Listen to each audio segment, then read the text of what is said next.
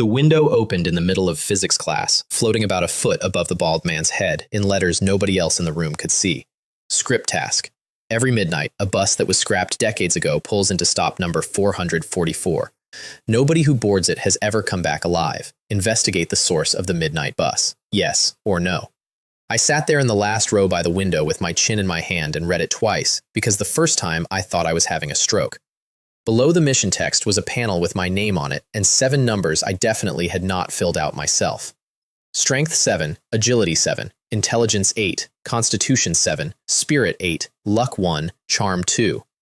There was a little note attached to the charm stat. It said, and I want to be very clear that I am quoting the universe directly here, sits at the same table as a dog, 2 out of 10.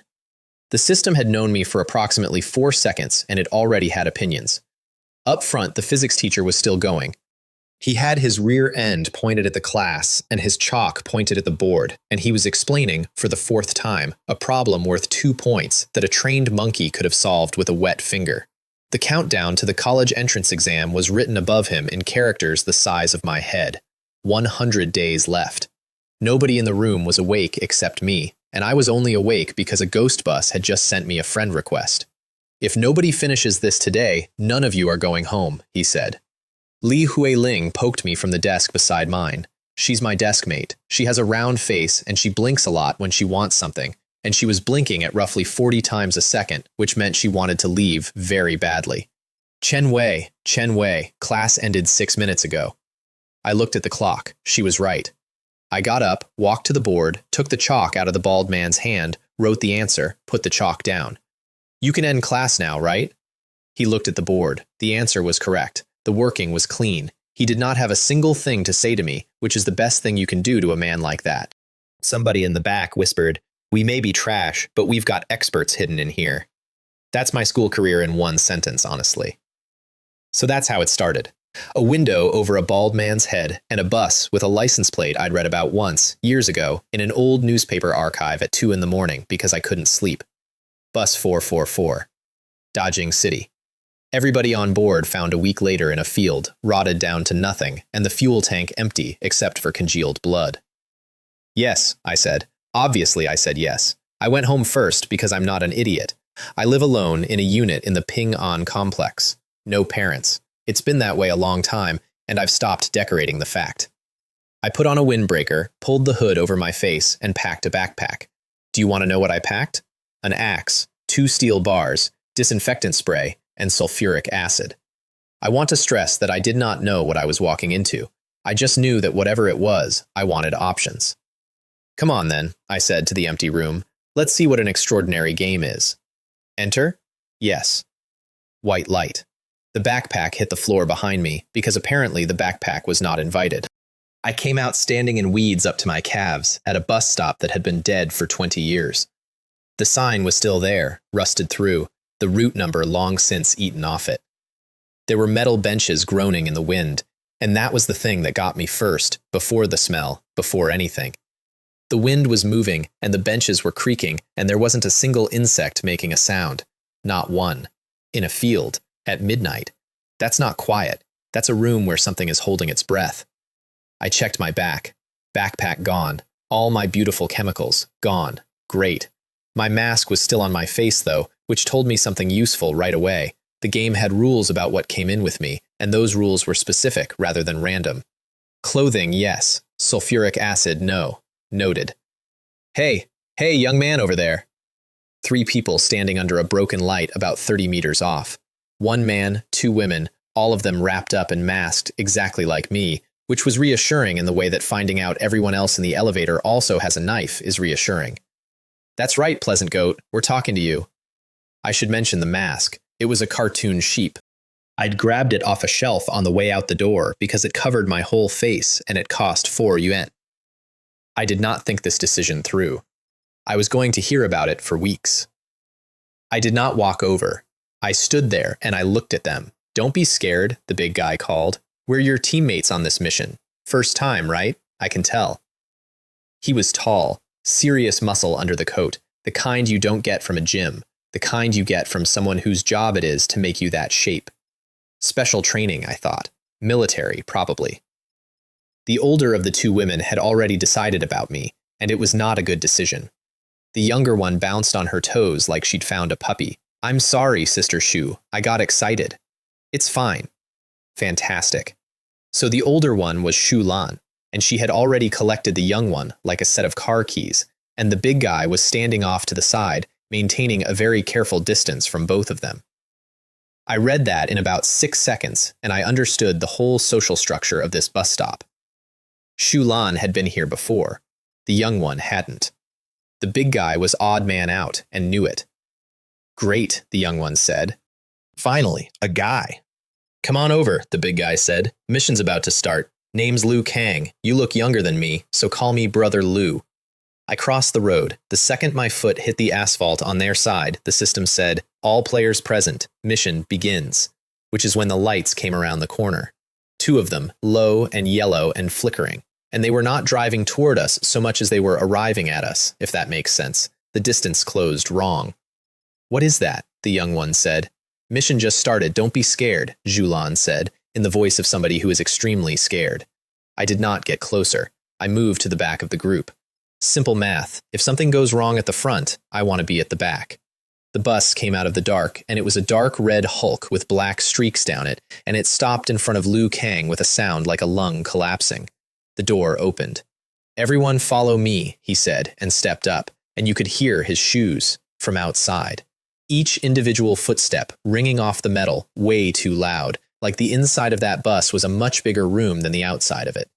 The 2 women went up. I didn't. I walked around the back of the bus instead. The plate was there under 30 years of rust.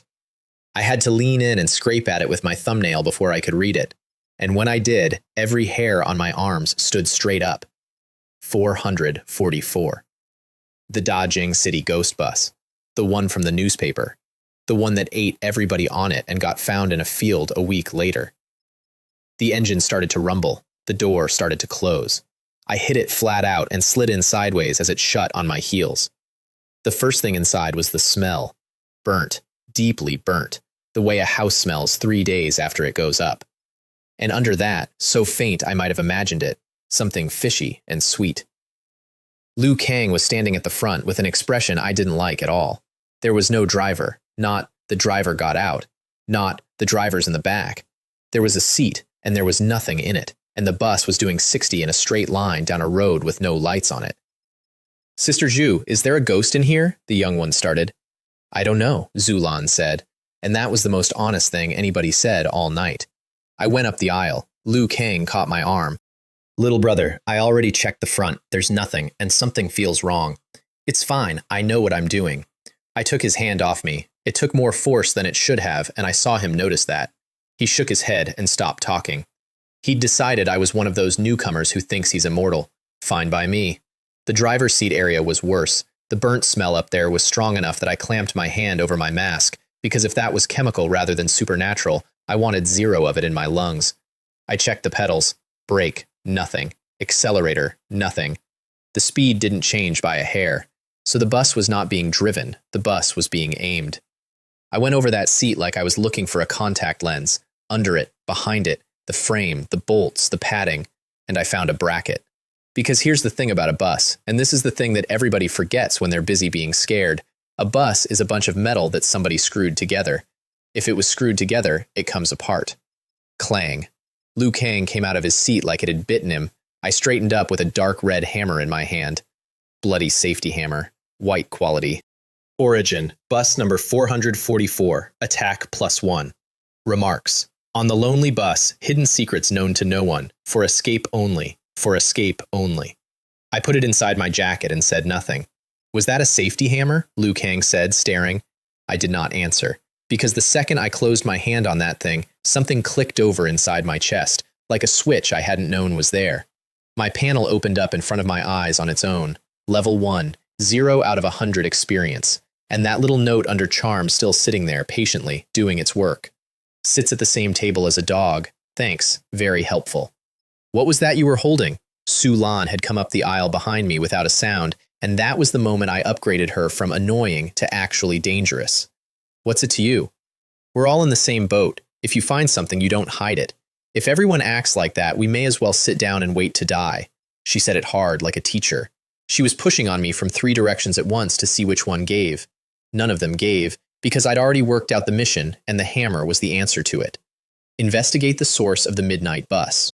The bus was the midnight bus, so the source was wherever the bus was going.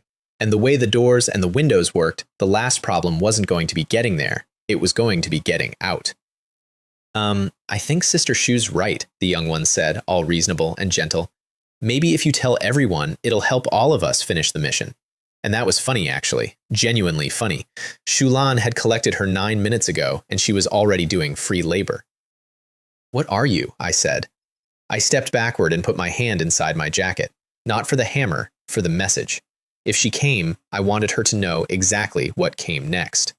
You, forget it, Xiao Xiao, Shulan said. If he won't say, he won't say. Then we won't tell him anything either.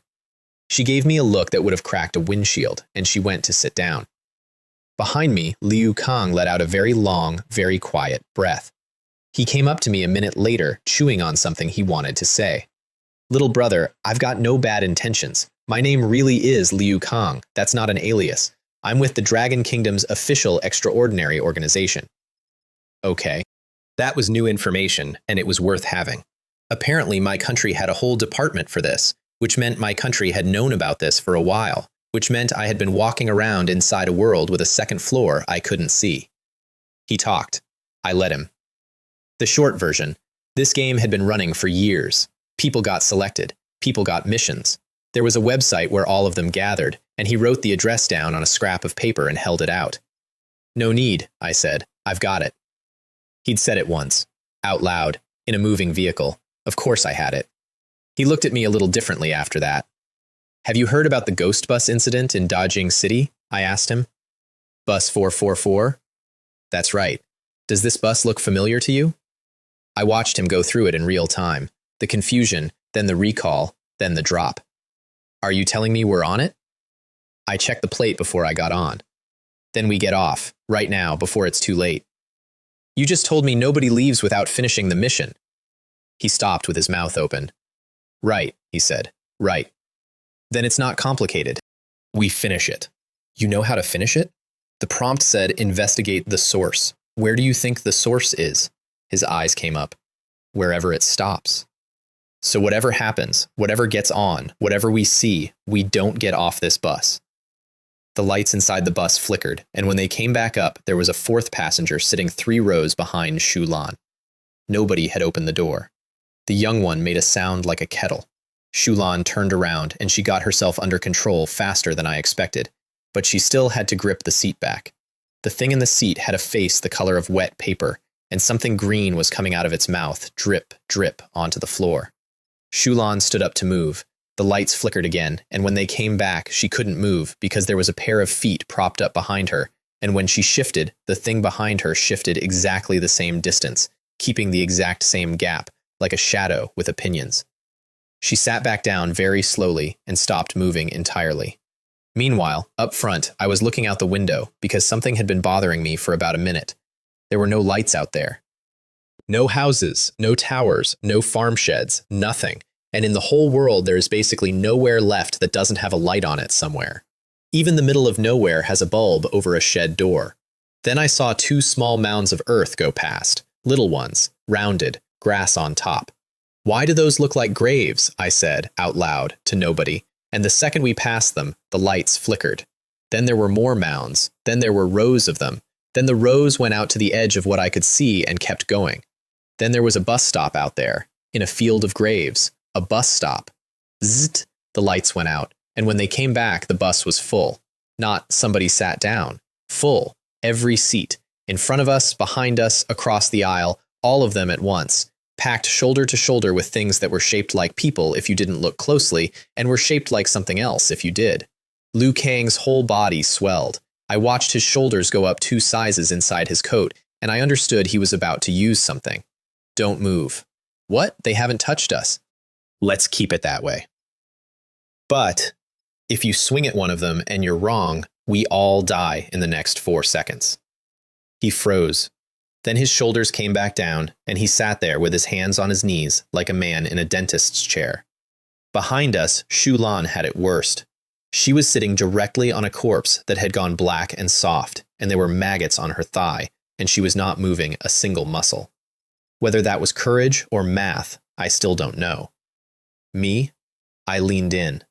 I got about 10 centimeters from the face of the thing next to me, and I looked at it. The skin, the teeth, the place where the jaw met the neck. I wanted to know what it was made of. Liu Kang turned his head, saw me nose to nose with a corpse, and physically recoiled. Little brother, what do we do? Same thing I already said. Even if these are ghosts, we do not get off this bus. He swallowed. Then, and I actually respected this, he turned and faced the thing next to him on purpose. 2 seconds later, he made a small noise. No, that's not okay. What? It's looking back. Which, yeah, that's when I started paying attention properly. Then the bus stopped. Click. The door opened, and a young guy in a factory jacket bounced up the steps, absolutely delighted. Ha! I thought there'd be no buses tonight. Lucky me. He looked down the aisle at every single seat, every single one of them occupied, and he said, Huh, nobody here? Then he sat down, right on top of one of them. He passed through it the way you pass through steam, and settled into the seat, and the two of them overlapped at the chest, and he did not notice a single thing. Then he spotted us, 4 people in masks and hoods sitting rigid in an empty bus, and reasonably concluded we were up to something. Hey, which factory are you guys from? I've never seen you. Liu Kang said nothing, so I answered, because this was the first living person in here, and living people have information. The one next door. Hey, quick question. How many people do you see on this bus right now? Besides me? 4. Aren't you all together? 4. Okay, so the corpses were for us. Only for us. Players saw them. Nobody else did. Which meant the bus was not haunted. The bus was addressed. Let me off, the young one wailed from the back. I want to get off. I can't do this. The corpse next to her had leaned over onto her shoulder. It hadn't been like that before. It had gotten there slowly, 1 degree at a time, while she watched. The factory guy went straight back there, full of righteous fury, and pulled her up. You people, he said to us. Don't worry, miss. Nobody's bullying you while I'm here. Then he sat her on his lap, which she requested, because the seat beside him contained a corpse with half a skull that was looking directly at her, and she had run out of dignity about 4 minutes previously. He could not believe his luck. You could see him rewriting his whole life plan in real time. Meanwhile, Shulan, in the back, was sitting on a corpse in a cloud of rot, watching the other one get moved to a lap, and I have rarely seen a human being radiate that much silent violence. And there was a bracelet on her wrist that I hadn't clocked before, green, jade-looking. I only noticed it because when the pale thing across from her started leaning her way, the bracelet flashed, and I felt it. A little ripple in the air, like a speaker turning on in another room. I looked back. The corpse had straightened up, sitting neat, head down, green dripping.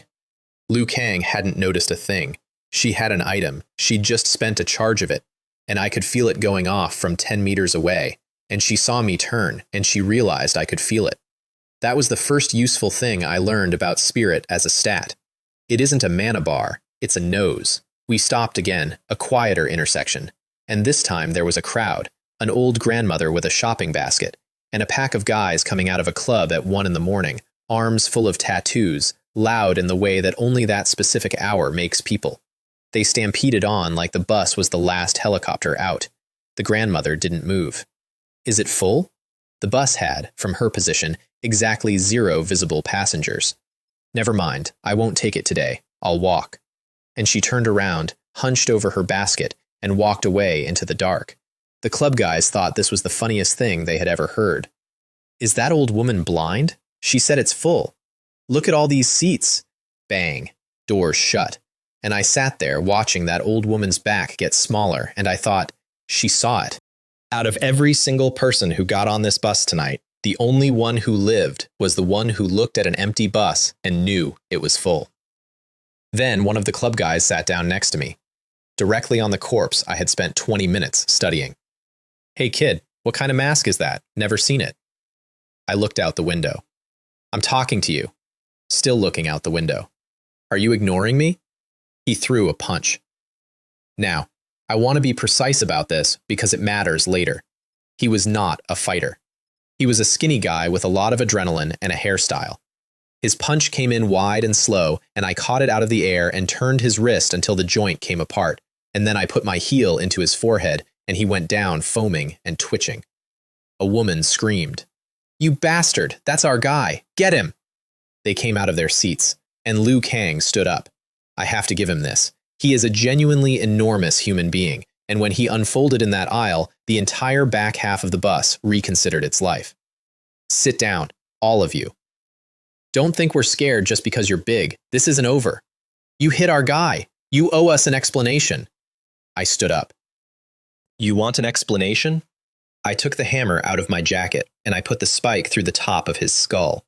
It went in like a nail into drywall. His eyes lost focus, the lights behind them just switched off, and he folded into the aisle in a spreading pool.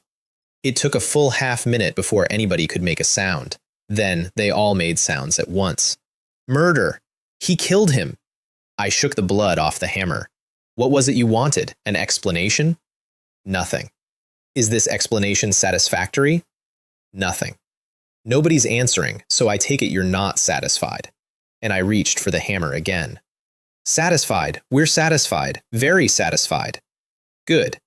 I sat back down and looked out the window. Liu Kang stared at me for a long, long moment. I could hear him thinking. Newcomer, he'd said. Newcomer. Here's the thing, though. I know how this sounds. I killed a man on a bus for being rude to me, and I did not have a feeling about it. But that bus had already told me what it was. Everyone on it was already listed in a newspaper from 1995 as deceased. The kid I killed had been dead for decades before I was born. The only thing I actually changed that night was the order. And I needed those people terrified of me, because in about 40 minutes, I was going to need the aisle clear. The panic did the rest of my work. They ran for the front and found no driver. They found the brakes dead, the fuel gauge dead, the display dead. One of them who could drive sat in the seat and tried anyway, and came up out of it with his soul gone out of his face. The bus, meanwhile, had left the city. Trees on both sides now, close ones, and moonlight coming through them in stripes. I put my hand on the glass, tapped it. Ordinary glass. Then I hit it hard. It didn't move. It didn't even flex. It was glass in the same way a wall is wallpaper. We were in a box. Unless the door opened, nobody was leaving. And I looked down at the dark red hammer inside my jacket, and I finally understood what the remarks meant. For escape only. The system doesn't issue missions that are guaranteed death. I hung on to that sentence like a railing. If it's not guaranteed, there's a way. And if there's a way, there's a tool. And I was holding the tool. I just had to find where it fit. Then the wind changed. The bus slowed. The metal around us started aging in real time, rust blooming across the window frames like frost in reverse. Dark red liquid started running out of the fuel tank onto the road behind us. The guy I'd hammered rotted down to bone and maggots in under a minute, right there in the aisle, in front of everyone.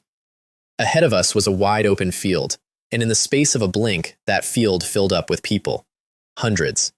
Dropping into existence like coins into water, standing on nothing, drifting a few centimeters above the ground. No matter how hard I focused, I could not see a single face, not blurry, not dark, just absent. They were facing the road. They were waiting. Even I felt something crawl up my spine at that, and I want that on the record because I don't say it often. The bus stopped like it had reached the end of its life, which it had. Script task: investigate the source of the late-night bus. Task complete. Players, please leave the ghost bus. Transmission will begin once you exit. Remaining time, 60 seconds. 60 seconds. Zhulan and the young one looked at each other in total confusion, because from where they stood, they hadn't done anything. They'd sat still and been scared for 2 hours, and that was exactly the mission. There had been 3 chances to fail it. The stop where the factory guy got on, the stop where the club kids got on, and the very first one, back at the field, where all you had to do was decline to board. Every single one of them was an exit. Every single one of them was the wrong exit. The whole test was whether you'd stay on a bus you knew was going somewhere terrible. Then the corpses got up. Excuse me, has anyone seen my head? That's a real sentence somebody said to me. A body with nothing above the collar, standing in the aisle, asking politely, "My head's gone. Can you help me find it?" And then, in the mildest possible voice, "Found it. Why is my head on you?" It reached down, took a screaming club kid by the jaw, and pulled his head off his shoulders like a bottle cap. The body dropped. The thing set the new head on its own neck, adjusted it, and stood there. That's when the bus went to pieces. Shulan burned her bracelet again. Green light, and every corpse in her half of the bus lost track of her and Xiao Xiao and turned to look for something else. Liu Kang's arms went up 2 more sizes, veins standing out red across them, and he started swatting things off me. Because I wasn't fighting. I had my hands flat on the glass, moving them slowly, top to bottom. "Little brother, are you going to do something?" Working. Ordinary glass, ordinary glass, ordinary glass, ordinary, there. One spot, the size of a coin, where the surface felt fractionally colder than everything around it. Got it. I pulled the hammer, put the spike into that coin, and the whole pane went white with cracks in one shot. I kicked it out, put my foot on a rotted seat, and threw myself through the hole into the night. Bang. And the second I was clear of that bus, in midair, the system said, "Task complete. Teleport now?" Yes. Under me, 100 hands came up out of the dark and closed on nothing. Liu Kang was closest to the hole. He saw me go out, and he did not hesitate for even a heartbeat. He grabbed a corpse by the arm, held it in front of himself as a shield, and went through the window shoulder first. I liked him a little bit after that. Su Lan and the girl were at the back. They watched us both go. And they watched the hole I'd made stop being an exit and start being an entrance.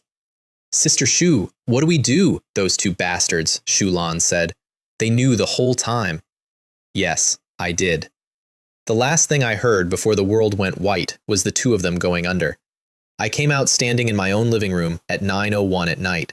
I'd been on that bus for over 2 hours. In here, 60 seconds had gone by. Not even that. The clock hand hadn't finished its swing. I stood there in a hoodie and a cartoon sheep mask with somebody's blood drying on my sleeve, and I laughed out loud, once, at nothing. Mission complete. Beginning settlement. Evaluation, S. Experience gained, 100. S rank grants 100% bonus. Obtained, treasure chest, white, ×1. Obtained, title, glassbreaker. Then, something warm went through me from the middle out, like sinking into a hot spring after standing in the snow, and every cell in my body said thank you at the same time. Congratulations, player Chen Wei has leveled up, +1 free attribute point. Level 2, okay. First order of business, before anything else. My name was sitting at the top of that panel, in my actual, real, legal name, which is roughly as smart as walking into a bank with your address printed on your shirt. Name changeable. I deleted it. And then I sat there for a solid minute, which I'd like to point out is a full 60 seconds of my one and only life, choosing a new one. What I landed on translates more or less to, "You've got no fruit to eat." It is a deeply stupid name. It is a name that makes hardened killers stop and reread it. That was the point. Nobody profiles the guy called that. Then I had a message waiting. "Little brother, are you out yet?" from a player named Lonely Wild Wolf, which had to be Liu Kang, because exactly 1 person on this planet calls me little brother, and also because Lonely Wild Wolf is exactly what a very large, sincere man in his 30s names himself. I reached to reply, and then I stopped, because there was a box in my inventory. "Forget it," I told the phone. "Let him wait. Box first. Now look, everyone has a system. This is mine, and I will not be taking questions." I went to the bathroom and washed my hands, thoroughly. Between the fingers. Then I came back out, sat down, cracked my knuckles, and clicked open. Gold light detonated in my living room. Ah, my eyes, nobody warned me. Nobody warns you. But I'd opened enough gacha boxes in enough video games to know one thing in my bones. When it flashes, something good is in there. Obtained, 800 extraordinary coins. Obtained, Ghost Bus reinforced glass, green. Obtained, Basic Life Recovery Potion, ×3. Obtained, Basic Spirit Recovery Potion, ×1. Obtained, Night Travel Technique, green. Obtained, Lucky Coin, purple. Remark 1. A magical lucky coin. It might bring you a surprise when you least expect it. Remark 2. It lay forgotten in some corner for countless years, waiting for a fated person. Remark 3. The goddess of luck will bless you. 3 remarks. The white stuff got 1 line. This thing got a poem. Night travel technique. Green. Skill book. Requires Constitution 5 and Spirit 7, and I had 7 and 8. Effect 1. Consume spirit to briefly float in darkness. Effect 2. Movement speed greatly increased in darkness. Passive. Effect 3. Consume a large amount of spirit to greatly increase movement speed for a short time. Remark. Traveler of the night, your patriarch will bless you. Learnable. I clicked it, and the book vanished out of my inventory, and knowledge arrived in my head fully assembled, like a memory of something I'd been doing my whole life. That's the part nobody tells you. It's not a manual. It's not training. It's just suddenly true. I stood in my own living room at 9 at night and let it lift me. My heels came off the carpet, then my toes. Then I was a foot up, then a meter, and it was pulling directly out of my spirit like water out of a cup, and I could feel exactly how much cup I had left. I went higher anyway, because I wanted to know the ceiling. Thump. I found the ceiling. It was the ceiling. 2 meters, and I still hadn't hit the limit of the technique, which meant the technique had room in it, which meant the technique would grow. All right, I said, hanging in my own living room like a balloon. Let's try effect 3. I went into the hallway. 8 or 9 meters, clear run, no furniture. I put my feet down on nothing, and I pushed. Bang. I went down that hallway like a cannonball, and I hit the far wall with my entire body. And then somebody put a nail through the middle of my brain, and my vision went black, and I stopped existing. I woke up on the floor at almost midnight. Hiss. My head. It felt like something had been unscrewed inside my skull and put back in the wrong order. I couldn't hold a thought for more than a second before it slid off. Overdrew my spirit. Noted, permanently, in blood. Spirit is not a bar you empty. Spirit is a thing you owe. My phone was lit up on the sofa. Log on, Big Sis will carry you. I definitely won't feed this time. Ha ha ha ha. Chen Wei. Chen Wei, why aren't you replying? Are you reading my messages and not replying again, you little rat? Fine. Fine. That's how it is. You just wait until tomorrow. Prepare to face my righteous judgment. He. Li Huiling had sent those around 10, while I was face down on my own carpet with my brain leaking. Good heavens, I thought. When did she become a villain? I put the phone down and got back to work, because there was still an item I hadn't opened. Ghost Bus Reinforced Glass. Green. Category. Armor. Requirement. Strength 8, Constitution 5. Cannot equip.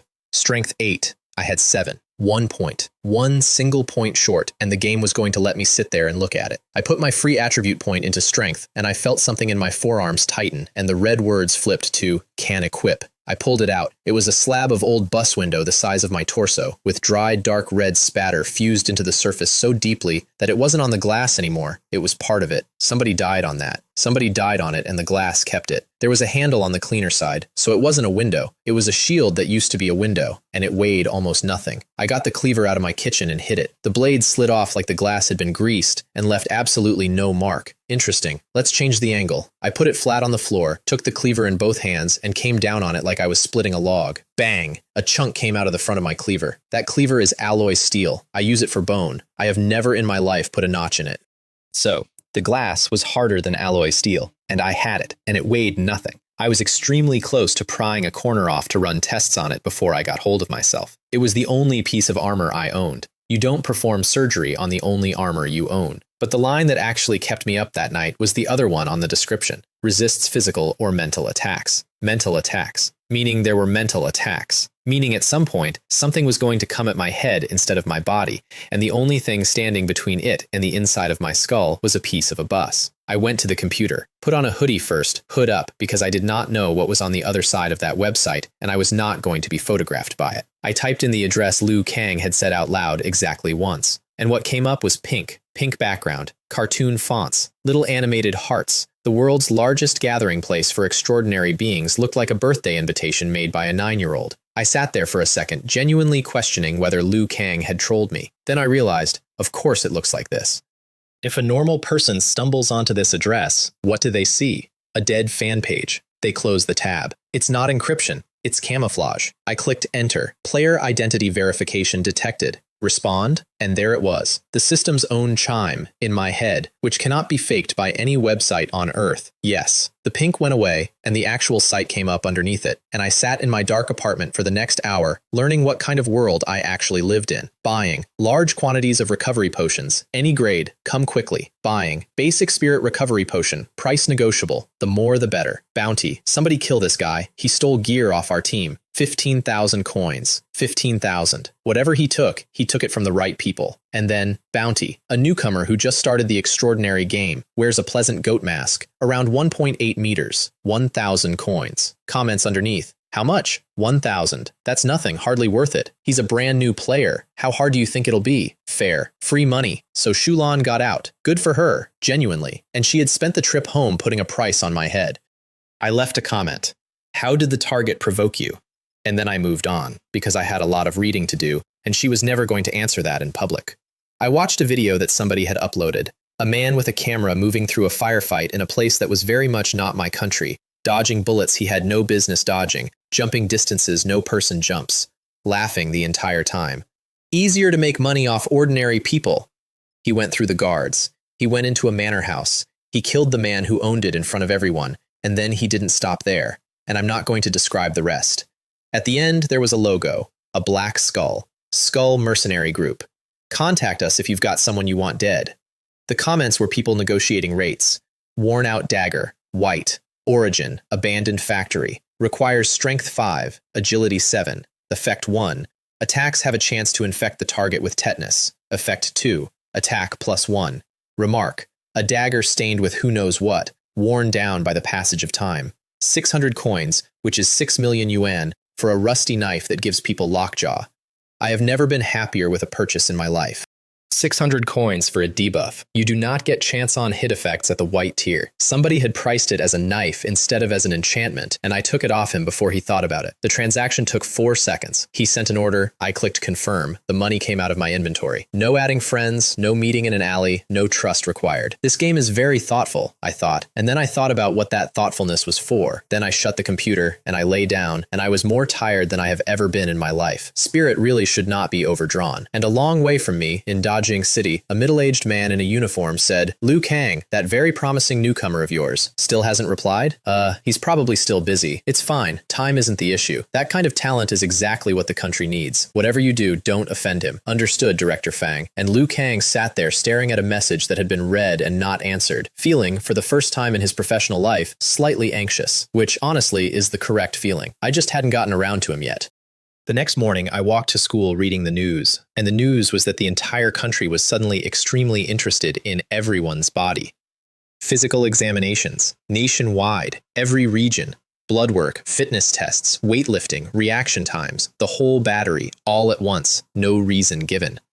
The website was on fire about it. It's over. They're pulling all of us out. What is the Dragon Kingdom even thinking?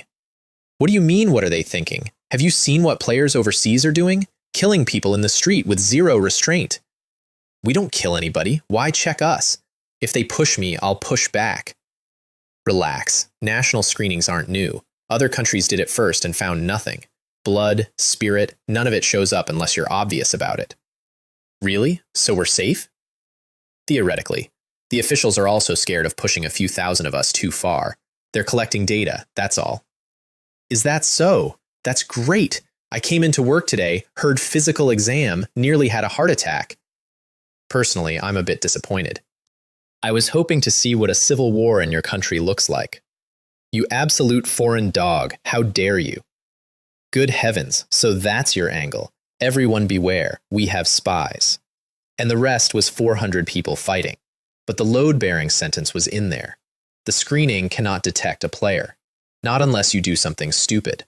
Not unless you pull an item out of thin air in front of a nurse, or float, or shoot light out of your eyes. Which, fine, I could manage that. Then something hit me in the back at full speed and locked its arms around my throat. My eyes went flat. My whole body dropped into a stance, and my hand came back to grab a shoulder and put whoever it was face first into the pavement. You little rat, reading my messages and not replying, I retracted the hand. Then I put both hands underneath her, because if I let go, she was going to fall. Tell me what you were doing last night. Sleeping. I don't believe you. She was right not to, but I want to point out that this is the single most annoying thing about lying to Li Huiling. I told her the exact truth, and she rejected it on sight because it was too plain to be one of mine. So what do you think I was doing? I think you were so busy getting ready to take me to the comic convention this weekend that you didn't see my messages. Ah, so that's what all of this was for. You've caught me, I said. I was up all night preparing. I was so anxious I didn't sleep. My skin's gotten worse. She stared at me, because 10 seconds ago I had said I was asleep. But she let it go because she'd gotten what she came for, and now I was on record. You said it, no backing out, and don't you dare show up in a hood and a mask to fob me off. She knows me. Curses, you've seen through me. Hee hee hee, you little rat, you've got a death wish. Young people these days, said a grandmother going past with her groceries. In broad daylight, have you no decency? And Li Huiling finally registered our actual physical configuration, which was me holding her up by the legs, her arms locked around my windpipe. To a bystander, this looked bad. She went scarlet, detached, and stood very straight and very still at the side of the road while the grandmother walked away shaking her head. Xiao Li, we're going to be late. Why didn't you say so? Move! At school, no classes. Whole campus doing the exam. Boys and girls split up. I got in line and stood at the very back, and I did something that I want to explain properly because it is the single most useful habit I have. I recorded every result in front of me, every one. Then I averaged them, and then I turned in the average, not the minimum. That's what an idiot does. If you post the worst score in the school, you've drawn a circle around yourself in a different color. The safest place in any dataset is the exact middle, and the exact middle is a number you can only produce if you know all the other numbers.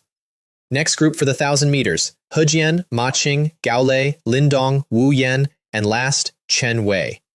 The sun was directly overhead, and it was doing its best to kill us all personally. Ready, set, go! I came fifth. Then I stood on the track, soaked in sweat, taking 2 steps and stopping, 2 steps and stopping, gasping like a man who had run 1,000 meters instead of a man who could have run 10,000 and then done it again. Li Huiling was watching from the fence with an expression I can only describe as forensic. Chen Wei, what's wrong with you today? The PE teacher said, and he actually sounded worried, which was a little bit touching. Nothing. No exercise lately. Not used to it. Quick, somebody, glucose. And I collapsed on the sports field. They carried me. I was extremely careful to be exactly as heavy as I look. And then a chubby hand pinched me on the arm hard, and I opened one eye a crack, and Li Huiling was looking down at me with enormous malice.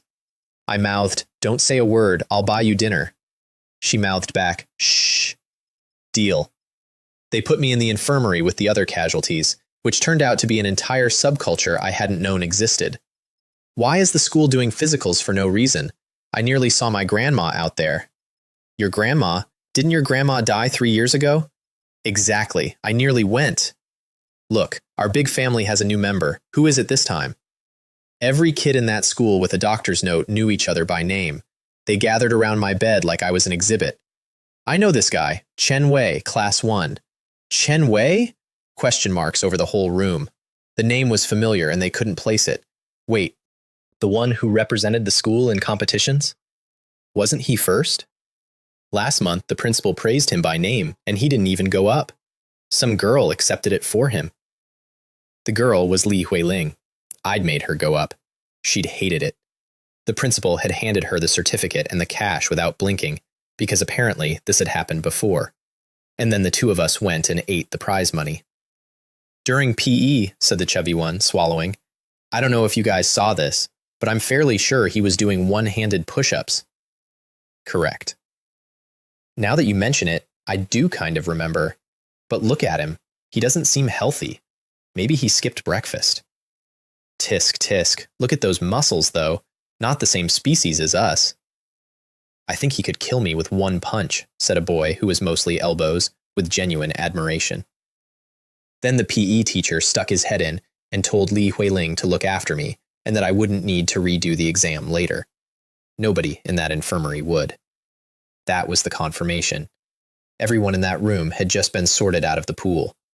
The screening wasn't looking for illness. It was looking for outliers. Anybody whose body couldn't perform was, statistically, not going to be a player, so they got filed and forgotten. And I had just filed myself. The second I heard his footsteps go, I sat straight up and threw the quilt off. It's boiling in here. They had put a heavy quilt on me, in summer. I nearly died of medical care. The whole room stared. No way, he's up already? Does he look unwell to you? If he's a patient, what are we, corpses? What are you scheming now, kid? Li Huiling said, with the weariness of a woman who has known me a long time. Scheming? Can't you see I'm ill? I fainted. And then a window opened in front of my face. Daily task. Rebels and the local government are in conflict in a certain region of the F continent. The government is losing. They have dispatched a special operations team to decapitate the rebel leadership. Requirement: successfully complete the decapitation. Remaining time, 24 hours. What's wrong? Li Huiling said, because I had gone still. Nothing, thinking about dinner. Xiao Li, what do you want tonight? Food, every single time. It works on her the way a laser pointer works on a cat, and I am not sorry. School let out early. The medical vans and the police cars pulled out of the yard in waves. How was it? Not bad. You've actually got taste. We came out of the fried chicken place with Li Huiling rubbing her stomach like a satisfied hamster, and there was a sign in the window that said, Crazy Thursday. Everything half price. $9.90 solo meal. Couples deal, $29.90 for two. She had a cola the size of her head and both cheeks packed. So, how are the preparations coming along? What preparations? You didn't forget. How could I forget? Tell you what, let's test you. What were you just about to say? The comic convention. Ah, right. Don't worry. I know exactly what I'm doing. I did not know what I was doing. What are you cosplaying? I ask. Secret. You'll see. And then she gave me a specific and detailed warning that if I showed up with a stocking over my head pretending to be a robber, I would die. I got home around evening. Fine. 24-hour window, 10 hours left. Plenty. Enter? Yes. I didn't prepare anything this time, just fixed my face so nobody would know it. Outside items don't come in, only game items come in. Which was, in hindsight, one of the more important sentences of my life. White light. I opened my eyes inside a building that had recently lost an argument with a rocket. Bullet holes in every wall. Chunks out of the concrete. Air thick with cordite. Hot. Close. The smell of a fight that ended maybe 40 minutes ago. And I was wearing about 30 kilograms of gear, Special Forces uniform, assault rifle in my hands, grenades down my front, a helmet with actual thermal imaging on it. This was not my body. Jack, you all right? A guy in the same kit, looking at me with real concern. Jack, okay, I'm Jack. I'm fine. And that was the correct amount of words, because I had exactly 0 of Jack's memories. The system had put me in a chair, not in a life. Every extra sentence was a chance to be wrong. The captain relaxed. He'd been genuinely worried, and I understood why the second I did a head count. There were 8 of them left, out of dozens. Several were wounded. The captain himself had a graze across his cheek and a cracked helmet. There was no medic. There had never been a medic. This was a decapitation run, and on a decapitation run, anybody who isn't shooting is wait. Good. Rest a minute, then we push. Boom, the floor jumped. Captain, they're hitting us with rocket launchers. Don't these people care about the residents? There are civilians in this building. Do they have nothing left? We fall back, the captain said, and nobody argued, because that's what an actual unit looks like. Sniper, cover. A man came forward with a rifle the size of a canoe, set it on its bipod, and lay down behind it, pointing at the opposite building. The message was simple. Put your head out and lose it. Jack, you're with me. Everyone else, alert. We went down. Wounded in the middle, me and the captain at the front, sniper on the roof. We got 1 floor down. Boom, boom, boom. 3 of them from above. Everybody's chest went cold at once. Captain, Kyle. The captain didn't turn around. He said, everybody pull yourselves together. Kyle didn't die for nothing, and we're not dying here either. We're all going home. He didn't believe a word of it. I could hear it. Neither did anybody else. But that's the job, isn't it? Somebody has to keep saying it out loud so the others have something to hold. I said nothing at all. Who are you people? A voice in the stairwell. My rifle was up and on it before I'd finished registering it as human. Hands, don't move, turn around and crouch. Cold, flat, no negotiation available. Because in that building, at that hour, every single person alive was a threat until proven otherwise, and I would have put a round through him without a flicker. And I want to stress something the game had already made extremely clear. If I got shot in here, I got shot out there. Same hole, same blood. This was not a simulation with a respawn. It was a 17-year-old kid, skinny, the kind of skinny you only get over months. He crouched down slowly with his hands on his head. I know you're the good ones. You came to drive the bad people out. Jack, stand down. He's a resident. I lowered the barrel. I did not lower my attention. Officers, I know you're in trouble. Come with me. There are more of us. The captain hesitated. Cough, Captain, we're in bad shape. Take the chance to rest properly. And that was the moment, that right there. Because the captain was responsible for these men, and these men were falling apart, and someone had just offered him a room. All right. We rest, then we go. He glanced at me on the way, a little puzzled, and I could hear the thought, how is the assault specialist still this fresh? The kid led us to a room deep in the block, and the second I stepped through that door, I smelled it. Greasy, a little burnt, and underneath something chemical and wrong. I had smelled that before, and I could not place where, and that gap in my head was the loudest thing in the room. I looked at the others. Nobody had reacted, not one of them, which meant either it was too faint for normal noses, or my nose wasn't normal anymore. There were a dozen people in there, men and women, a bit older than the kid, slumped along the walls, gray-faced, hollow, hadn't eaten properly in a long time. My teammates' faces softened when they saw them, and I hated that. Damn these rebels, look what they've done to these people. Big brothers, sisters, these are good people. They came to drive the rebels out. And the room lit up, instantly, warm, friendly, like a family reunion. They were up and moving, digging things out of hiding places, pressing food on us. A woman in her 20s came over and offered me a bottle of water. Officer, you've worked hard. Drink. No need. I'm not thirsty. And as she leaned in, I got a full lungful of her, and it was ammonia. Sharp, old urine, soaked into fabric over weeks. That was it. That was the missing half. I went straight to the captain. Captain, something's wrong here. He didn't dismiss it. That's the mark of a man who's been shot at for a living. What have you got? Smell. Smell? He sniffed and got gunpowder and smoke because that's all any of us had been breathing for 6 hours. So he cracked the seal on his helmet, opened a gap, and took a slow one, and I watched his eyebrows come down. Chemicals, urine, something sour and rotten under it. Is that drugs?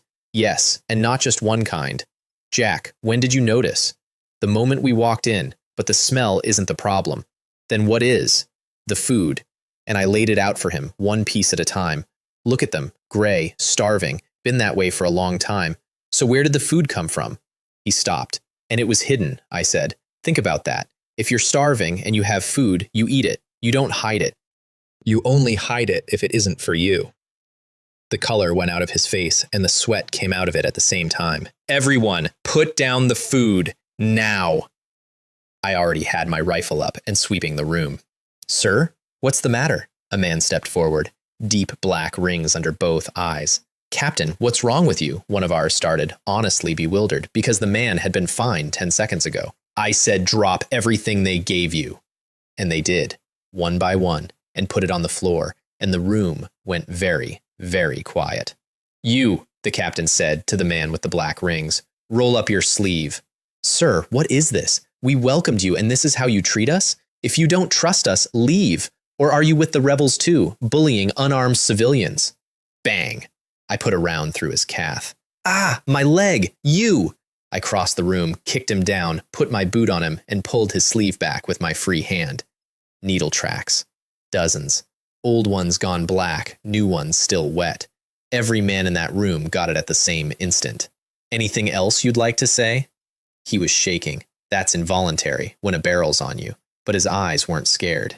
His eyes were something much worse than scared. They were full of hate, and it was aimed at us, and I had never met him before in my life. You're not residents here, are you? We are residents here, he screamed, and this is all your fault. And then he told me why. Why can't you just die? Why do you have to fight them? Do you know how many of our family, our friends, are gone because of you two? You care who runs the government. Nobody cares whether we're alive tomorrow. If all of you die, the rebels become the government.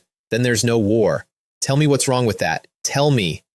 And every man on my team went gray, because from where he was standing, he was not wrong. He wasn't a monster. He was a man doing arithmetic. Then one of ours swayed and went down. The food is poisoned. Then a second. Then a third. 2 of us hadn't eaten.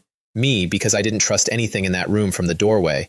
And the captain, because he'd been too busy watching exits to sit down. Captain, help me. Blood out of the mouth. Words already gone. And the room came alive. They came out from behind the beds and out of the drawers with knives, syringes, a few handguns, and they went at the men on the floor. Die! Only when you're dead can we have peace. And the one saying it was the kid, the 17-year-old with the ribs. He had a knife, and he was going for a man who was already down, and the captain got there half a second late, and the blade opened our man's throat on the way past. Kill them all! And then it was just a room. They were addicts. Their bodies were finished, even at full health, with hunting rifles and handguns against 2 men in plate with automatic weapons. There was no version of this where they win. I shot the screaming man in the head. He went down surprised, which is the part I remember. He genuinely had not expected me to be that fast about it. Then I turned to the woman on the bed, the one who'd brought me water. Don't come closer. Hand over the antidote and you walk out of here. Because I had 3 men on the floor with maybe 2 minutes left, and I have never in my life killed something I could use instead. There's no antidote. We didn't do this. The rebels made us. We're poisoned too. Look, look! And she pulled her clothes open, and her whole torso was going black from the inside. Please, let me go. You're still alive. Let me go, and I'll be a good person. I swear. Please. Bang. The whole thing took under a minute. When it was quiet, the floor was wet, and I stood in the middle of it, not feeling anything in particular, which I noticed, and filed. Captain, I don't want to die yet. I'm so unwilling. My wife and daughter are waiting at home. The last of them died like that. Black veins all up his face, eyes wide open, and they stayed open. I got the rest of it out of one of the dying ones. The poison wasn't in the food. It was in the food and the air. 2 halves. Eat one, breathe the other, and only then does it turn. Which is why nobody tasted anything.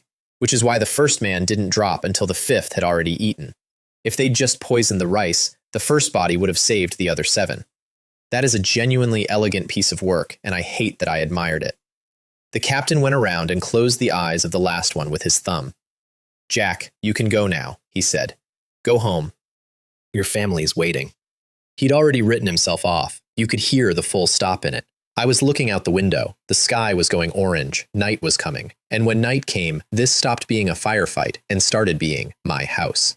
Night travel technique. The mission hadn't even begun yet. Captain, why fight these people to the death? Genuine question. We were 2 men. The government was finished. Public sentiment was gone. Killing the rebel leader would not save it. So what exactly was this for? To the death? He laughed, and it was not a good laugh. They killed my family. All I can do now is take some of them with me. If I get the leader too, that's a bonus. And he took something out from under his shirt, an oval pendant on a chain. That's my wife and my daughter. She was a month old. They're both gone now. I'm a useless man. And my eyes went very wide, and I want you to understand it was not because of the sentiment, because that pendant lit up in my vision. Green quality, an item, a real, green-grade, game-recognized item, hanging around the neck of a man who had no idea what he was carrying in a dead country in a losing war. Captain. What's that in your hand? Can I see it? This? It's a charm my wife gave me. There's a picture inside. And he handed it over without a second's thought. Widow's protection, green, origin, beheading operation. Category, accessory. Requires Constitution 5, Spirit 5, Intelligence 5. Effect 1, Strength +1, Spirit +2. Effect 2, Consume Spirit to generate an energy shield against low-tier mental attacks. Cooldown 24 hours. Effect 3, Consume a large amount of stamina to forcibly gain Strength +3. Cooldown 6 hours. Remark 1. My dear, even if I am no longer in this world, I don't want you to face threats. I will become an unseen force and protect you. Remark 2. An ordinary pendant, touched by extraordinary power, transformed into a pendant with magic in it. I stood there in a room full of dead men holding it, and I had 3 separate reactions stacked on top of each other, and I'd like to give you all of them.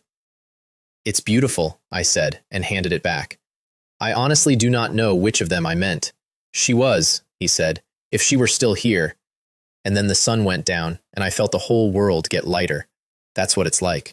It isn't a buff bar. Darkness falls, and something takes about a third of your weight off you, and every movement you make afterwards feels like it's happening slightly downhill. Jack, I'll draw them. You be quick. We were at the rebel headquarters, same building that had rocketed us at noon, and the plan was the simplest and worst plan in the world. He makes noise on one side, I go in the other, and one of us kills the leader. This was a job for 40 men. There were 2. Okay, boom, boom, boom. Enemy attack! The captain had started. I went across that open ground faster than a human being goes across open ground, and through the outer fence and inside, and I was spotted in under 4 seconds. Someone's broken in on this side too. There's another one. The security in there was much heavier than I'd budgeted for, cameras on everything, and then every infrared dot in the compound swung onto my chest at once. So I took a filthy piece of bus window out of my inventory and held it in front of me, and the bullets bounced. Not stopped, bounced. They touched that glass and went off at angles like a coin on ice, and not one of them left a mark on it. What's he holding? Can't see, it's too dark. Is that a shield? It looks like glass. Have you ever seen glass that thin used as a shield, you idiot? Who cares? Keep firing. I'll be honest, I hadn't been sure. I did not know whether a green item from a haunted bus would stop a modern rifle round. It was a genuine open question, and I answered it by standing in front of a machine gun. It stopped it like it was rain. Extraordinary power does not lose to technology. That's not a slogan, that's a measurement, and I took it that night with my body. I found the leader's position by watching where the fire didn't come from. Move! Watch this! A man came out with an RPG. Die! And I watched that rocket leave the tube and come at me, and I did the math in one piece.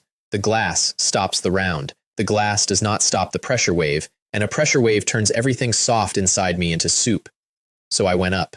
Spirit poured out of me, and I left the ground, and the rocket went underneath my feet and hit the wall. He's flying! He's coming at us! Boom! The wall came apart.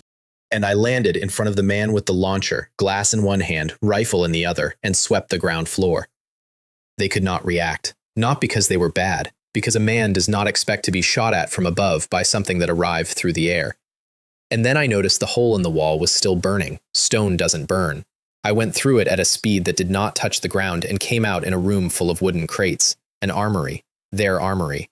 And this was the main base, so it wasn't even the only one. I got the dagger out and popped a crate, and inside was a belt-fed machine gun, and I frowned because that thing weighed as much as a person and was completely useless to me right then, but I picked it up anyway. And the moment my palm touched it, Heckler & Koch HK-13 machine gun, origin, military factory, category, weapon, equipment condition, none, effect, fires 5.56 rounds. Remark, a heavy machine gun mass-produced by a D-country military factory.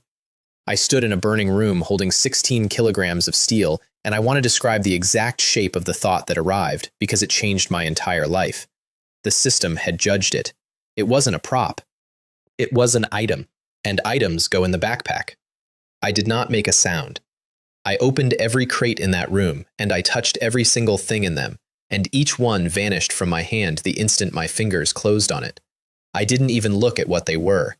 I went down the rows like a man clearing a supermarket shelf into a bag, and I stopped only when there was nothing left on the floor. You have to understand my situation 10 seconds before that.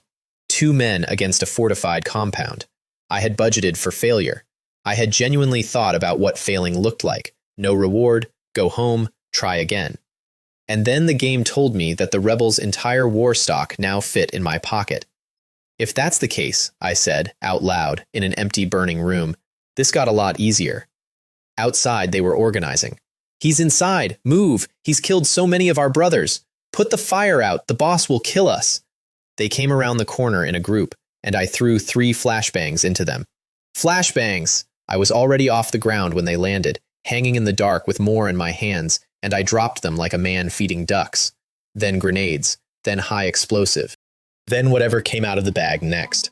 For about 40 seconds, it was New Year's in there. I had goggles on, incidentally. High-strength blackout goggles, also from the armory, also free, put on before I threw the first one. Because the single stupidest way to die in that room would have been to blind myself with my own flashbang. When it stopped, there was almost nobody left standing. My leg! My leg! A man with half of one, eyes screwed shut, screaming. I walked over. A pistol appeared in my hand. Bang. I want to tell you I did that out of mercy. Honestly, I'm not sure. It might just have been tidiness. Meanwhile, across the compound, the captain was in a hole in the ground being systematically buried in fire. Every time he thought about a firing position, 40 barrels answered. He had his arm clamped shut with his other hand, and he was not making a sound, because sound was a coordinate. I wonder how Jack's doing, he thought. I was doing extremely well, thank you for asking. I found the leader by process of elimination, the one place they were defending that had nothing worth defending. A room made of solid alloy, sealed, food inside, monitors inside. A shelter built by a man who had thought hard about exactly this night. Damn it, those useless residents said most of the special forces were already dead. A skinny old man in white, watching me on a screen. This is most of them? They're at my door. Sorry, boss, I don't. The men out front say there are only 2 left. 2? You're telling me all of that is 2 people? I put a boot through the last door and stood in front of his box, holding a heavy machine gun one-handed, and he looked at me through the camera like I was a roomer. People inside, come out, you're surrounded. Silence. I stood there for a second, feeling genuinely awkward about it. Fine, you're asking for it. I pulled 3 high explosives out of thin air and posted them through the vent slot and stepped back. Boom.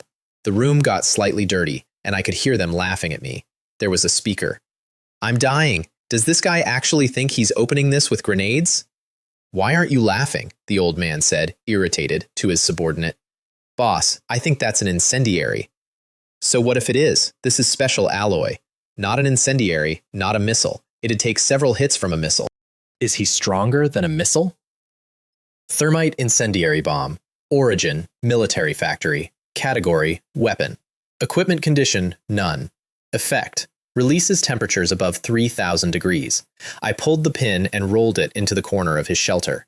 And the alloy ran, not melted, ran, like wax off a candle, in a wave, and the air above it warped so hard the room looked underwater. It burned out. They breathed. Then my voice came through the monitor. You didn't think that was it, did you?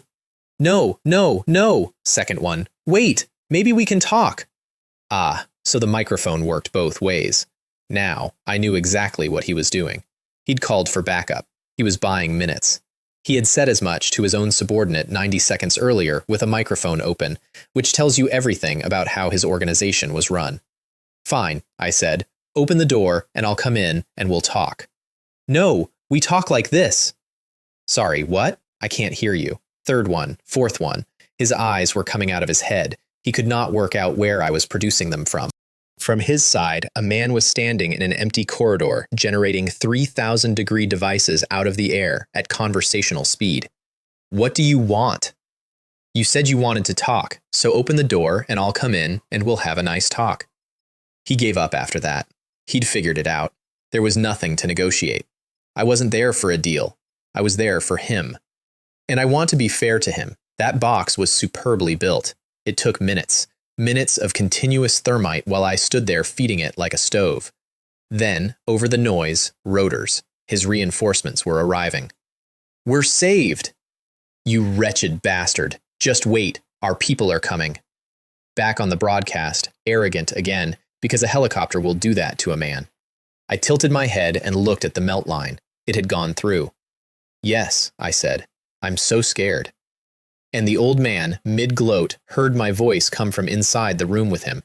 He turned around, and I was standing in the corner. Thump, thump, thump, thump. What is that? Grenades. He lunged for the hole to throw them back out, and found it blocked because I had put a filthy pane of bus window over it. Boom. I did not hear a mission complete.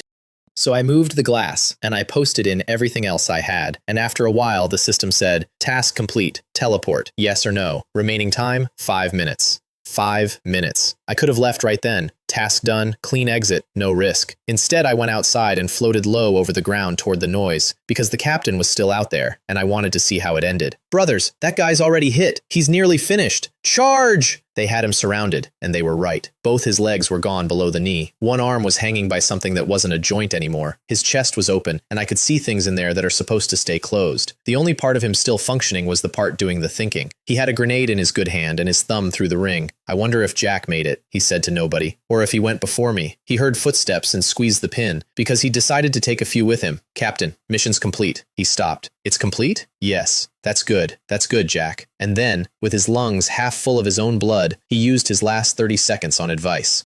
Leave this place. There's no hope in this country. I don't know why you're so strong, but don't walk my road. Don't go looking for revenge. Go find a good family and live. And he pushed the pendant at me with a hand that had nothing left in it. This is what my wife left me. I don't need it now. Take it. Live well. His hand dropped. And that was it. Task complete? Teleport now? I didn't answer. I looked at the timer. 3 minutes, 45 seconds. The rotors got louder and 3 spotlights swung down and pinned me and the body. People below, you are surrounded. And the man with the loudspeaker got to watch a rocket come up at him out of the dark from a man standing next to a corpse. Boom. The helicopter came apart in the air. Then, yes, home, living room, sunlight still in the window. 1 minute had passed. Not even. The instant noodles I'd been thinking about earlier would not have been ready.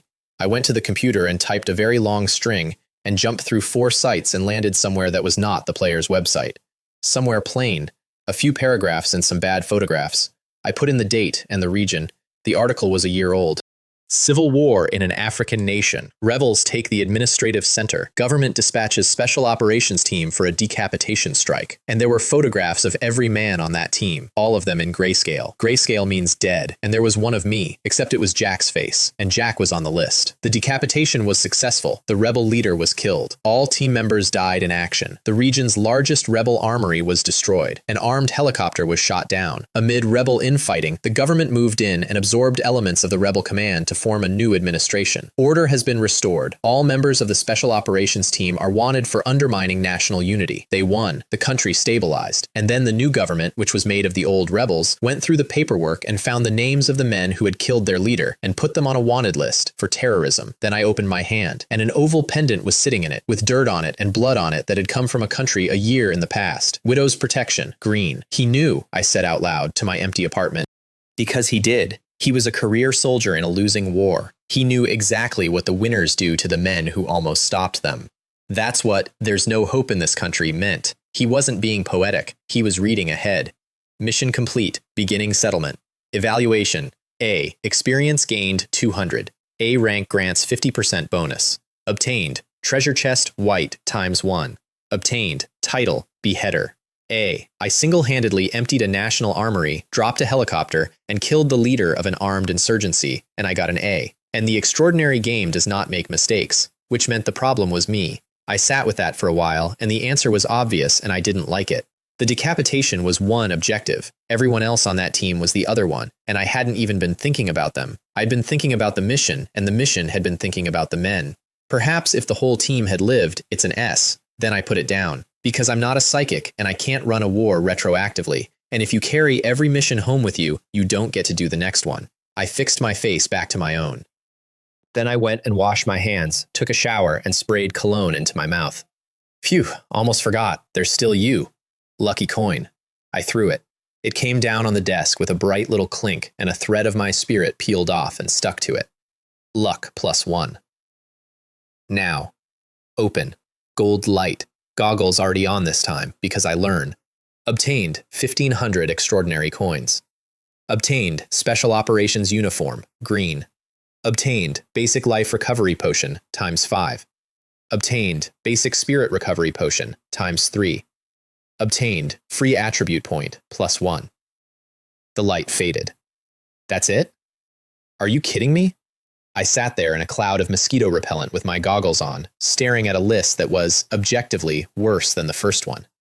One item. One. And the first box had given me 6 things and a purple. You owe me cologne, I told the box. Half a bottle. Half a bottle of Liu Shen for 4 potions and a shirt. I went back to the website to find out whether I'd been robbed. There was a post called Box Opening Theory with several million views. I skipped the introduction because nobody has ever needed to hear a man explain who he is. No flash, no light, nothing. It opened like a shoebox. Basic life potion times 3. Basic spirit potion times 1. Worn short revolver, white, 500 coins. That's it. It's all trash. Nothing but trash. He sounded genuinely tired. Nobody had ever seen one. Not on the market, not even a wanted ad. And a purple item had come out of my first white box in my living room on day 1 while my hands were still wet. So my luck isn't bad, I said, to a small silver coin in a jar. I sorted the rest. The flashbang I'd taken was, apparently, a white-grade item with the remark, "blinds your dog eyes," which tells you a great deal about who writes these. The tactical uniform was green, needed Constitution 8 and Strength 8, and I had 7 and 7. So I dumped both free attribute points into Constitution and pulled it on. It weighed a shocking amount. Every step landed like I was stepping on someone's chest. And it fit exactly. Not roughly, exactly. Not a centimeter of slack anywhere on my body, which is not how mass-produced military gear works, and told me the game had measured me. Immune to general non-blunt weapon damage. Regulates temperature. Immune. That word does not belong in the real world. I took the rusty dagger and slashed my own forearm. The blade went across the sleeve, left a faint line, and I rubbed it out with my thumb. Now that dagger cuts my alloy cleaver like tofu. I'd tested it. So the uniform stopped a thing that eats steel. It came with a helmet, respirator, goggles, gloves, and night vision. It was, ignoring the magic entirely, the best protective equipment I have ever touched. I sat down on my sofa in 300 jin of gear, and the sofa folded around me like it was giving up. Great, now I'll save on air conditioning. Little brother, are you there? Liu Kang, 5th message. If I'm not dead, I'm here. What's up? That's great. I thought something had happened to you. Meaning? You just became a player. When you accepted that mission, was anyone around? If your identity gets exposed, that's extremely dangerous. Ah, so this was a sales call. Because my door had been locked from the inside and I had been alone in an apartment with the curtains shut, and I was fairly sure he knew that, and he was asking anyway. And if it were exposed? Long pause. He was checking something. Little brother, you haven't been exposed, have you?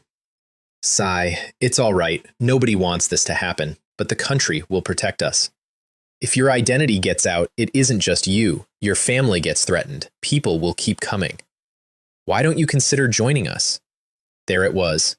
No plans right now. My identity's well protected. Thanks for your concern.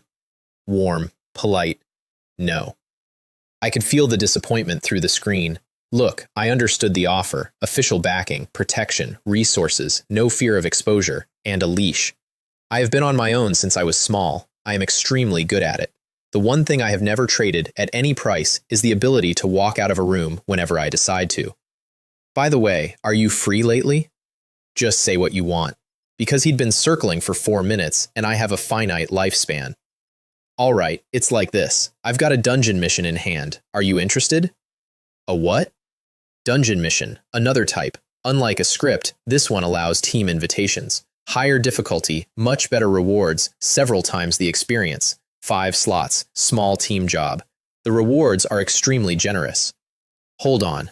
It's not as simple as you're saying, is it? He stopped talking. There was exactly one answer. The mission was brutal. It had restrictive conditions. His people weren't strong enough for it, and the payout was too fat to walk away from. The silence got awkward. If I'm not wrong, I said, everyone else on that team is yours. More or less. Not entirely. There's one other outsider, invited the same way. Trustworthy. The distribution will be absolutely fair. Everything except what comes out of the final chest belongs to whoever picks it up.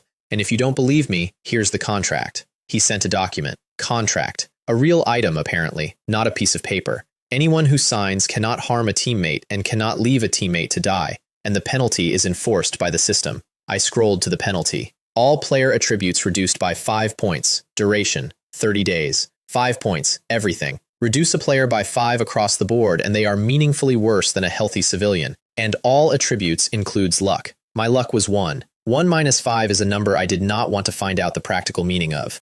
Send me the mission first, because life or rewards, and I don't gamble on that one. Instance mission, Dawn Wasteland. Introduction. In the future, conflict erupted between nations. Humanity used nuclear weapons freely, and civilization was very nearly erased. Everything has returned to the beginning, and new life is being conceived. Requirement: defend your position, hold for 72 hours. Player requirement: level 5 or below. Large team instance: level 5 or below. Balance, obviously. Drop a squad of veterans into a beginner instance and they clear it in an hour while the beginners cheer from behind a rock, and the system does not permit that, which also meant the worst thing I could possibly meet in there was a level 5 player. That, I thought, is a very comfortable ceiling. What else have you got? Data, notes, anything? Nothing. We found it by chance, but other players will definitely turn up. I don't mean the mission, I mean the people. I'm going to be in a room with them. I should know what they do. Your request isn't excessive at all, he admitted after a moment. I can give you mine and 2 teammates.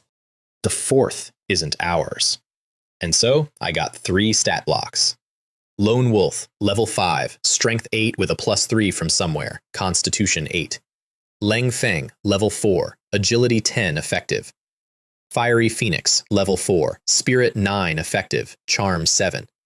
And then I sent mine. And in Dodging City, Liu Kang rubbed his eyes and read it twice. Level 3. Strength 8, agility 7, intelligence 8, constitution 9, spirit 8, charm 2. He was not looking at the charm. He was looking at the fact that a level 3 had the raw numbers of a level 5, and that the numbers were not stacked in one column, they were high everywhere. Hold on, that's not right. If you'd only done 2 missions, you wouldn't be level 3. Sharp. I liked him more every time. By the way, little brother, that mission we did together, what evaluation did you get? S. And then he was quiet for a very long time, because he'd gotten a B, and a B had made him happy for a week. He'd never met anybody with an S. Almost everyone gets C. A slightly better player gets B, and A is rare enough to be a story. And a boy who started yesterday had opened with an S, in a mission where 2 of the 4 participants got eaten. Nothing, it's just, little brother, are you really not considering joining us? Not right now. Is that so? Well, there's time before the instance starts. Use it to level. But whatever you do, don't go past 5 or you can't get in. Understood. Tell me when it starts. And I closed the window. He sent a friend request under the name Lonely Wild Wolf, and I want to state that every single time I see that name, I picture a man in his 40s with a cigarette in his mouth and his shirt open, and Liu Kang does not look like that, but the name insists. Then I made noodles because I was starving.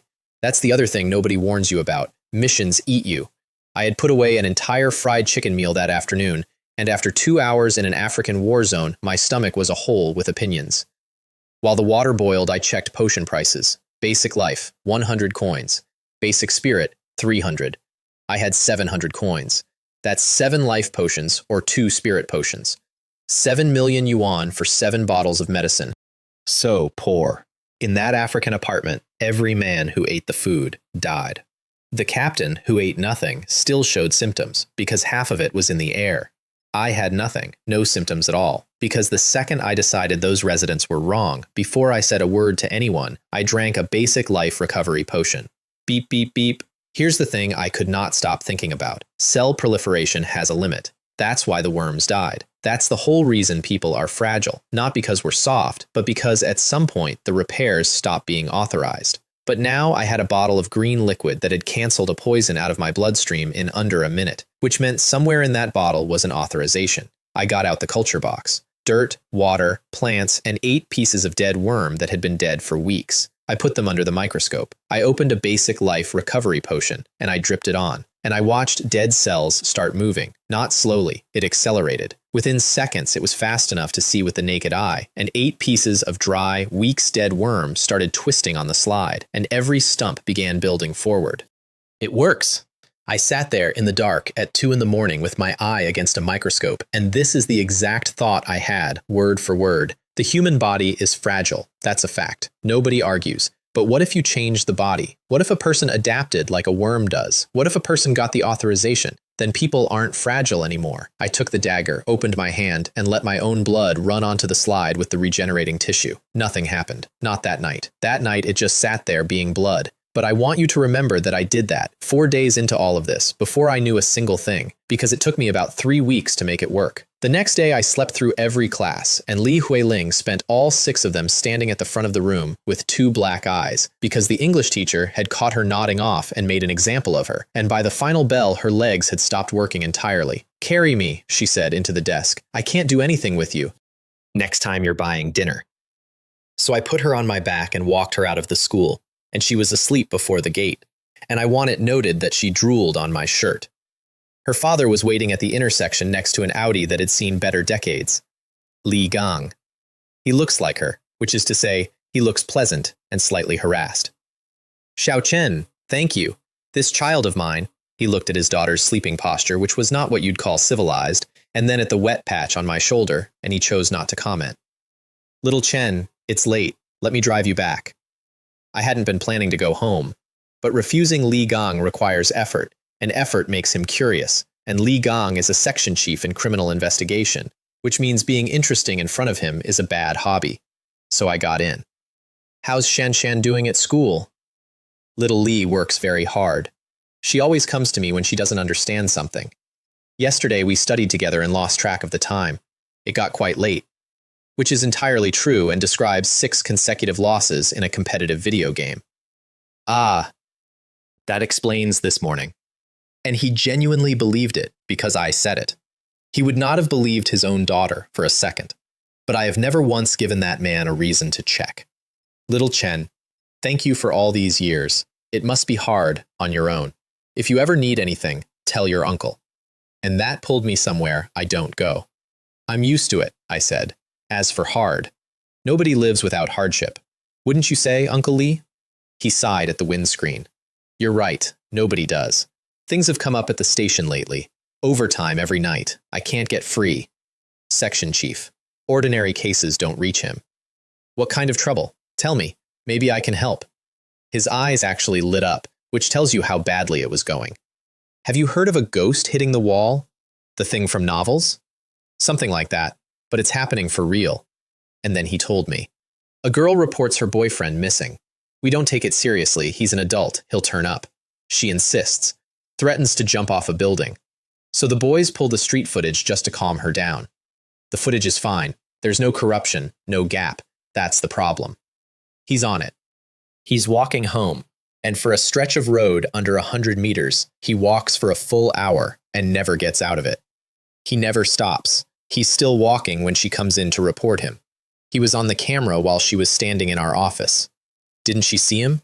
That's the part. When she went to look for him, they passed each other. Neither one noticed the other. It's on the tape. She watched it, went white, and hasn't been right since. We sent officers. Same result.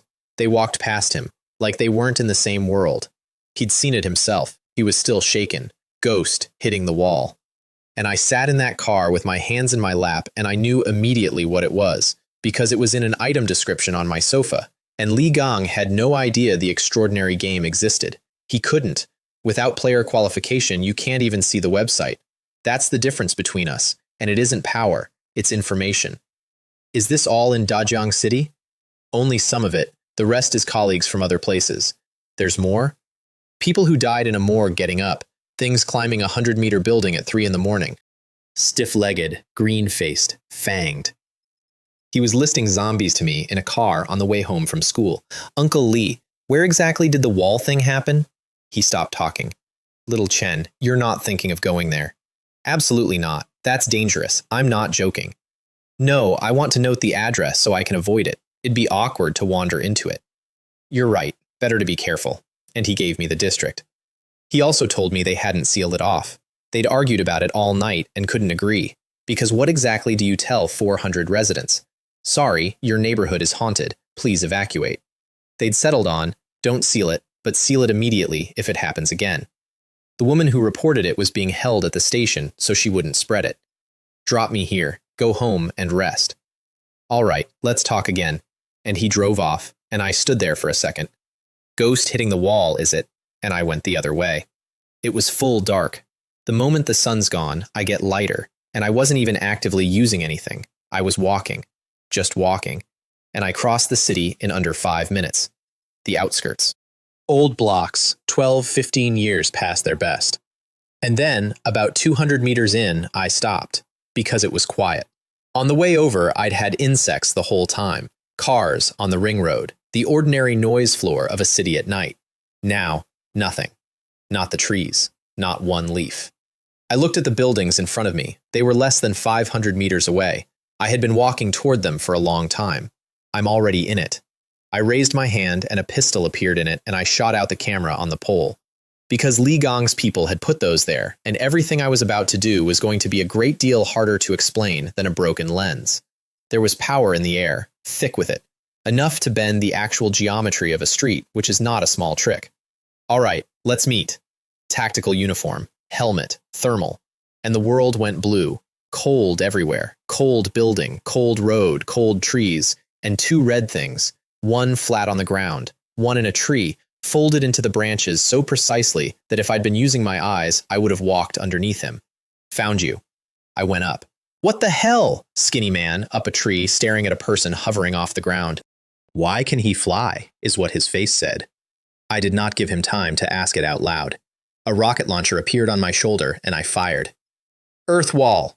Psychic energy came off him, and the ground jumped, and a wall of packed earth 5 meters tall came up out of the road between us. Boom. The rocket ate it. Dirt everywhere. He blocked it. And it cost him. He was drenched, partly exertion, partly the fact that he had, in his own words, seen players fight before, but had never once seen someone open with an anti-armor weapon. He was reasonable, I want to be fair to him.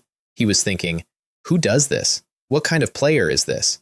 Where is a level 5 getting military hardware? Wait, we can talk. I put the launcher away. His shoulders dropped in relief. Then I pulled out an identical one. We don't have any quarrel, do we? He said through his teeth. Quarrel? Didn't you ambush me first? I said, genuinely puzzled, because he had. He dragged a stranger into a warped street to see what happened. Boom. Damn it, again! Second earth wall, blown open.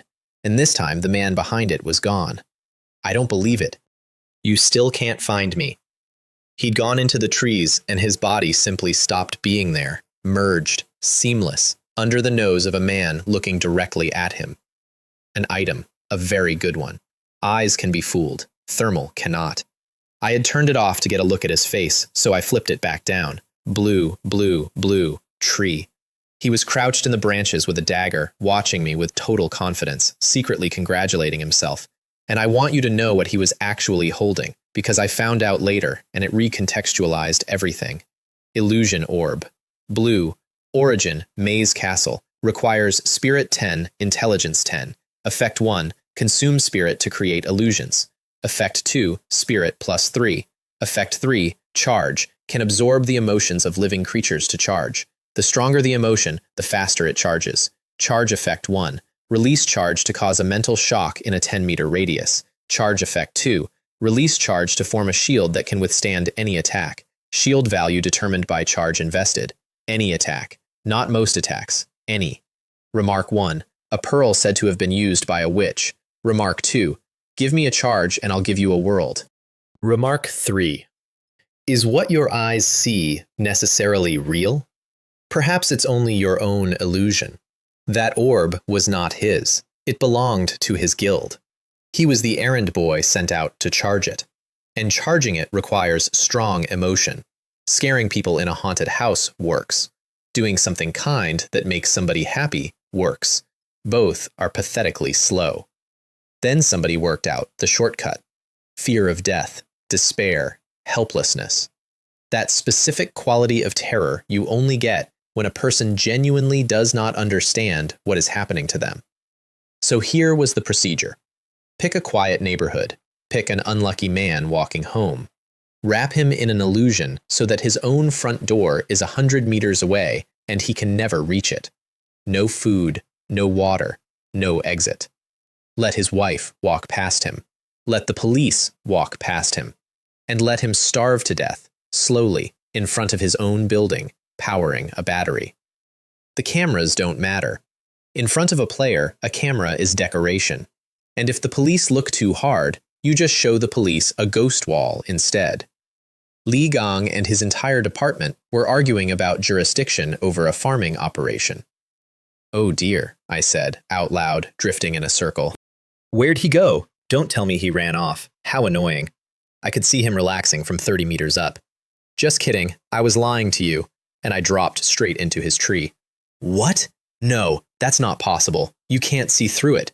He bailed out of the branches, and I was already behind him. and I could see him working it out midair, looking at my helmet. Thermal. He was right, incidentally. I could not see through his illusion. A blue item does not lose to a green helmet. But nobody said I had to see through it. I only had to find him and kill him. Those are different problems, and only one of them was hard. Worn dagger. Neck. And it stopped. Dead stop, 10 centimeters from his skin, against nothing at all. The rebound went up my arm, and my hand was still shaking with it.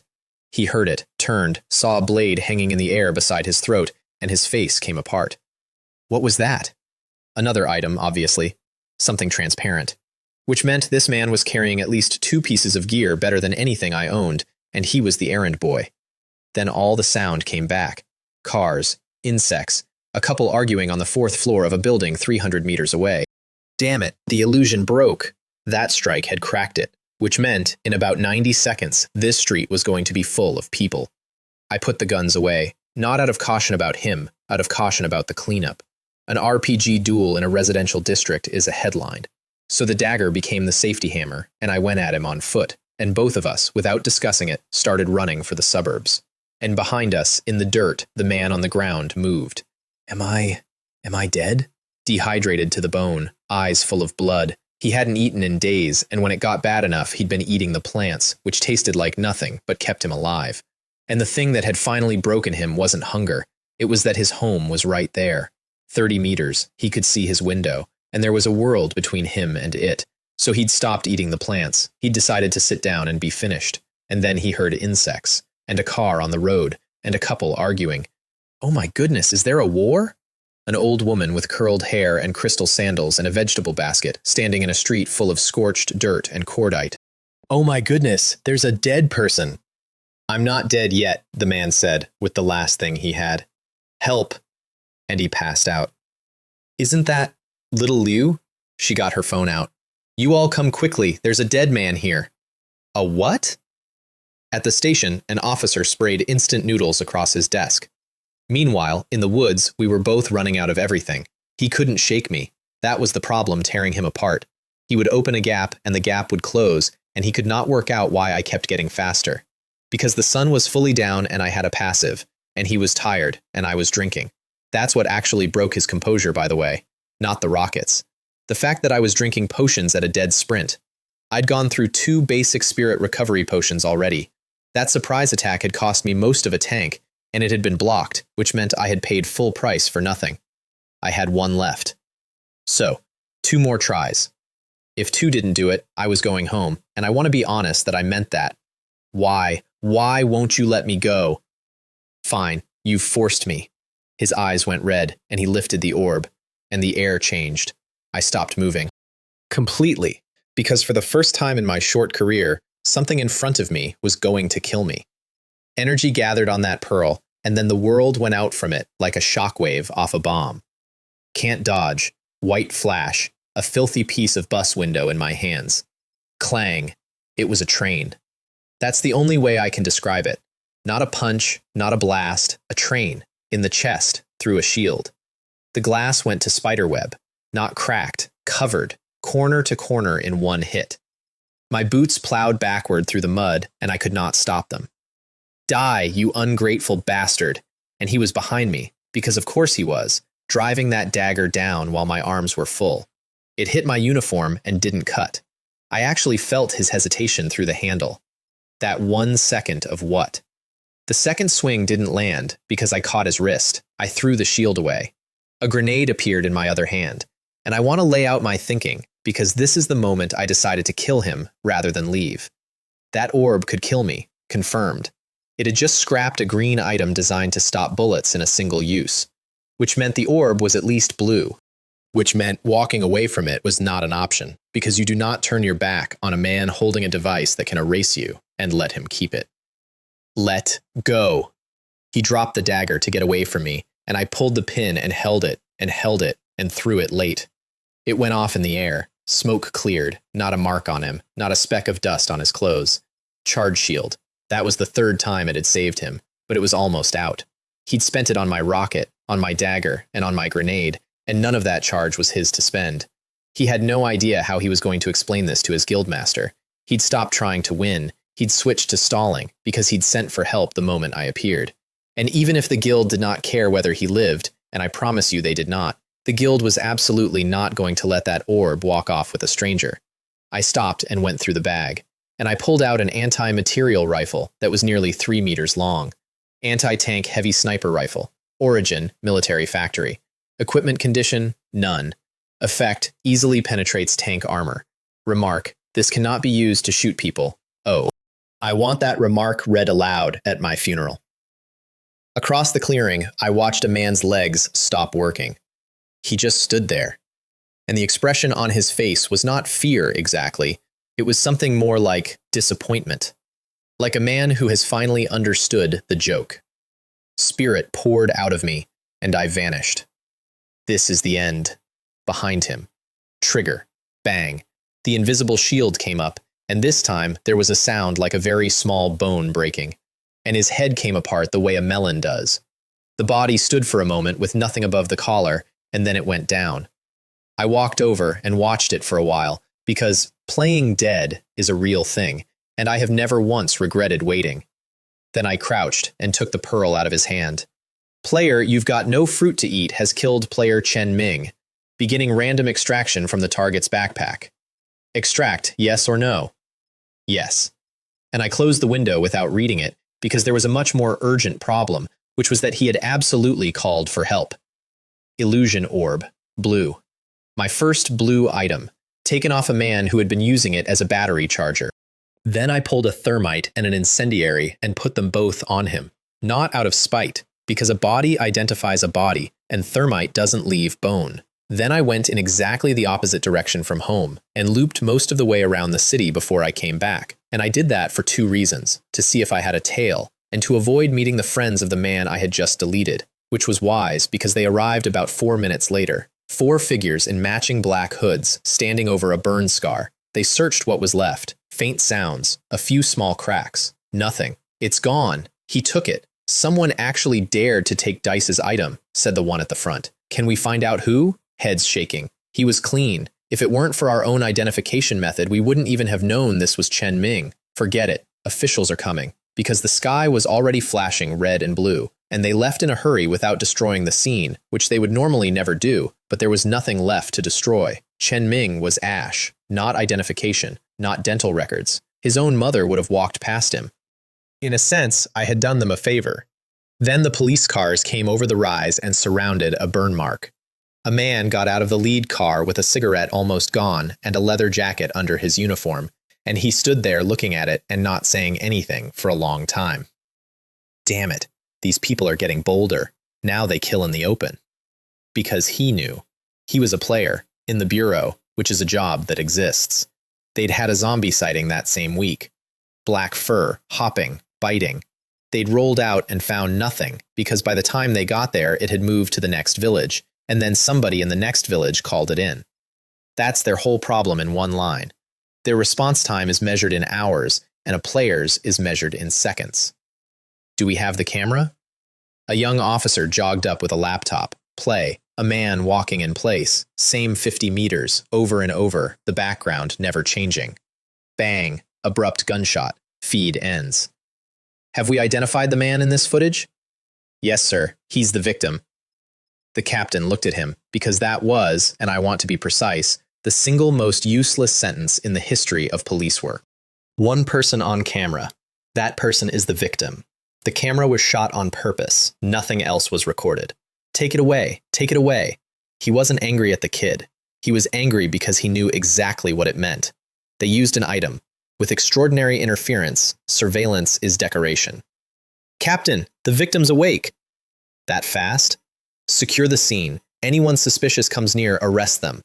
And he took his people and went. And those few were the entire official supernatural defense of a city of several million. Meanwhile, I was home, showered, smelling strongly of Lucian, sitting on my sofa turning a gray pearl over in my fingers. Requires spirit 10, intelligence 10, cannot equip. I had 8 and 8. So I could hold it. That was the entire list of things I could do with it. 2 points short of the best object I had ever touched, and I got to sit there and look at it. To console myself, I checked what I'd extracted from the corpse, and there was a second skill book on my panel. Earthwall. Origin, Warlock World. Requires Spirit 8, Intelligence 8. Can equip. Effect. Consume spirit to summon a wall of earth anywhere there is soil. Remark 1. The most basic alchemy. Everyone in the Warlock world gets one. Remark 2. Study hard in class, rookie. This is already the most basic alchemy. Remark 3. Equivalent exchange is the unchanging principle of alchemy. Alchemy. I sat there with my mouth slightly open. Because read those remarks again. Not a magic wall, a curriculum, a class, a principle. Somebody, somewhere, teaches this to children. There was a world in there with a complete power system in it, and this was the entry-level spell, and it had just stopped an anti-tank rocket twice. Who writes these notes? I said, to nobody, and I have never gotten an answer to that question. Not to this day. I went to the culture box and put my hand in the soil. Earth wall. The faintest thread came out of me, changed into something that was not mine, ran down my arm, and went into the dirt. And I felt the soil, every grain of it, all at once, and then something that wasn't me reorganized it. What came up was the size of my palm, and it was as hard as a road. The earthworms got built into it, incidentally. They were fine. They're very hard to kill now. Small, yes, but no wonder it stopped a rocket. I was now, functionally, carrying a concrete slab everywhere I went, on demand, for free. That sounds unglamorous. Concrete slabs stop bullets. I'll take it. Which reminded me to check on my shield. Ghost Bus reinforced glass, enhanced, damaged. 3 red characters, sitting there, being extremely rude about it. I had exactly 2 green items, and one of them was now scrap. I tested it with the dagger, and it screamed, and the cracks got worse. So I did the only responsible thing. I put it up for sale. No lies, green quality armor at rock bottom price. Shocking, armor of this grade for only this much. Are you still troubled by insufficient defense? Are you still... For sale, specially designed spiderweb glass, not only beautiful, but more effective. I posted 4 listings, sat back, and wiped non-existent sweat off my forehead. Whew, exhausting work. Now I just wait for a fated person. Item sold. What? I actually stood up. It had been under 4 minutes. Which fated person has that kind of eye? 1,500 coins landed in my account. Thank you for your patronage. Please come again. And then I blacklisted her instantly because refunds do not exist, and I did not intend to negotiate the point. The fated person, as it turned out, was a 17-year-old girl in a villa on the other side of the city, bouncing on her bed. I can't believe I found a bargain like this. Good thing my eyes are sharp. Green armor for 1,500? That boss must have been kicked in the head by a donkey. Late nights really do get you the scraps. She opened her inventory. White flash. And a filthy pane of glass covered in cracks landed in her hands with somebody's dried blood fused into it. She frowned. It was not what she'd pictured. Is this what he called the special edition spiderweb design glass? Then she checked the item info, and her hand was already shaking. Ghost Bus reinforced glass. Enhanced. Damaged. Cousin, I got scammed. Her cousin is Yang Ning, and Yang Ning's player title is Advocate of the Witch, and Yang Ning read that listing twice and told her it was technically not a lie, only over-promotion, and that a repaired one would be worth 4,000, and repairing it would cost more than that. So consider it a lesson. Which is how I learned, secondhand, that repair is a system function. I didn't know that yet. Cousin, can I ask you something? I keep getting C every time. I think this game only has a C. She had done a great many missions and never once cleared one well enough for the system to hand her a box, and she is not the only one, and that is the shape of the whole thing. Meanwhile, a few days went by for me, and nothing happened, which was fine because I had a project. The project failed. My cells would not fuse with any other animal's tissue. Violent rejection every time. Everything I introduced died within minutes. So I shelved it, and then Li Huiling called me in the morning, and I remembered that I had a much more urgent crisis.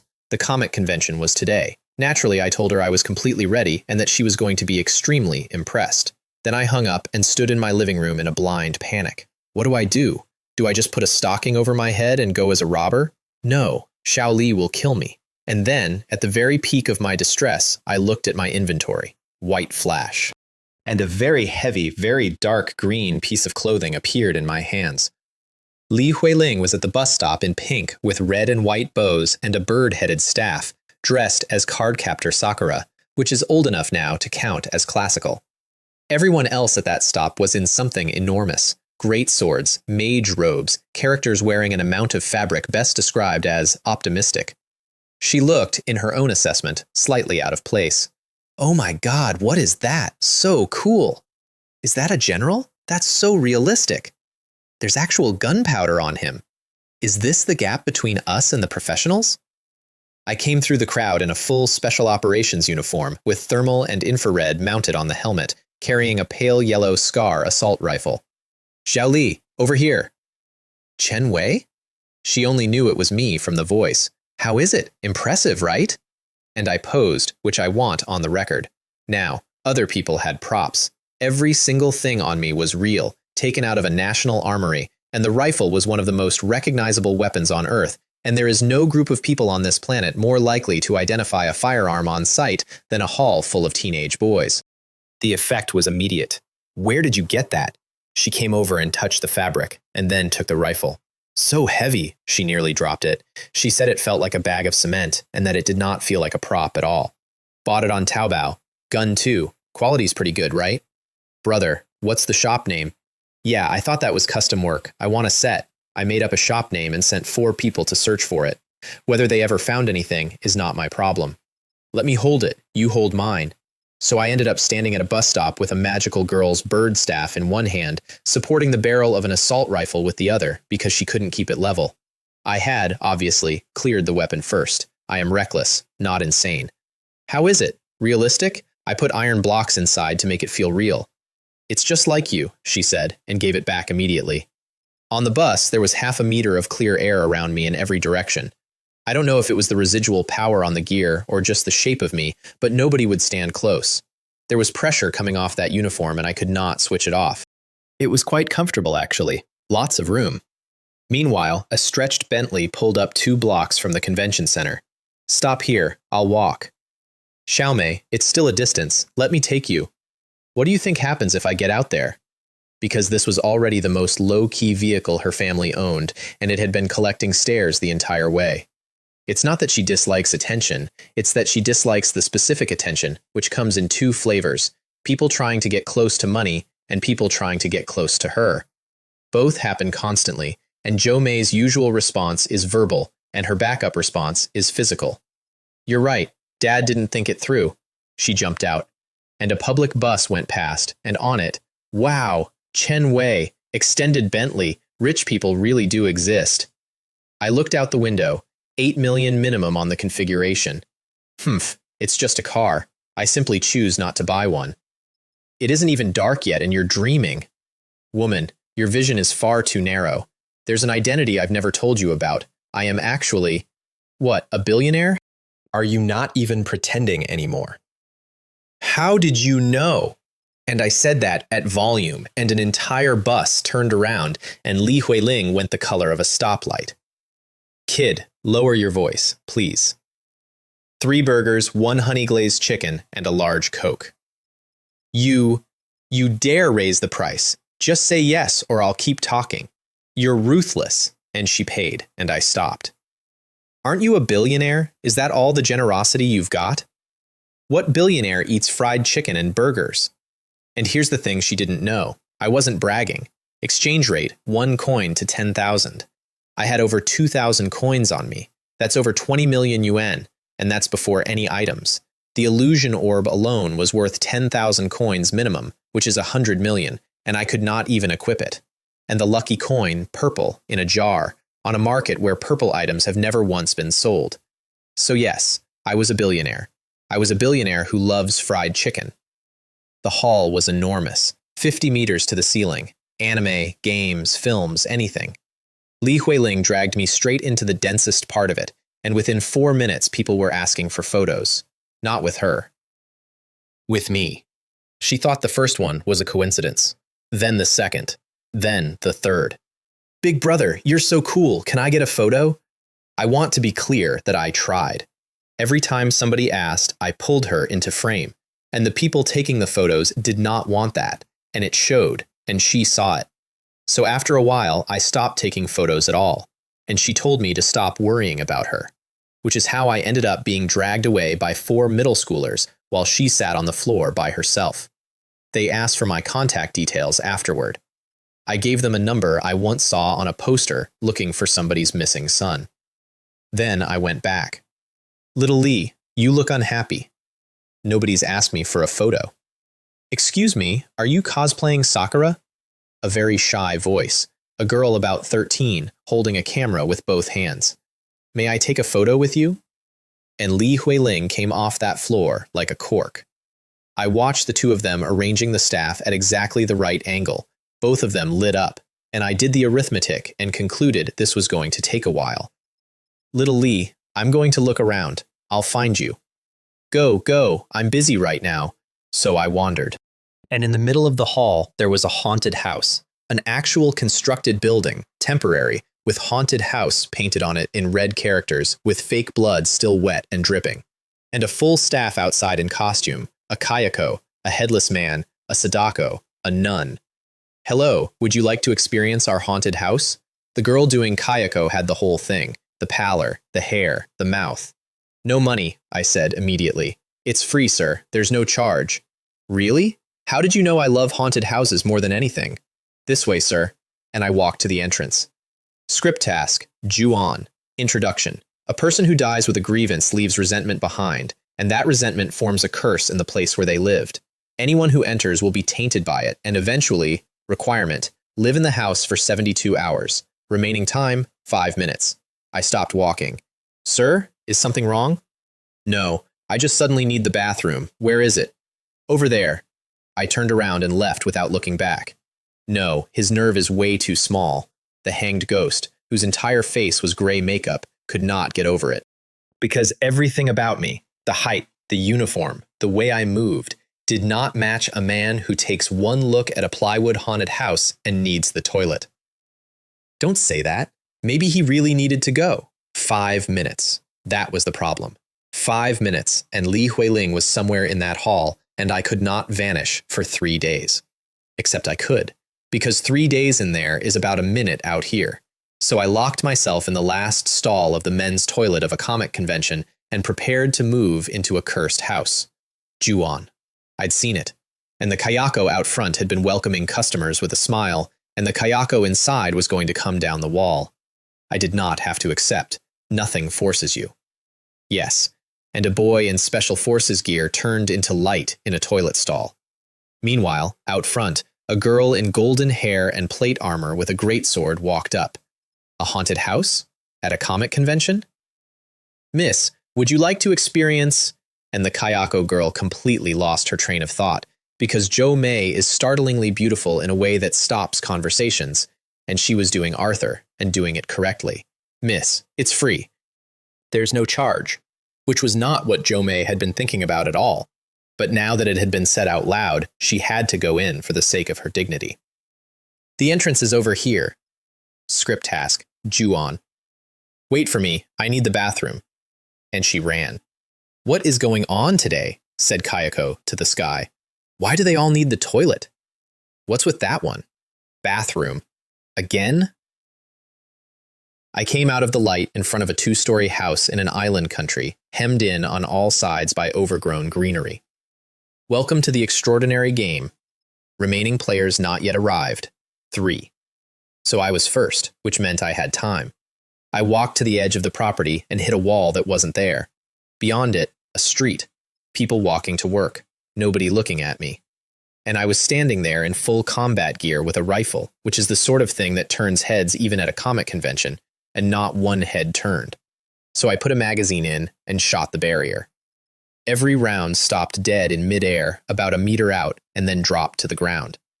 2 children were playing cards 3 meters away on the other side and did not look up. Parallel. Sealed. Not a place. An addressed envelope. Again. I got the dagger out to see whether an extraordinary object could do what bullets couldn't. What are you doing? Golden hair. Greatsword. Looking at the dagger, then the rifle, then the brass on the ground. Are you military? Ah. King Arthur? I said, because I genuinely wondered for 1 second whether the extraordinary game had started importing anime characters. Then I worked it out. She'd received this at the convention, too, and she'd handed me an identity for free. So from that moment on, I was military. Are you Dragon Kingdom too? Yes, yes, big brother, I am. And she was so relieved that I understood the whole ecosystem instantly. Since we're both Dragon Kingdom, we help each other where we can. Okay. Her cowlick bounced. What should I call you? I displayed my title. The Beheader, White. Origin, Beheading Operation. Effect, 150% physical damage against the final boss of a mission. Remark, you call yourself a boss? I'd swapped out Glassbreaker for it. Titles are just buffs with attitude. And under it, my name. You've got no fruit to eat? She stared at that for a while. Because military players are called things like Warwolf, Black Dragon, Fire Phoenix. Not that. Then she displayed hers. Genius, beautiful girl. And I stood in a cursed courtyard and had to decide whether to call her Genius or Beautiful Girl or the whole thing. I'll call you King Arthur. Okay, there's a reason for my name, by the way. It isn't a bad habit. I know. Whether I knew is between me and my helmet. 2 more flashes. A man and a woman, both from the island country. Awe ge, they're islanders, Jo May whispered. All players present, mission begin. Meow, from inside the house.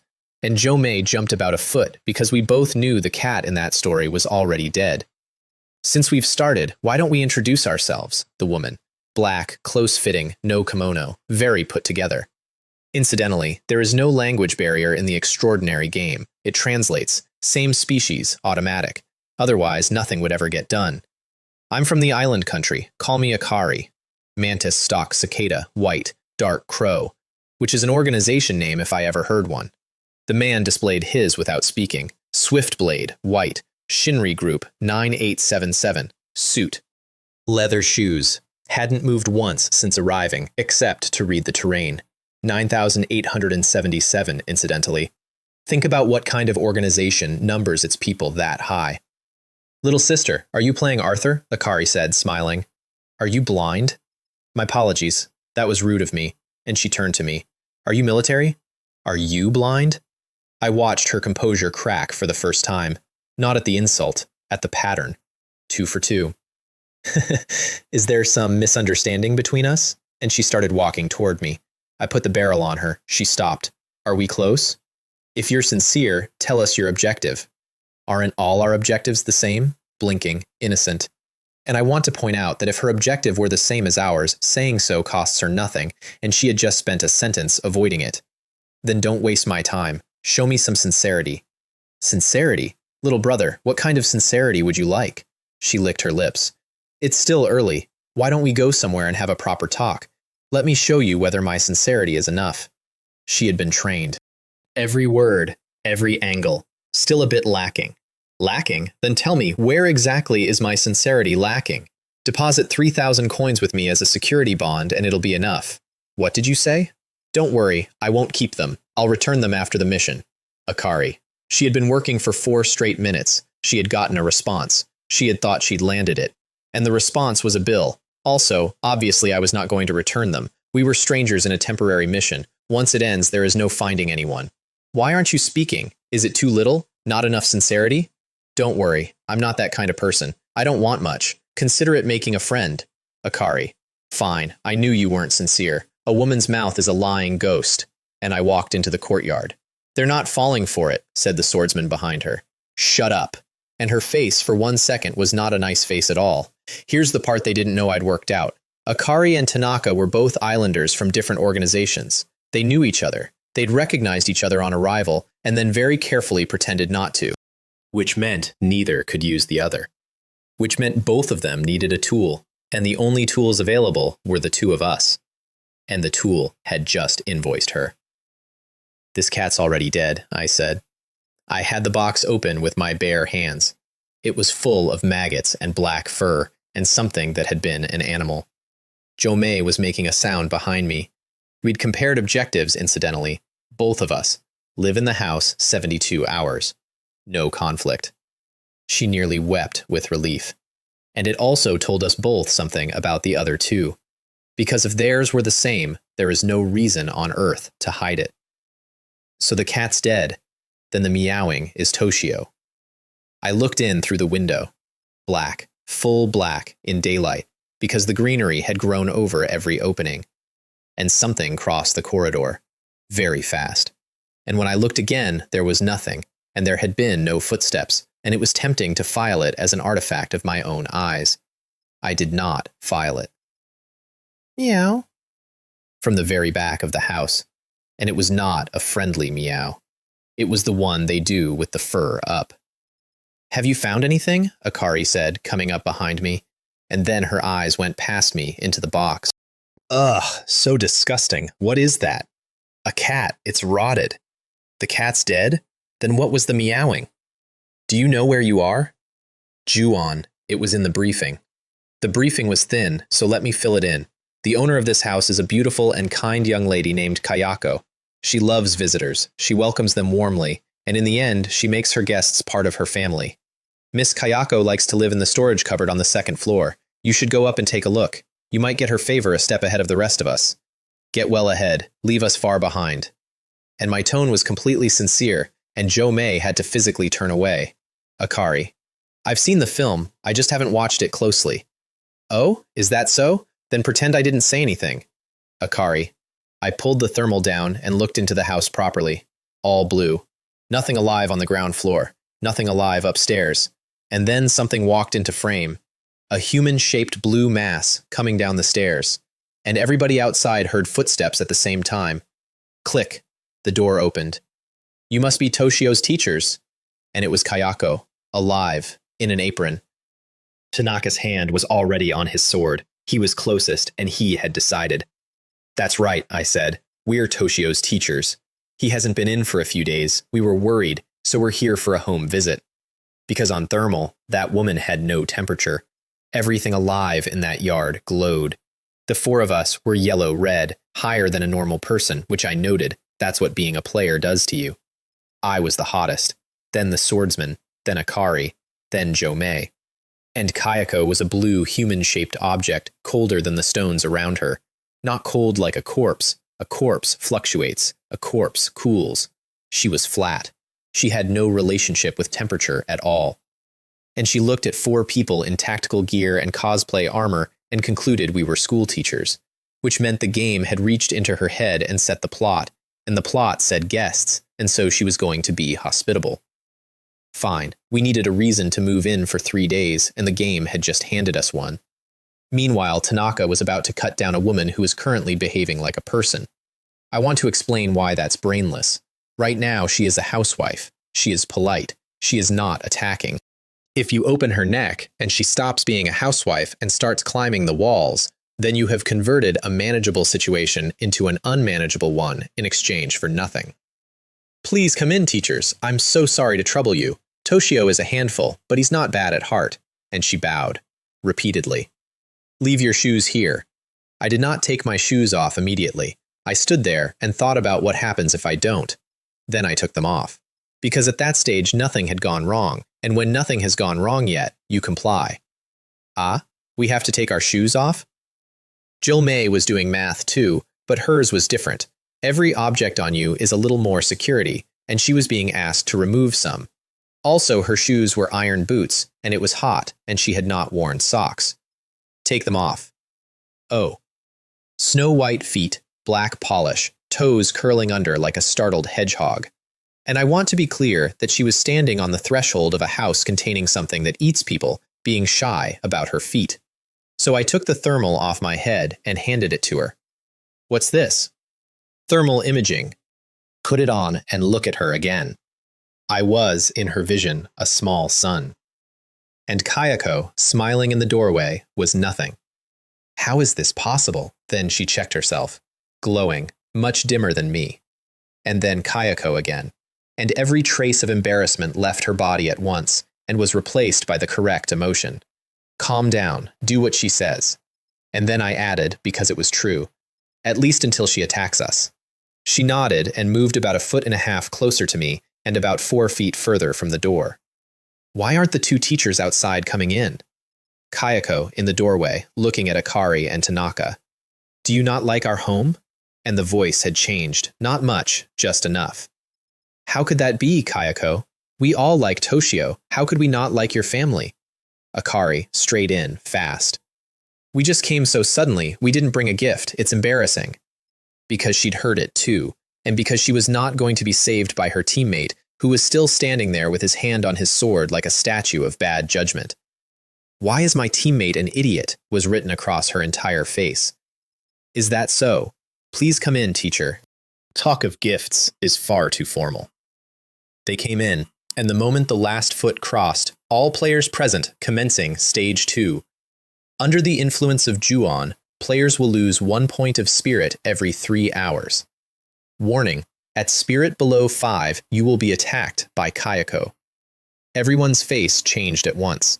Let me do that arithmetic out loud, because I did it standing in a Genkan. My spirit was 8, plus 2 from the pendant, 10. 10 minus 5 is 5, 15 hours. I had 3 basic spirit recovery potions, 24 hours, maybe, out of 72. "Teachers, come and sit. I'll go and fetch Toshio so you can talk properly." And she left, and everyone's expression told me everyone had gotten the same message. "Little brother, did you get the system prompt?" Akari said, sliding up beside me, and her eyes had that stretched quality again, like she was going to swallow me whole. "What system? What are you talking about?" She ground her teeth. "Little brother, this isn't the time for jokes. Do you have any good ideas?" "You don't seem very sincere." "No sincerity. That's difficult. I really don't have that much on me." Could I use something else as collateral? What thing? Don't tell me you mean your body. Your body isn't worth anything. Akari. Silence for a long time. Did I actually guess right? I was just saying it casually. And that, I think, was the moment she started genuinely planning my death. Meanwhile, unnoticed, a pendant had appeared around my neck. Widow's Protection, Spirit plus 2. Which is why my clock was 15 hours and everyone else's was shorter. And I was standing there thinking a very unpleasant thought, which was, should I kill Kayako right now while she's still a housewife? The risk was that I didn't know whether she could be killed at all, and the reason I didn't know is that Ju-on isn't a creature, it's a curse. Kayako isn't a ghost so much as a product. How do you kill a product? Hurried footsteps in the corridor, and a soaking wet child walked out. Not damp, soaked, clothes and all, dripping onto the boards. "Teachers, I've brought Toshio. You have a good talk. I'll prepare dinner." Dinner. I switched the thermal on and tracked her. The kitchen was on the ground floor, next to the living room. She went up the stairs. And then she stopped existing. She's gone? Toshio just stood there, not moving, pale, swollen, the specific bloat of something that has been in water for a long time. If his eyes weren't tracking us, you would have said drowned. He was drowned. That's the whole point. "Toshio, why haven't you been at school? Did something happen? You can tell your teachers. We'll help." Akari, smiling, doing an extremely good, concerned educator voice. Toshio opened his mouth. No sound. "What was that?" "I'll come closer." And she went to him and stopped about a meter short, because a meter is the distance at which you can still leave. He opened his mouth again, wider, wide enough for an egg. She went backward, fast. And then Toshio ran. Down the corridor at full speed, thump, thump, thump, and gone. I got up, pushed my chair in, and followed. He hadn't vanished in the corridor. He'd vanished into the bathroom. Splash, splash. I opened the door, full bathtub, tap running. And the tap had not been on before. I would have heard it in a house this quiet. That sound was new, and it wasn't a tap being turned. It was displacement. Something had gone in. They both disappear where they died. Toshio drowned in the tub. Kayako was cut apart and put in the attic. They've got a window. Time's up. They go home. Footsteps behind me. "What's wrong, big brother? Found something?" Akari, in the doorway, eyes going straight past me into the room. "Yes, something incredible." "What?" "Somebody left the tap running. What a waste." And I turned it off. Akari. But this time, she didn't say anything at all. She just looked at me for a second, and then she took Tanaka into the next bedroom, and the two of them talked for a long time. "Awe-ge, did you actually find something?" "Yes." "What is this place?" "The bathroom?" "The side's a bathroom." She screwed her eyes shut and dragged the film up out of her memory. "This is where Toshio was drowned by his father." "Right, where Toshio drowned." And I watched her face do the second half of it by itself. Toshio's already dead. So who did we just talk to? She swallowed. You could say that, though I'd say he's more half-dead.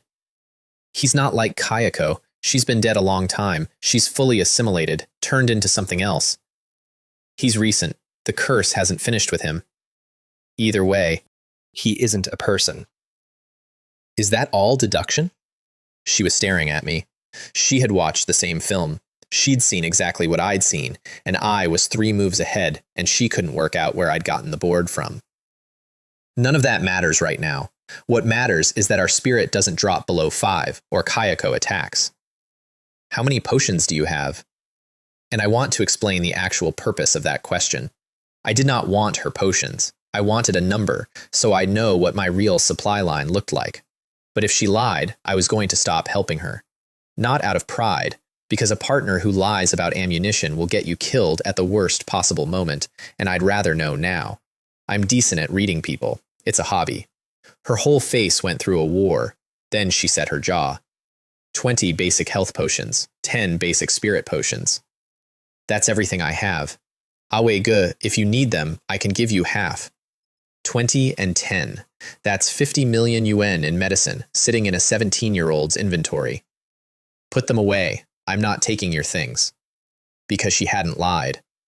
She'd hesitated, which is human. We'd known each other 4 hours, and then she'd told the truth and offered me half. Why do you have so many? And she went scarlet and looked at her own toes. I'm afraid of dying. Chen Wei, I had been building a whole theory, hidden master, deliberately underplaying, some clever build I hadn't identified. Fine. So that's how we're playing this. Am I very embarrassing? Yes. Jo Mei, I'd already worked out what she was, honestly. Her contempt for the 2 islanders wasn't performed. It was the automatic contempt of somebody who has never once needed anything, and nobody's skin looks like that by accident. Rich girl, stumbled into the extraordinary game, buying survival by the bottle. Big brother, I've emptied my entire fortune to show my sincerity. Akari came out of the bedroom swaying and opened her hand. A single coin, 1,500 stamped on it. Coins can be traded virtually or condensed into a physical piece. She'd made it physical for the theater. Is this enough? It's everything I have. If it isn't, I can only offer myself. For the record, it was not everything she had. Tanaka put in 1,000 and she put in 500, and in exchange, she had to do the talking, because Tanaka's negotiating strategy remained cut down the housewife. Or perhaps, big brother, you'd like to see my other sincerity? I checked the coin. 1,500, genuine, which, for context, is 2 missions worth of income. I had made this much once before, by selling a broken window to a child. Now I'd made it by opening my mouth. All right, since you're so sincere, I'll take the loss. Then, big brother, would you like to see my other? She pulled her collar down. That'll cost extra. Big brother, what do you mean? I'm not charging you. I mean you have to pay me, Akari. Just kidding. And her eyes lit up, because of course they did, because men are men. I wouldn't do it if you paid me. And the coin vanished into my inventory. Akari. Ah, you bastard. If I get the chance, I will kill you.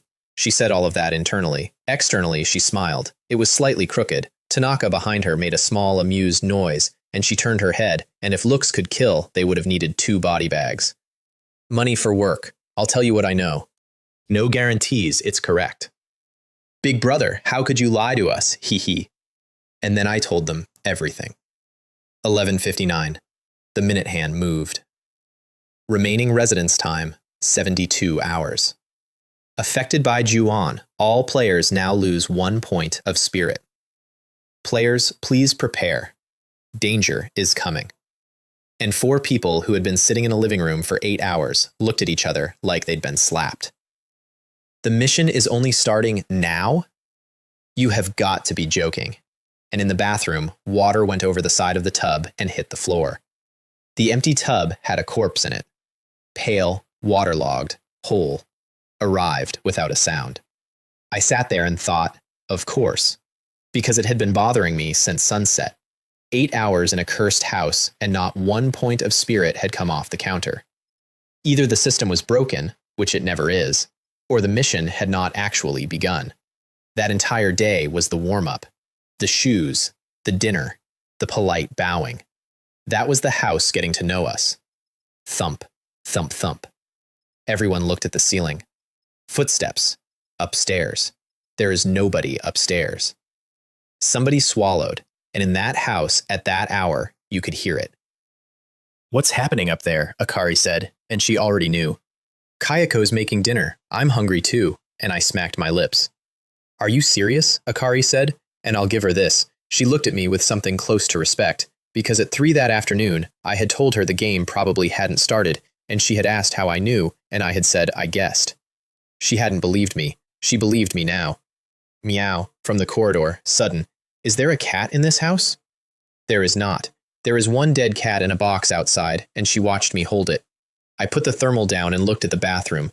A human shape had appeared in it, same color as the Kayako I'd met in daylight, no body heat. There's an extra person in the bathroom. Which is when Tanaka spoke to me for the first time. How do you know? I pointed at my helmet. Thermal imaging, don't you recognize it? I recognize it. That shouldn't be able to come in. And he was correct. That helmet was ordinary technology. Ordinary technology does not enter the extraordinary game, unless the system judged it an item. And it does not look like an item. The rifle, too. He'd been thinking about the rifle for 8 hours, and if he could get the method out of me and take it home, that was a promotion. Oh, that's not thermal imaging. Those are sunglasses. Are you messing with me? His hand went to the sword. Is it that hard to tell? And I want you to understand my mood at that exact moment. Kayako I would have to think about. Him I would not. It was full dark. The technique was on me, and everything felt like it was happening downhill. White flash, dagger in one hand, and in the pack, already selected, a sniper rifle. The dagger was scenery. Firearms were the actual answer, and at level 5, nobody in that house could survive one. Enough! Tanaka, what is wrong with you? Akari, moving fast. Little brother, for the sake of the money, let it go? He's a bit unstable. He's like this with everyone. Which was, at that moment, the single most competent thing anyone in the building did. Because starting a player fight in the first hour is the stupidest available option, and doing it without knowing your opponent's kit is worse. She had seen the rifle. She had seen it go away. She was extremely interested in what else went in that direction. Then something touched my back. Jomei, white as paper, pointing down the corridor. Toshio, I turned. A naked child at the far end of the hall, skin like wet chalk, eyes with nothing in them at all. And he opened his mouth. Meow. Every hair on every person in that room stood up at once, and Tanaka, who had been about to draw on me 11 seconds earlier, shuddered so hard I heard his sheath rattle. And I felt something too, which is the part that concerned me. I have slept in mass graves. I mean that literally. There was a period when I had nowhere to go, and the quietest available real estate was a cemetery, and I slept there, repeatedly. And it did not bother me. And I was standing in a hallway, wanting to run. Spirit is not just fuel for skills. Spirit is the wall between you and the outside. Knock the wall down, and you don't become brave or cowardly. You become suggestible. And this house was taking 1 brick every 3 hours. And then the pendant on my chest moved. A thread of spirit went into it, and something warm came back out and wrapped around me. Widow's protection. Equipment effect triggered. Resisting negative effect. Juon. Spirit +1. My dear, even if I am no longer in this world, I don't want you in danger. I will become an unseen force and protect you. And the fear went out of me like water out of a sink. Not suppressed, removed. Every negative effect on me, gone. I stood in a haunted corridor with a dead woman's charm around my neck. He was right. She really was watching over him. Meow. Toshio was walking now. Damn ghost, Tanaka went at him. And I felt a spike of spirit come off him. He'd used something to buy himself a window of clarity, and from the way he moved, the window was short. He drew. I did not see the draw. Nobody saw the draw. The blade was out and back in the sheath, and Toshio's head was on the floor, rolling like a ball. Meow. Still going. Mouth open, screaming like a cat with its tail under a chair, staring at him with an expression I would not want aimed at me. Let's see how many you can take. Second cut. Head and body both into pieces. And it stopped. Everybody breathed. Well, I said, you killed her son. She'll be along. And Tanaka came all the way back into his own head in about 1 second flat. He looked down at what he'd done, and you could see the entire chain assemble in his eyes.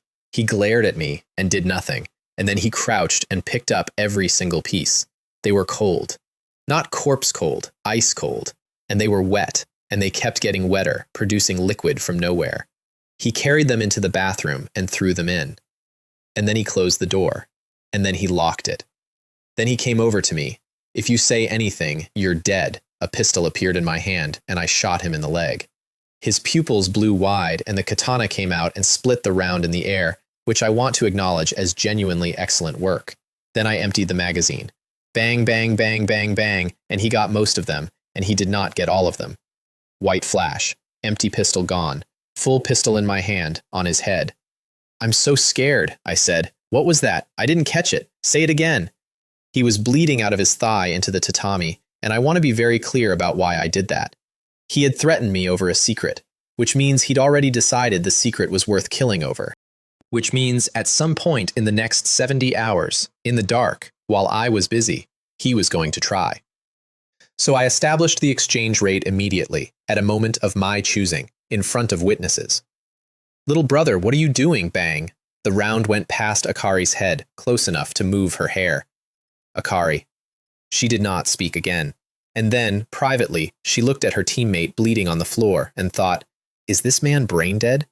He knew. He knew, and he threatened him anyway. Thump, thump, thump, footsteps upstairs, coming down.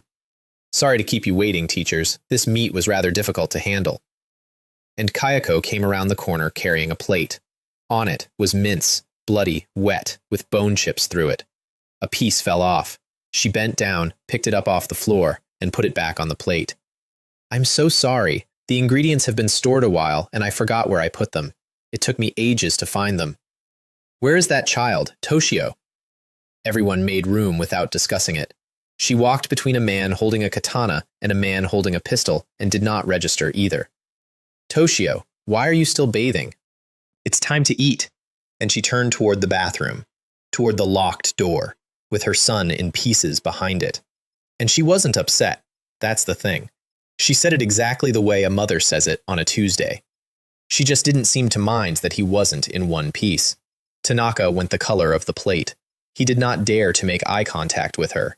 Whatever thoughts he had about fighting me had evaporated entirely, and what was left was ordinary human terror. And terror is expensive, because his spirit was already low, and now the meter was running twice.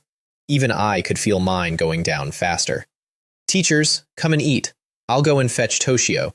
And she wiped her hands on her apron and smiled. I was the first one to pick up chopsticks. Not to eat, to sort. It's not fresh, I said, going through it, because if you're going to be served a person, you may as well find out which one. Awe-ge, are we actually going to eat that? Generally speaking, male bones are larger and rougher at the surface. This doesn't match. There are also a lot of small burns and shallow cuts in the hand tissue. Those aren't from being chopped. Those are old kitchen injuries. So it's a housewife. Jo-mei had stopped breathing. Because it wasn't the mince that got her. It was the fact that I was doing forensics on it at a dinner table with the cook in the next room. 2, actually. The first was that I wanted to know if Kayako was serving us a stranger or a member of her own household, and the answer was that this woman had cooked for people for years. I reassembled almost the whole thing on the table. It was an arm, and extras. The hostess is very considerate, not only a main course, but side dishes. Jo-mei. Akari. Tanaka. Feeling better? I asked her. Because she'd gone the right color again. She'd taken a spirit potion when I told her to, and it works. Fear at low spirit is chemistry, not character. Top the tank up, and the world becomes merely horrible instead of unbearable. Yes, Awe-ge, you're amazing. Which was the exact moment the meowing started again, from the bathroom, where the pieces were. Tanaka went white for the second time in 10 minutes. That's a joke. How is it still alive? Kayako came out of the bathroom. She was not sad. She was not surprised. She was smiling. And behind her, a foot came around the doorframe, then a body, then Toshio, whole, looking at Tanaka with an expression that had gone from blank to personal. Teacher, I've found Toshio. Let's eat. She walked past him to the table, and Tanaka did not draw. He had every opportunity, and his arm did not move. Tap, tap, tap. Toshio walked up to him and took his hand, cold, straight through the sleeve, and started climbing. Get off! Clang. Second dismemberment, this time in the living room, and when it was done, he stood over the pieces, breathing hard, and he was not satisfied. Bloodshot, coming apart at the seams. Because he'd killed the thing 5 minutes ago, and it had come back and touched him. His mind was already destabilized by the drain, and this was the third shock in a row, and he was going to be the first one to break. I could see the trajectory, violence to cover fear. It's the most common thing in the world. When people are frightened, they attack the thing that frightened them, and it makes them feel better for about 4 seconds. All right, Toshio, it's time to eat. Don't play with your teacher. Kayako, looking at the pieces of her son, smiling. And you, he took her head off. Thud, thud, thud. It bounced. Monsters. They're all monsters, he was muttering. He was raising the blade again. Calm down, Tanaka. Drink the potion. Your mind's affected. Akari, moving. She'd watched Jomei do it. She'd done it herself. She knew exactly what was happening to him, and she knew the cure was in his pocket, and he was too far gone to reach for it. So she took out one of hers, and she said, You are a scarecrow. You don't need to do anything. Just open your mouth. And Tanaka put the sword down and opened his mouth, and she poured it in. And I sat at that dinner table with a plate of somebody's arm in front of me, and I filed that away very, very carefully, because that was not persuasion. That was an instruction. The red went out of his eyes. Teachers, why aren't you coming to eat? Hurry, it's getting cold, said Kayako's head from the floor, still smiling, while her body sat down at the table. Nobody moved. The cut on her neck was surgical, no blood, not a drop, same as her son. Does she not realize her head's off, I thought. And then, what happens when she does? Except that shouldn't matter. The rule was explicit. Below 5 spirit she attacks, above it she doesn't. And her head on the floor was looking at Tanaka, only Tanaka, steadily. And it did not look like a woman regarding a guest. It looked like a woman regarding dinner. He came back to himself and breathed like a drowning man. He'd been at 4, he'd found out afterward. Akari had put that bottle in him with maybe 2 seconds to spare. He looked around the room and found me watching him, and then followed my eyes down to his own feet, to a severed head looking up at him with an appetite. She wants to eat me! And his spirit dropped again, instantly, because that's the trap. The fear costs you the thing that stops the fear. No, I'm being affected again. He got his own bottle out this time, and after that he was smarter. He did not look at her eyes again. I owe you one, he said to Akari, and I sat at the table tapping my fingers on the wood, doing a calculation. Should I kill him now? He was unstable. He'd just drunk 2 potions back to back, which is not a full recovery, it's a patch. This was the widest the window would ever be, and I decided not to. Here's the reasoning, because it's the same reasoning I've used ever since. An extra body makes the mission easier. The extraordinary game assigns difficulty by head count, and more than that, Tanaka had personally walked into every single trap in that house so far. He'd tested whether Toshio could be killed. He'd tested whether Kayako reacted to being dismembered. He'd tested what happens when you provoke her. If Tanaka hadn't lost his temper tonight, I would have had to run those experiments myself. And there was one experiment I very much did not want to run. Because I'd noticed something in the system prompt that nobody else had. Below 5 spirit, you will be attacked by Kayako. Kayako. It says nothing at all about Toshio, which means either the game forgot to restrict him, or he was never restricted, and he can come at any of us at any spirit level whenever he feels like it. In the film, Kayako does the killing. The boy is atmosphere. There's always an if. Alive, Tanaka was worth more than dead. Also, everyone in that house had cards face down. Akari had just shown me one by accident, and I'd have missed it if I hadn't been listening. You are a scarecrow.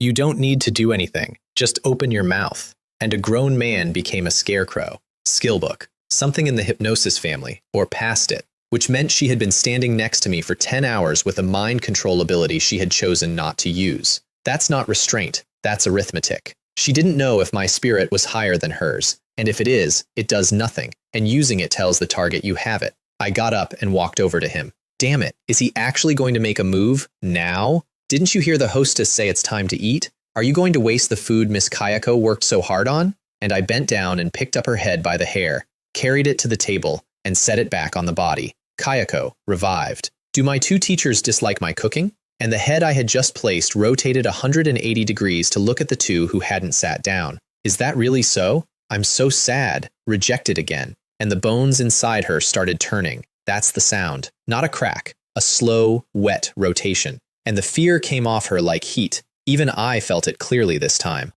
The shield's draining faster, because the system's conditions had not been fully stated. She wasn't attacking. She was going to. She was just doing it the patient way. And no amount of potions outlasts a woman who can spend all night. 3 of them drank immediately. Jo Mei reached for hers, and I said, "Don't."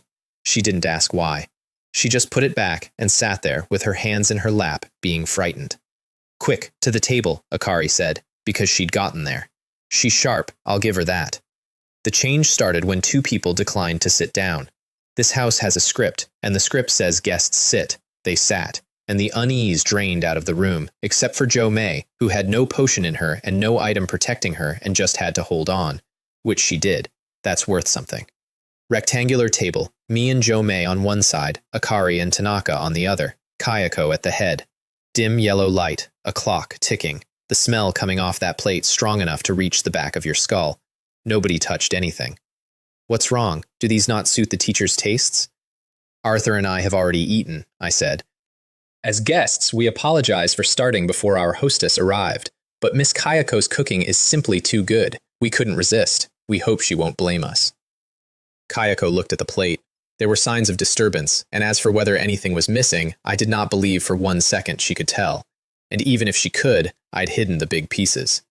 Jo Mei's whole face went, "Oh," because that's what I've been doing with the chopsticks. Is that so? Are the teachers full?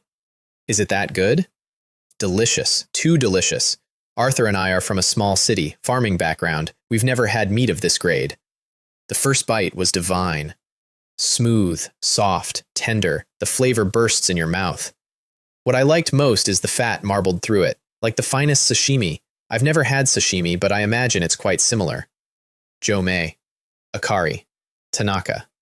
Nobody could see my face, and my voice was completely sincere, and for a solid 3 seconds, all 3 of them looked at that plate and genuinely wondered if they were the ones who were wrong. Brother, are you the same species as us? Kayako froze. Genuinely stopped for several seconds, and I have thought about that a lot since. I don't think anyone had ever complimented her food before. It's good that the teachers like it. If you like it, eat more. If it isn't enough, I'll make more. No, my upbringing won't allow it. There are 2 other teachers here who've worked all day and haven't eaten. These good things should be left for them. And I pushed the plate across the table. 3 sets of eyes went to Akari and Tanaka. Tanaka. Akari. She looked at me. Actually looked at me, pleading, and I nodded, and she started to breathe, and then I slid the plate the rest of the way. Look how eager Teacher Akari is, so impatient. You go ahead. Akari. Eat, Teacher Akari. This is Miss Kayako's kind intention. Sister Kayako, I'm not hungry right now. Maybe later.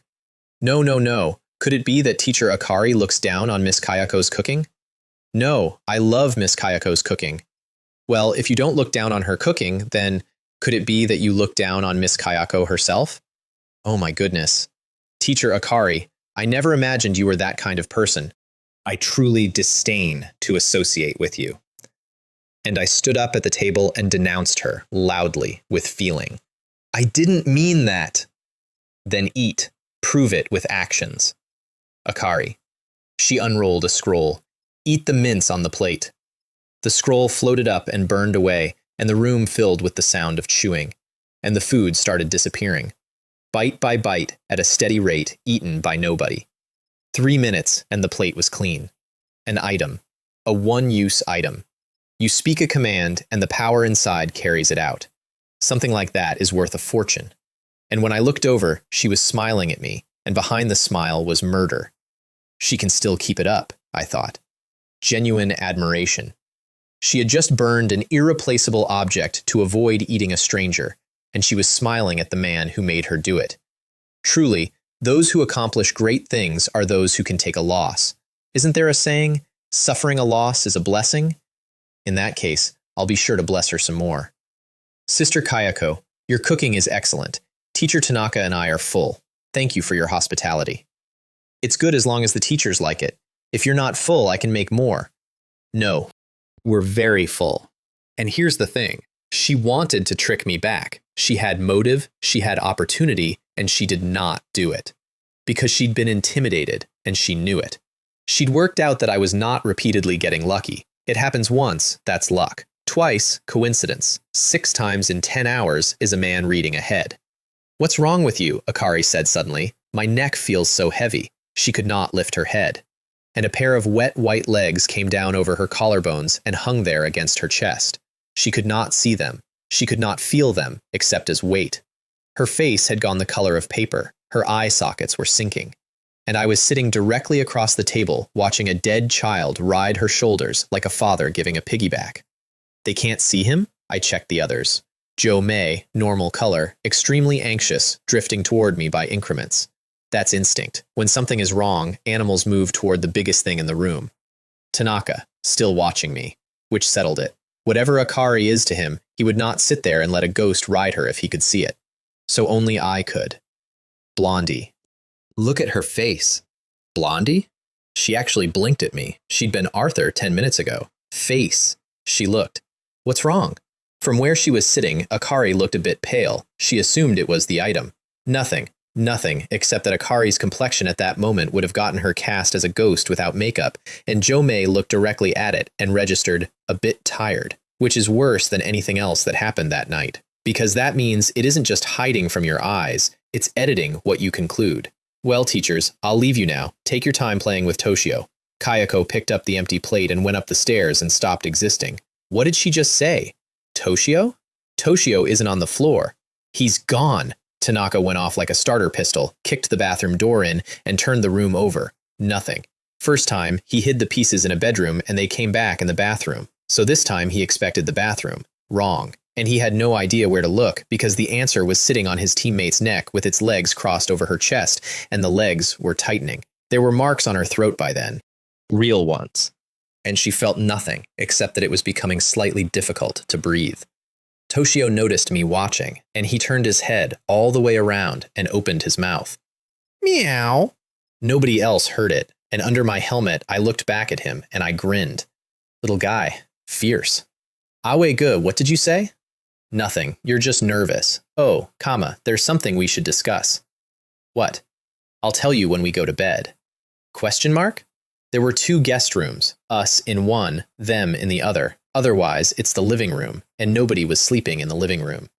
Midnight, and just the clock. 18,675. 18,676. 18,677. I was counting the ticks.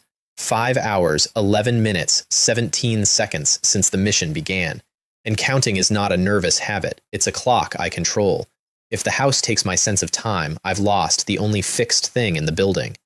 Occasionally, from above, footsteps, or something dragging. Jo May was lying on a tatami under a quilt she'd found, because the hours before dawn are the coldest and she was in cosplay armor. I was on the floor with nothing, feeling perfectly comfortable because the tactical uniform regulates temperature and I'd stopped mentioning it. She had started the night a respectable distance away and had been migrating toward me all night. Awe-gu, aren't you scared? Nothing. Awe-gu, say something. She had been talking to herself for 20 minutes because the sound of her own voice was the only thing keeping the room the right size. Here he comes. I opened my eyes and sat up. Bang! The closed door hit the wall. A soaking wet figure walked in.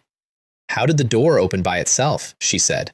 Empty doorway. She could see all the way to the dining table. Could it be the wind?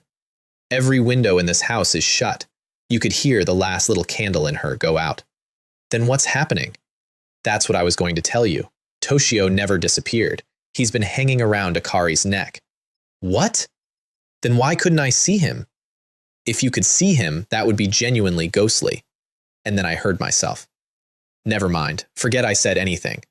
I got up and walked to the door and stopped because Toshio was standing in it. Both of us stopped at exactly the same moment. He looked at me. I looked at him. Then I smiled. Dagger. Neck.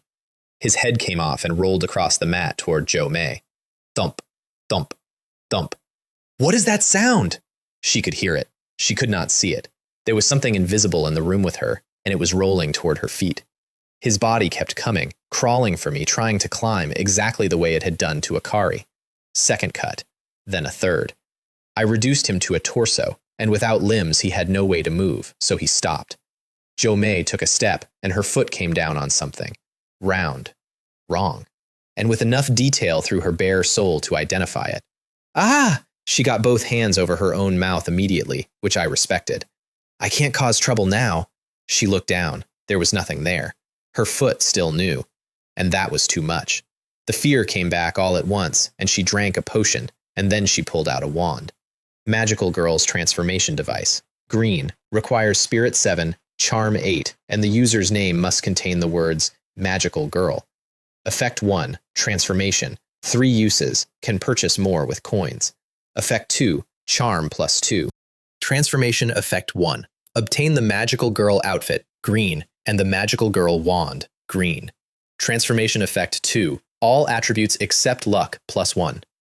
Remark 1. This is no ordinary stick. This is a stick with magical powers.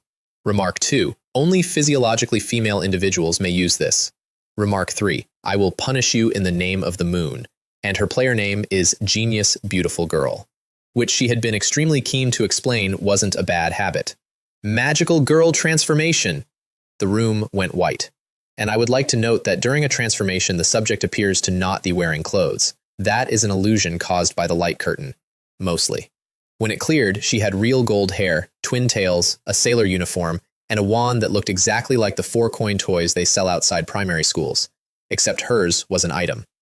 Outfit. Spirit +2, Charm +2. Wand. Strength +2. Her panel stacked to something absurd. Spirit slightly above mine. Charm 8 to my 2, which is a gap I have made peace with. Received magical protection. Juon effect temporarily cleared. Transformation time remaining 2 minutes 47 seconds. And I frowned, because for those 2 minutes and 47 seconds, the most dangerous person in that house was not me. You can see him now? What do we do about Toshio? Just kill him? Completely different voice, absolute confidence. Which is an illusion, incidentally. The item had lifted her to a power level that wasn't hers, and her personality had come along for the ride. That toy wand gave me a worse feeling than a grenade. 3 minutes, that's the whole thing. 3 minutes, 3 times, and then a cooldown, and no wonder she'd survived so many missions. How long can you hold it? 3 minutes, 2 now. Good. Forget the naked brat on the floor. We're going next door. To save them? Because we were not allies. We were 4 people who hadn't fallen out yet. Fine, she thought. He must have a plan. No. While your numbers are up, let's go and see if we can kill both of them. Jo-mei. She kicked Toshio's head out of her way, and it went across the room like a football and left a dent in his face. That's the item. Casual movement, that much force. Working together, we had a real chance. She stepped out and found me at their door with a rocket launcher on my shoulder. I've come to save you. Hold on. And I kicked the door in and fired. Now, 9 minutes earlier, inside that room. Akari couldn't lift her head. She'd taken a spirit potion and it hadn't helped, which frightened her more than the weight did. What's wrong with you? Tanaka said. He'd assumed drain, then he actually looked. White face, neck bulging like something was pressing it. Your complexion is very bad. And she went straight to the mirror. What's going on? Why do I look like this? Because that's what she is. Her face is her working capital, and she had absolute confidence in it, which is why my insults had bounced off her all night. And now her neck was pushed forward like a turtle's, and her skin was gray. A sound in the room, like an old man trying to clear his throat. Did you hear that? She did not hear it. She was looking at her own face, saying, so ugly, why? Why have I become like this? And coming apart. Something has come into our room. Above. And Kayako was on the ceiling. Limbs bent backward, face down, hair hanging, making that sound, looking straight at them. You're joking. I've come to save you. Hold on. Bang. The door came off and flew into the room, and the rocket came in behind it, and in that instant, neither of them had time to be afraid of the thing on the ceiling, because the thing on the ceiling might not kill them, and the rocket definitely would. A yellow talisman appeared in Tanaka's hand. Rise. It ignited in the air. And the power in it came out and went through everything. The rocket lost its motion, stopped dead mid-flight, and dropped to the floor like a brick. Affected by the spell, all attributes reduced by 2. Duration, 30 seconds. Everyone, me outside, Jo-mei outside, Akari inside, and Tanaka who used it, all attributes -2, indiscriminate, including luck. Ah, what is this? Jo-mei said, genuinely wounded. She'd been a big shot for a total of 40 seconds, and now she was sealed for half a minute, and the seal was twice her buff. She checked her panel. Luck, negative. Player stats can go negative, I said. Thump, and Kayako fell off the ceiling, because she'd been caught in it too. And I got my first proper look at her. Not the housewife, the other one. White face, sunken eyes, black lips, and there was shredded meat in her teeth. It looked like the dinner she'd served us. And here's what I want you to sit with. Everyone has seen this. Everyone knows this face. It's been on a poster. And then it's in a room with you, on the floor, 6 feet away, and your legs are wrong. Nobody present was calm, including me. Equipment effect ended, remaining cooldown, 24 hours. The pendant's shield had been interrupted. Interrupted means cooldown, a full day. And worse, the pendant went gray in my inventory, cannot equip. My stats had dropped below its requirements, so the item that had been holding my mind together for 6 hours switched itself off. The tactical uniform, for reasons I still don't understand, stayed on. Small mercies. So the situation had inverted completely. 2 people who were about to die were now maybe fine, and my strength and Jo-mei's were both cut, and I did not know whether theirs were cut too. If not, we were the ones in trouble. So I made a decision in about a second and a half. Sorry, so you two are in that kind of relationship. I won't disturb you. Blondie, let's go. And I picked the door up off the floor, put it back in the frame, and shut it, with Kayako inside. Bang! And the room went dark, and it was as if none of it had happened. What the? 10 seconds. That's how long the whole thing took, from kick to close.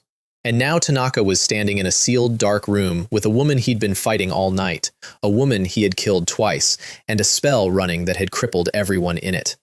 Ugh, ugh, ugh, and Kayako started turning.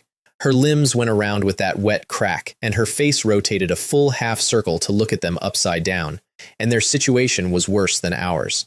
Toshio had just come off Akari, and the talisman had taken 2 more, and her spirit was now below 5. Which is the number.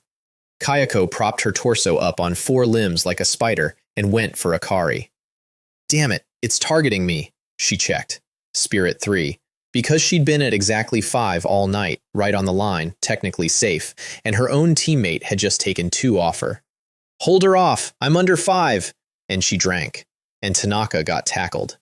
Kayako went through him, bit into his shoulder, and there was chewing. His aura surged. Red light in his eyes.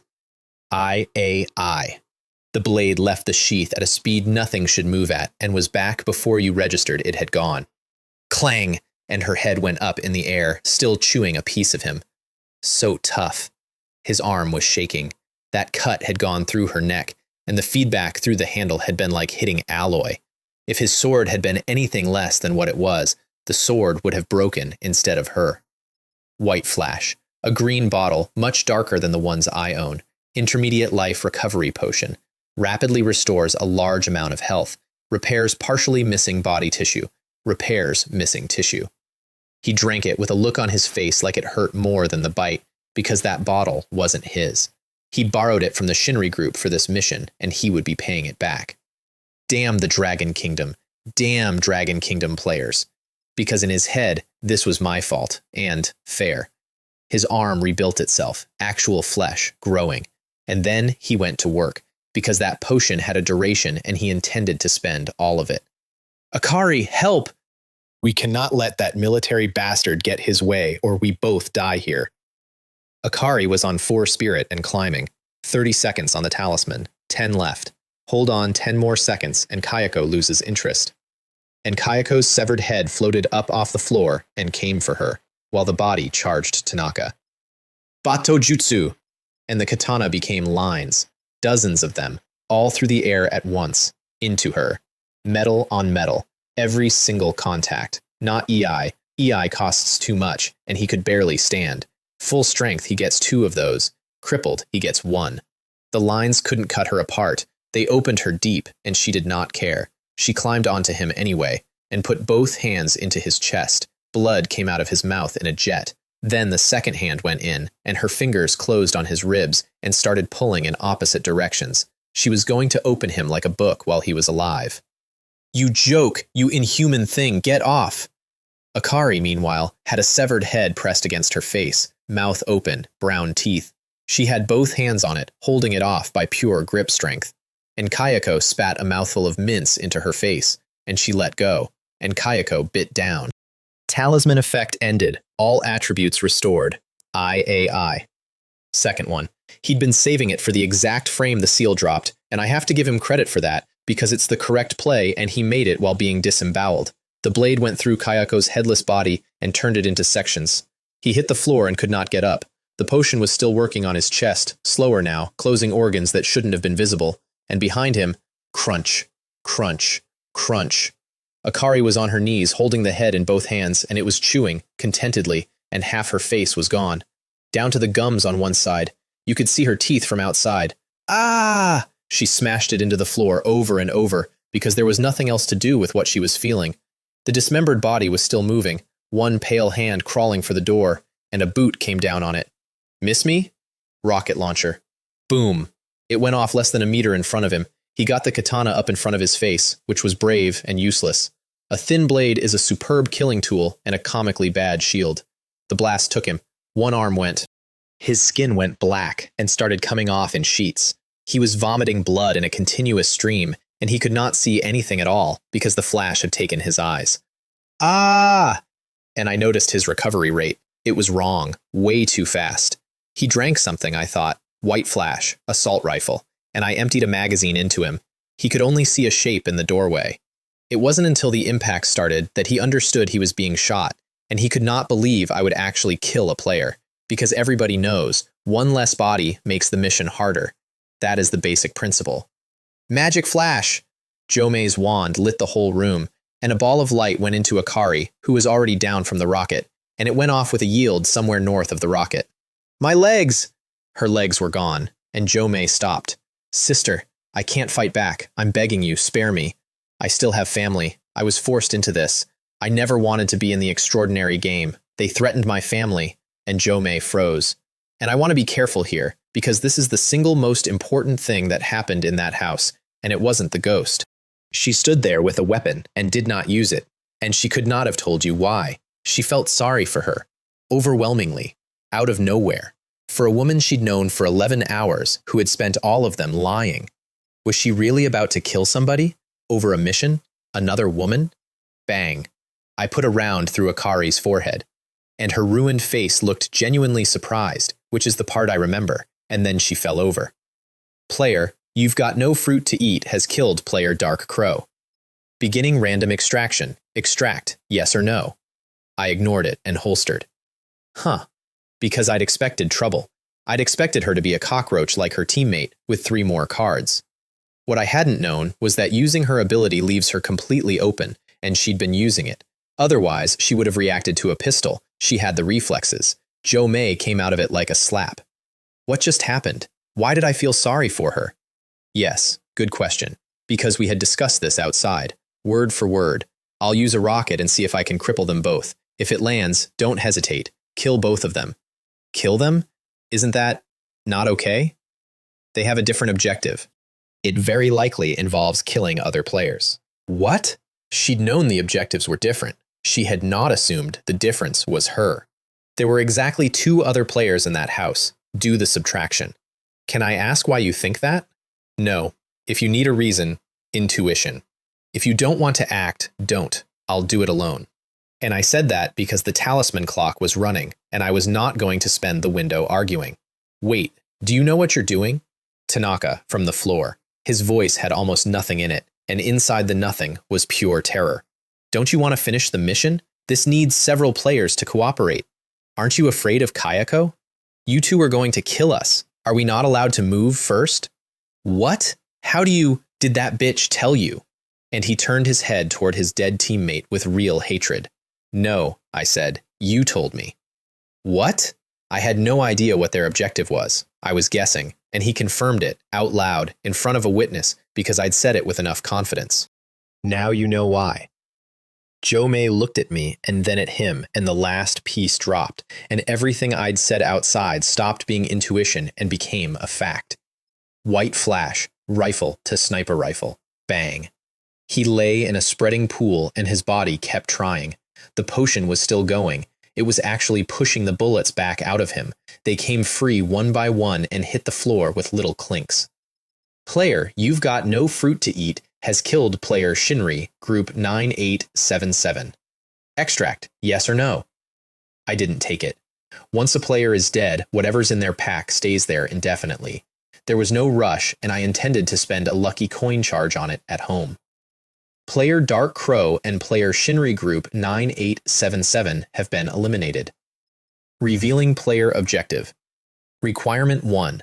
Reside in the house for 48 hours. Requirement 2. Collect Kayako's diary. Requirement 3. If Requirement 2 is not completed, killing one player is also considered mission complete. Jomei made a small sound. 48 hours, not 72, and a diary. And a backup clause that was, in plain language, or just kill one of the other four. Meaning, at most, 3 of the 4 of us were ever going to walk out of that house. That's the extraordinary game's favorite trick. Set the table so somebody has to be eaten. All players performing that objective have been eliminated. Objective transferred. New objective. Reside in the house for 24 hours and collect Kayako's diary. Change objective, yes or no? Yes. Player you've got no fruit to eat has changed objective. Awe Ge, did you change it? She hadn't clicked yet, because right up until I pulled the trigger, she had never actually agreed. She'd faltered at the last moment, and she felt terrible about it. Do you think we can survive 2 more days in here? And I picked a severed white hand up off the floor and waved it at her. She shook her head so hard I thought she'd hurt herself. No, I'll change it right now. Yes, because 72 hours became 24. 48 hours of exposure, deleted, in exchange for finding a book. That is what those 2 were worth. I gathered up Kayako's limbs, 2 hands and 2 feet. And in my arms they were still moving, still twisting, and the nails were going after my chest. That combat uniform stops a knife that cuts alloy. Her fingernails were putting scratches in it. You pick up the head. Ah? Or I take the head and you take these. And I lifted an armful of writhing, pale limbs. She took the head. She had to hold it by the hair, and she could feel the jaw working. The mince was gone from its mouth by then, and something else was in there, and I don't know from where. Possibly Tanaka. Possibly one of Akari's legs. So she picked up one of Akari's legs off the floor and fed it in. Because as long as its mouth was full, it wasn't a problem. Awe Ge, can I ask why we're carrying her? To stop her resurrecting. From what I've seen, as long as this is in our line of sight, it won't disappear. The second it's out of sight, it vanishes and reassembles somewhere else, the way Toshio kept ending up on Akari's neck. If we leave her here, do you want to bet on whether she's waiting for us on the 2nd floor? The 2nd floor? We're going to the 2nd floor. The objective is the diary. In the original story, it's in the drawer of the storeroom up there. We find the diary, we sit here until this time tomorrow, and we leave. I open the door, and Toshio was standing in it, whole, soaking, mouth open, looking at me with real hatred. Like that, I said. Leave it out of sight, and it comes back. Then what about him? I walked straight through him, cold, and something took hold of my leg and started climbing. I shook it off hard enough to put him into the wall. Why are you worried about it? The little thing has almost no lethality. It's oddly shaped, and it likes to meow. What exactly are you afraid of? And I shook my head at her with visible disappointment and went upstairs. Little thing, no lethality. And she stood there, running it back, and realized I was right. In all those hours, Toshio had never actually hurt anyone. What he does is show up, and then people demonize him in their own heads, and their spirit falls, and then Kayako collects. He isn't a weapon, he's an advertisement. If any of them had stayed calm, they'd have seen it. But you don't stay calm, because that face walks into the room, and everything above your brainstem shuts off. Wait for me, Toshio got up and went after her. Transformation time remaining, 30 seconds. Awe-ge, wait, my transformation's ending. How long? 20. I dumped the feet and took the head off her. The feet immediately scuttled off toward the ground floor bedroom. Dropping the feet was the right trade. In my arms, it had been the hands doing the damage. They'd already opened my chest plate. The feet just run. 20 seconds later, she reverted. Affected by Juon, all attributes decrease by 1 every 3 hours, and the drain resumed on her instantly. Is it really okay to just let her feet go? It's fine. Even if she reassembles, she'll be incomplete. We've got her hands and her head. She pictured that. No head, no hands, a torso, and a pair of feet. She decided not to picture it anymore. Meanwhile, Toshio had climbed onto her back and settled on her shoulder, and she couldn't see it, and I decided not to mention it. The side effects after transforming are outrageous, she said, dragging herself up the stairs. I'm so heavy. Yes, you're carrying a child. She stopped dead and whipped her head around. Nothing there. She relaxed slightly. Awe-ge. Have you seen Toshio? His face was, at that moment, about 4 centimeters from hers. No, he's gone back to the bathroom. Don't worry, I'm watching out for you. The second floor was different. Nobody had been up there in a very long time. Cobwebs on the floor, which means nothing walks on it. You find the diary. Something's following us. Because I could hear it coming. Thump, thump, thump. And a monster with no head and no hands came up the stairs. She'd reassembled, exactly as I'd said. Thank God we had the parts, or that fight would have been a very different fight. I blocked the stairwell, and the moment she got close, the pieces in my arms went berserk, straining toward her, the hands clawing at me like a cat at a post, and the head bit into my thigh and would not let go. I frowned and produced a grenade. You like biting? I got her jaw open, and she immediately bit my hand instead, and I used the opening to post the grenade into her mouth. Then I threw the head downstairs. Boom, muffled thud below. When I looked over, blood everywhere, and some white material that I'm choosing not to identify. It shouldn't be, I said out loud. Because if she had a brain and could think, she wouldn't be like this. I kicked the torso, and it didn't move, which surprised me. Downstairs, in the storeroom, Jo Mei was going through mountains of junk. She'd found a photo album. Kayako, young. Kayako, older. Kayako, older again. Blank spaces where photographs had been removed. Then Kayako married. A family portrait with a stern-looking office worker beside her. She knew the story. Kayako didn't love her husband. There was a boy from school. They barely ever spoke. He never even noticed she existed. And all of it started when her husband found the diary. He killed her over a book about a man she'd never had a conversation with. And then he decided the boy might not be his either. She shut the album. Awe-ge, the diary's not where it should be. The location's changed. Then look where she was dismembered. Because of course it moved. If it were where the film puts it, the objective would be a 90-second errand. And honestly, if Tanaka and Akari had gone straight upstairs on arrival, they'd have been halfway done before dinner. Except I doubt it. I think you get attacked the instant you touch it. I think that's the design. Outside, my situation deteriorated because Jo Mei touched something. Kayako went off like a rocket. Speed and strength both roughly doubled in an instant, and the hands got out of my grip. The head hadn't come back. The grenade had bought me that much. And a headless spider came at me, and its nails went into my chest plate, and I heard fabric that stops alloy blades give way. She opened me up. And the pendant lit. Equipment effect triggered, strength +3. Every muscle in my upper body inflated at once, and the thing I could not push off me 2 seconds earlier went across the hallway. Strength +3 is not a buff. Strength +3 is a different animal wearing your face. This is troublesome, because there was now a bloody gash across my chest, and green-grade armor had been opened by hand. I drank a health potion, then a spirit potion, and went at her. She'd been stronger than me 30 seconds before. Now I picked her up by the leg and used her on the floor like a rug I was beating. Guns do nothing to her. I'd checked. Artillery does slightly more than nothing. So it was going to be the oldest method available. Take her apart.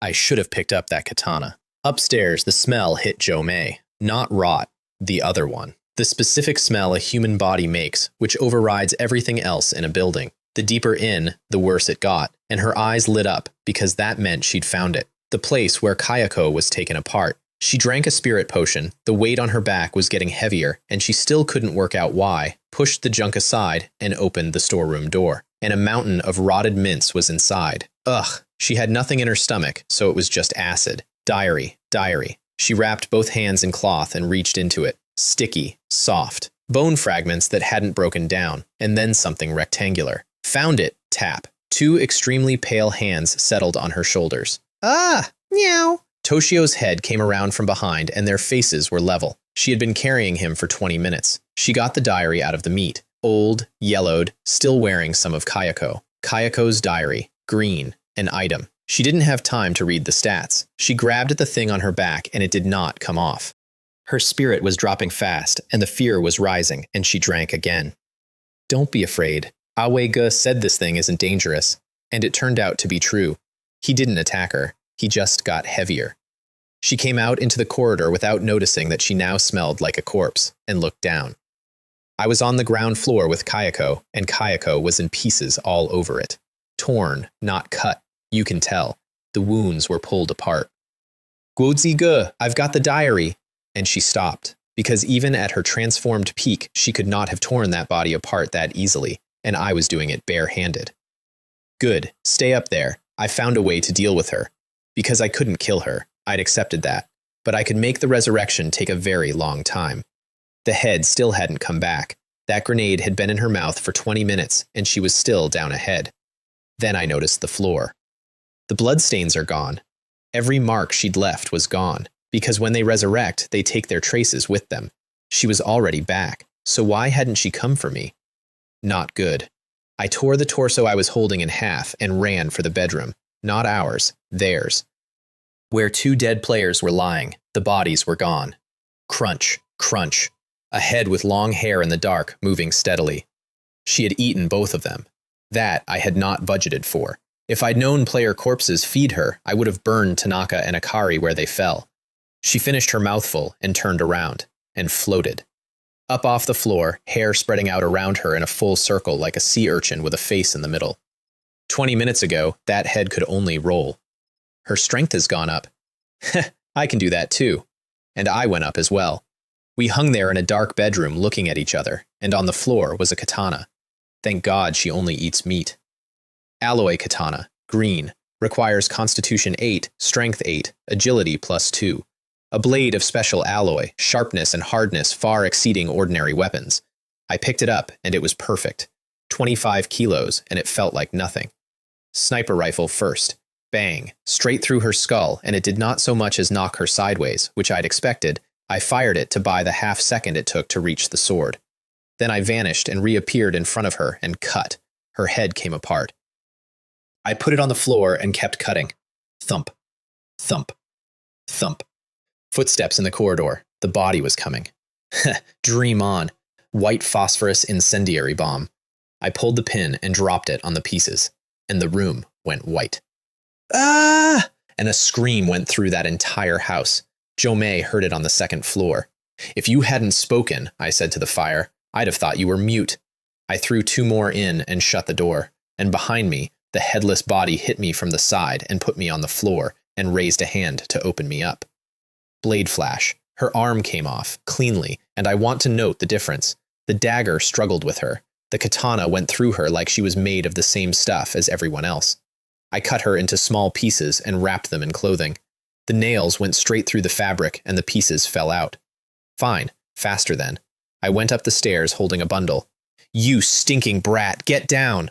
Jo-mei was on the landing trying to get Toshio off her back and losing because her transformation was on cooldown and his hands were like 2 pairs of pliers on her shoulder blades. Push harder and either his fingers break or hers do, and she wasn't willing to test which. Then something came up the stairwell. What is that? And then my head appeared over the banister, floating, carrying a bundle that was dripping. I put it down on the landing and threw white phosphorus on it. 3,000 degrees. The air bent, The flesh went up instantly and stopped existing. So that's what he thought of. She looked at me, and I looked considerably worse than I had an hour ago. The chest of that uniform was in ribbons. I threw 2 more on for luck. Then I reached over her shoulder and took hold of Toshio. I squeezed, and I heard bones go, and he did not let go. He gripped harder, and she went a shade paler. Heh. I picked up the katana and swung it at her back. She shut her eyes, and the weight came off. 2 white hands were still sitting on her shoulders, just the hands. And in front of her, I was holding a child with no forearms, whose neck was twisted around backwards, glaring at me with everything he had. Meow. Meow your head. Go and be with your mother. Head off, body into segments, all of it into the fire.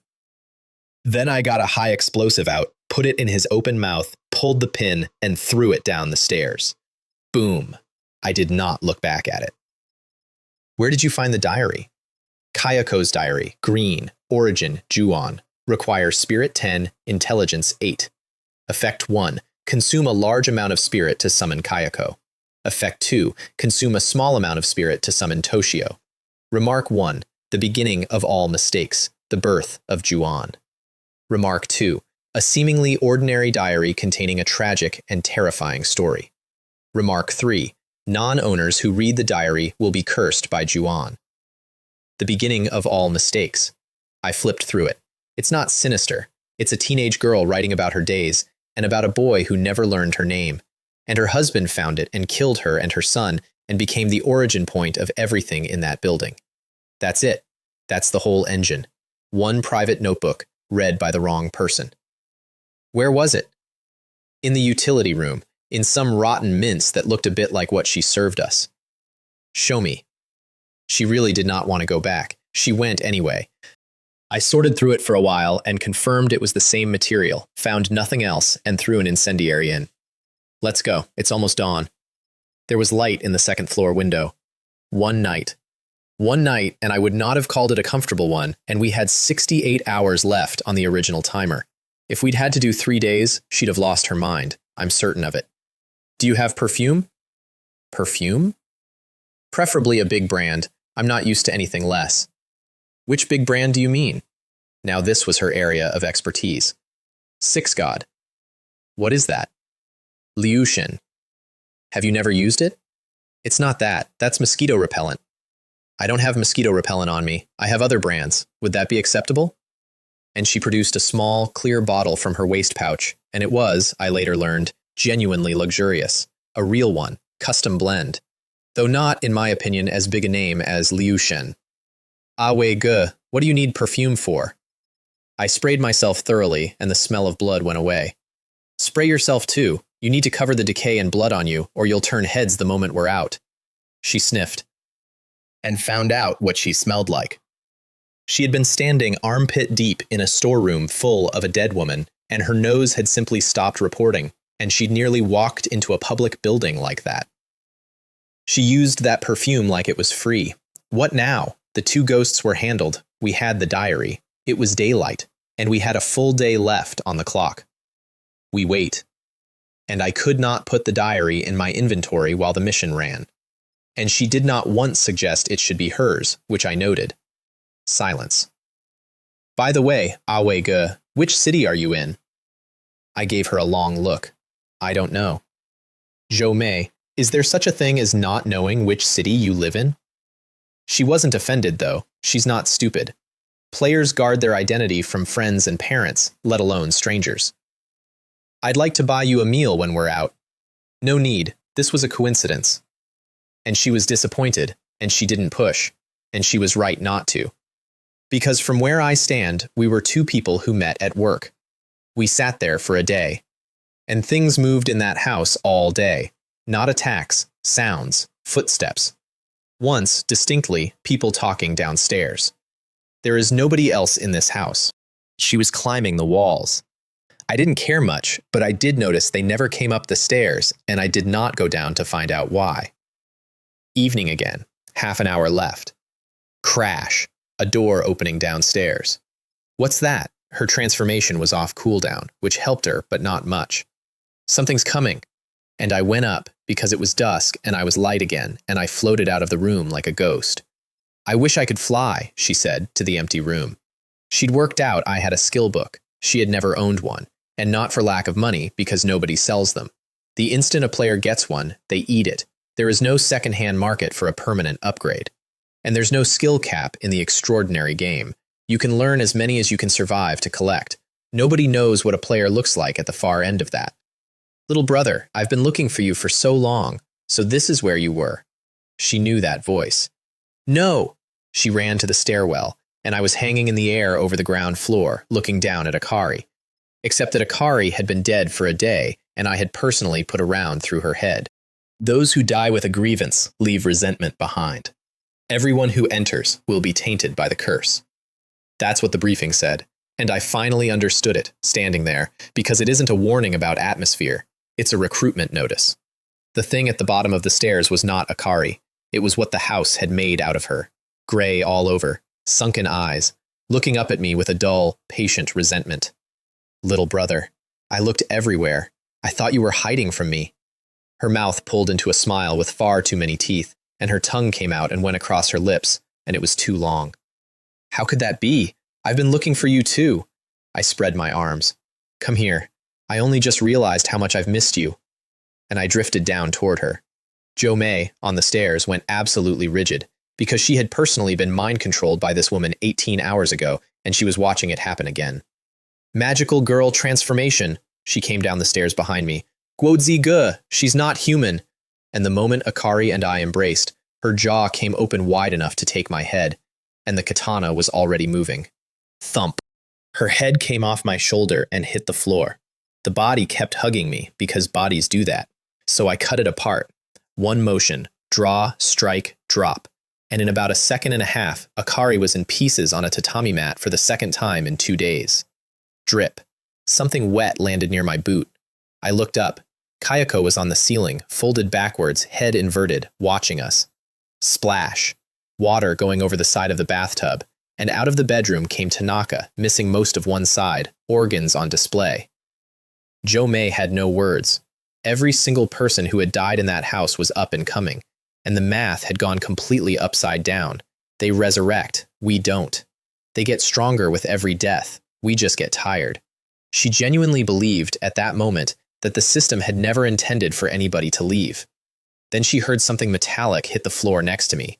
Then more of it. Grenades, high explosive, sniper rifles, assault rifles, rocket launchers, falling out of the air around me and stacking up on the mat like I was emptying a bin.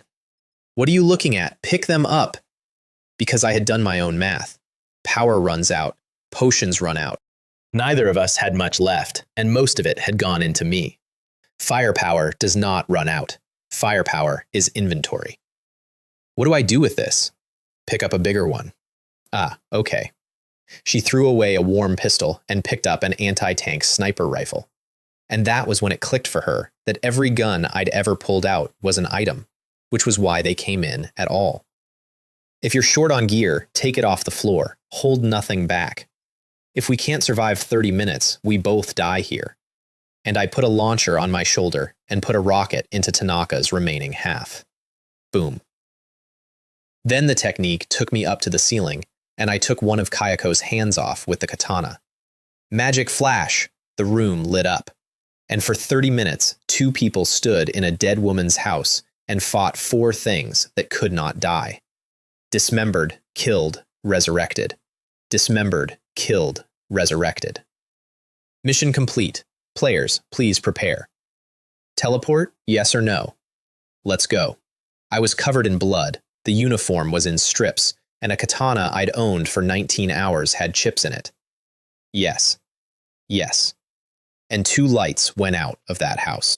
And in the last stall of the men's toilets at a comic convention, a white light flashed, and a boy appeared sitting on a closed lid with his phone beside him. Screen still on. Autolock set to 5 minutes. Under a minute had passed. I had a chipped katana in one hand with somebody's blood on it, and I was wearing a special operations uniform that had been reduced to rags. I could not walk out like that. So the uniform went away, and underneath was the t-shirt I'd worn from home. It's pink, and it has an enormous cartoon character on it. Then I got out the perfume and used every single drop. That should do it. I could still smell gunpowder, but you'd need a very good nose to pick it out of that cloud. I opened the door. Brother, finally, hurry, I can't hold it. A large young man with long, greasy hair in the exact same cartoon outfit as me blasted past into the stall, and immediately there were noises. I looked around. Every other stall was full. That explains the urgency. I walked out into a wall of perfume. No, what's that smell in here? Why does it smell good? Buddy, you're hallucinating. It's a toilet. How could it smell good? Unless… And then he stopped, because he smelled it too, and the entire room had gone floral. Ah, so refreshing. The delighted shriek came from the far stall, and the whole bathroom went silent. Because if they'd heard correctly, the pleasant smell had started appearing at approximately the moment that man began. Could it be that his, and in the stall, entirely oblivious to what he had done to that room's understanding of him, he sniffed? What's that smell? So fragrant. Then he frowned. Damn it, why is there blood as well? Whose hemorrhoids burst? He had, of all the men in that building, an extremely good nose. I checked myself in the mirror, found nothing, threw the empty bottle in the bin outside, and went back into the hall. I still haven't done the haunted house, and I want to note that I was, at that point, wearing a pink shirt with a cartoon character on it, beach shorts, and carrying a large iced black tea from a vending machine. Some people are born protagonists. I was not one of them that afternoon. I went to the haunted house. It was a disappointment. The girl playing Kayako was hanging upside down on a wire with genuinely excellent makeup, and she got her face about 10 centimeters from mine and waited. I looked at her. Then I reached past her head and tugged on the wire behind her. Make this thinner, I said, and walked deeper in. Doesn't feel that great, I said, coming out the other side. And then I checked the time and started worrying about how long Li Huiling was going to be. Also, the mission here was finished. Nobody else would get that trigger. Which is just as well, because the next group through that door would have walked into 4 vengeful spirits at once and died in the entrance hall.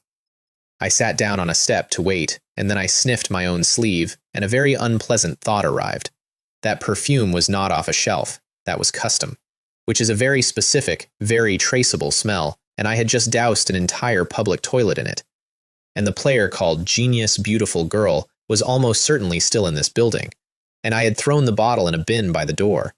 I sat up very straight, and there she was, blonde, greatsword, moving through that crowd like a searchlight, turning her head left and right, looking for me. I got up and left in the other direction. Strange, I definitely smelled it right here. She arrived at the step I'd been sitting on about 8 seconds later, trailing a small crowd of photographers who had never in their lives seen an Arthur that accurate. She did not find me. She spent the rest of that afternoon not finding me, because the anime community contains very few people with my build. She'd take one look at each candidate and rule them out. She did find the bottle in the bin, with her own sticker still on it. He really was here. And then, because the universe has a sense of humor, a large young man in a cartoon shirt came out of the toilets rubbing his stomach, absolutely radiating custom perfume. Awega, it's me. Are you here too? He turned around. Holy cow, she's beautiful. Are you calling me? Yes. And I want you to understand what happened in that man's head in that moment, because he told me later, and it was a whole architecture. He is a lifelong reader of transmigration stories. He has read hundreds. He knows exactly how they open. One day, an ordinary man is approached by a beautiful stranger who tells him he is not who he thought he was. When does the trial start? He asked her. What trial? The hero's trial. Aren't you here for me? Don't worry, once I become a hero, I'll definitely save you a place in my harem. You're the first woman I've met, after all. Jo May's knuckles went white. She had, in fairness, gotten useful information out of him first. Height, build, clothes. Enough that she was now certain the man she was looking for was wearing a cute cartoon outfit, which did not fit anything she knew about me, and confused her enormously. If there's nothing else, I'll be going. Wait, we haven't exchanged contacts, and he grabbed her hand. So soft, so fair, so… You are asking to die. And she took the hand that was holding hers, and she put 200 pounds of him into the floor. Bang. The other man, who'd been about to introduce himself, reconsidered his entire position and left at speed. If you don't want to end up like him, get lost. And she went to find me, and did not. And eventually, a stretched luxury car collected her from the exit, while I watched from a balcony with a lollipop. Now, the large young man on the floor outside the toilets did not get up. He lay there and put sad music on his phone. Brother, are you dragging the toilet out? Said a security guard. I just want to be alone. You can't lie here, you'll frighten people. I didn't do anything. And people gathered, because people always gather, and they laughed at him, and something in him finally came apart. And a cold voice said, "Player ID 2397986 activated." He pinched his own thigh so hard he screamed, and then the pain in his eyes turned into something else. "I'm a player. My golden finger has arrived." That is how Pong Fu became a player, lying on the floor of a comic convention outside a toilet. Hold on to him, he becomes relevant, and I have not been fair to him, and I know it. Li Huiling finally finished with her one fan. "Remember to add me when you get home." "Okay, Sister Ling." That really wasn't a wasted trip. And then she looked around and realized the convention was ending, and she had no idea where I was. I came over with an iced tea. "What are you looking at, Xiao Li?" "You." She did not recognize me for a second. Then she did, by the way I move. "Where are your clothes?" Because the previous outfit had been enormous, and I had no bag. It was hot. I traded them. "You traded them?" "Yes. Yes, my foot. And if you were going to trade, couldn't you get something better? What is this? Doesn't it look good?" "Never mind, as long as you like it." That's her whole method with me, honestly. She stopped auditing. We went to eat. She took my iced tea and drank the entire thing. "Ha, that's refreshing." "You drank all of it. I'm about to splurge on your dinner and you're being stingy about a drink?" "Different category. Buy me another one." "Go to hell." And back at the empty convention center, Pong Fu walked up to a girl in Kayako makeup who was packing up and asked if the haunted house was still open. She turned around. He screamed and fell over. "Sorry," she said, "we're closed." And then she looked at him properly, greasy hair, cartoon clothes, the whole assembly, and every ounce of patience left her voice. "Go away, we're closed." And Pong Fu, who had been a player for 11 minutes and had not yet done anything with it, said something extremely unwise. "You dare look down on me." And then he tried force. The two of them put him on the floor and scratched his face up, and he begged. "I'm sorry, I was wrong, I'll never do it again." And one of them spat on him. "Get lost while I'm in a good mood." Script task, Ju-on. Requirement, kill Toshio once. Remaining time, 5 minutes. "Yes," he said, instantly, without a thought, because the alternative was continuing to lie there, and a 200-pound man vanished in a column of white light in front of 2 witnesses and a security camera. They called the police. Of course they did. And a minute later, he came back covered in blood with a cleaver in his hand, whispering, "I killed someone. I killed someone." He'd done it. He'd hacked that child to death out of pure terror, and by all accounts, he was not gentle about it. One of the girls fainted. The other one screamed until the police arrived. And a man in a leather jacket got out of a car and looked around and found the camera and looked directly into it. And then the footage cut out. I know all this because I bought it. I want to get back to that. First, my settlement. Mission complete. Beginning settlement. Evaluation, S. Experience gained, 300. S rank grants 100% bonus. Obtained, treasure chest, green, ×1. Obtained, title, teammate judge, green. Teammate judge. The game had watched me shoot 2 teammates and given me a green title for it. I have never known whether that's a joke or an assessment. Level 5. I'd skipped 4 entirely. 2 free points, and I put both in intelligence, which took it to 10. And then I got out a gray pearl, illusion orb, blue, equipable. Equipment effect triggered, spirit +3, 13 spirit. Equipment effect triggered, beginning charge. And then I went outside to test it. There was a snack stall on the corner and a small boy having a full structural failure in front of it. "I want it, I want it." "No, dinner's ready at home. If you eat now, you won't eat dinner." His mother was immovable. He was inconsolable. I could not bear to watch, so I walked up. "Boss, 2 grilled sausages." The stall owner looked at me, then at the crying child. His face said, "What a good man." The child's whole face lit up. "Thank you, big brother." And I ate both of them. Child, ... mother, ... stall owner, ... "You're welcome." And I threw the skewers in a bin and left. Charge rate increased. I found a quiet spot. Equipment effect triggered, and Toshio appeared in front of me. "Meow." I picked him up by the throat. Cold, weight, texture, sound. Identical. I'd expected images, something you can see through if you focus. I could hold it. I made a Kayako next. This time I put my hand through her on purpose, because that's controllable. The more real it is, the more it costs. And Toshio had been more expensive than Kayako. And then I had a genuinely interesting idea. White flash. Yellowed diary. Equipment effect triggered. Summon Kayako. Ugh. Ugh. Ugh. And the real one came out. And the difference was instantly, physically obvious. The one I'd fabricated was a very good picture.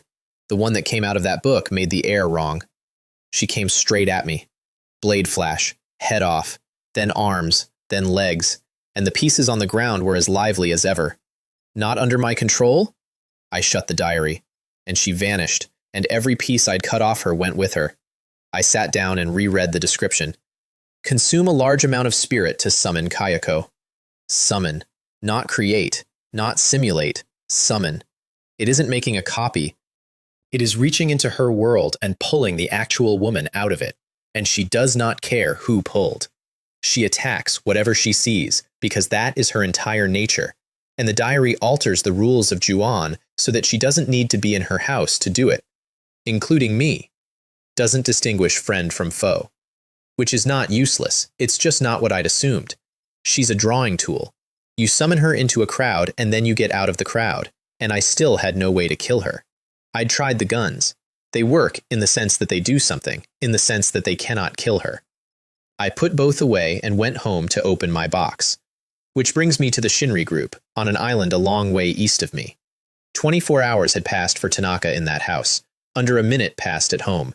And in that minute, he went from a living man to a small quantity of meat on a floor, and not even a complete quantity. President, these fragments have very obvious bite marks. A bald man with his eyes shut, and every subordinate in the room shaking because they knew that face. Settle Tanaka's family. Tanaka had signed out a great deal of equipment for that mission, and anything not taken out of a dead player's pack is reclaimed by the game, so the debt passed to his family. Whether that meant killing them and selling the organs or keeping them as blood stock was an operational detail. It would recover almost nothing. That's the part that stayed with me. Against what they'd spent on him, it was a rounding error. They did it anyway, because the accounts had to balance. And every man in that room stood there thinking, if I die, does that happen to mine? And every one of them knew the answer, and their only route out was to survive one more mission, and then another. How are the dungeon preparations? President, the candidates are selected, all top grade.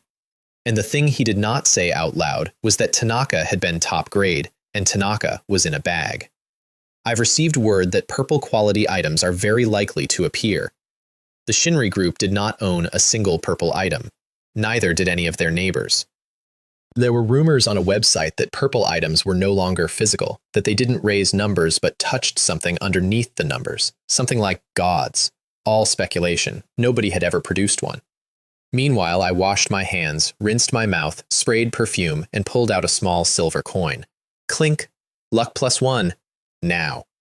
It flashed. Wait, why is it green? Because the previous flashes had been gold. This one lit my entire apartment green for less than a second. Obtained 2,000 extraordinary coins. Obtained intermediate life recovery potion ×1. Obtained intermediate spirit recovery potion ×1. Obtained aberration blue. 4 lines. And my first reaction was that I'd been robbed again, because 4 lines is nothing and 1 item is nothing. And then I actually read them. Intermediate, the same bottle Tanaka had swallowed in that bedroom. The one that grew his arm back and pushed bullets out of his chest. I thought that was a skill. It was a beverage. Those are not sold in any store. On the forums, the few people holding them refuse coins and only trade item for item, and I'd browsed past them thinking, it's a potion. How much better can 1 tier be? Now I knew. 1 tier better is the difference between surviving and standing up. And then the last line. Blue. Aberration. Blue. Origin. Juon. Category, skill book, requires intelligence 12, strength 8, agility 8, constitution 8, spirit 8. Effect 1, arbitrarily change body structure. Effect 2, life force greatly increased. Cell activity fully enhanced. Remark 1, aberration is not a mistake. It is another form of life. Remark 2, the first time will hurt a little. 2 lines of effect and 2 remarks. My other blue item had a wall of text. Arbitrarily change body structure. Cell activity fully enhanced. I had spent 4 days trying to make my own cells fuse with an earthworm's and failing, and the game handed me the authorization in a box. Equip. Warmth went in. Knowledge arrived assembled. Isn't this Kayako's whole trick? And my body started making sounds. My fingers went long and thin, and my joints reversed, and my spine began to turn. The remark said it would hurt a little. The remark was lying. It was not a little. Every bone in both arms twisted out of its socket in sequence. Some of them broke. Some of them broke and then broke again in the new shape. It was, and I want to be accurate, roughly equivalent to being run over. And then, while it was still happening, the repairs started. Different sounds, not destruction. Setting, reinforcement. My body rebuilding around the new configuration and then hardening it, faster and faster until it stopped. Sweat all down my face, and no discomfort at all. I lifted an arm that bent the wrong way, and I put it on the wall, and I went up it. I crawled around my own living room ceiling like a spider, and came back down and picked up the katana, and opened a long cut across my own forearm, and watched it close. Not slowly. The flesh inside moved, and the edges came together in a way that has nothing to do with healing, and more than half of it was gone before I could time it. My recovery is stronger, not slightly. That's beyond a player at my stage. That's not a human capability. That is roughly what a health potion does, permanently, for free. And then I was starving.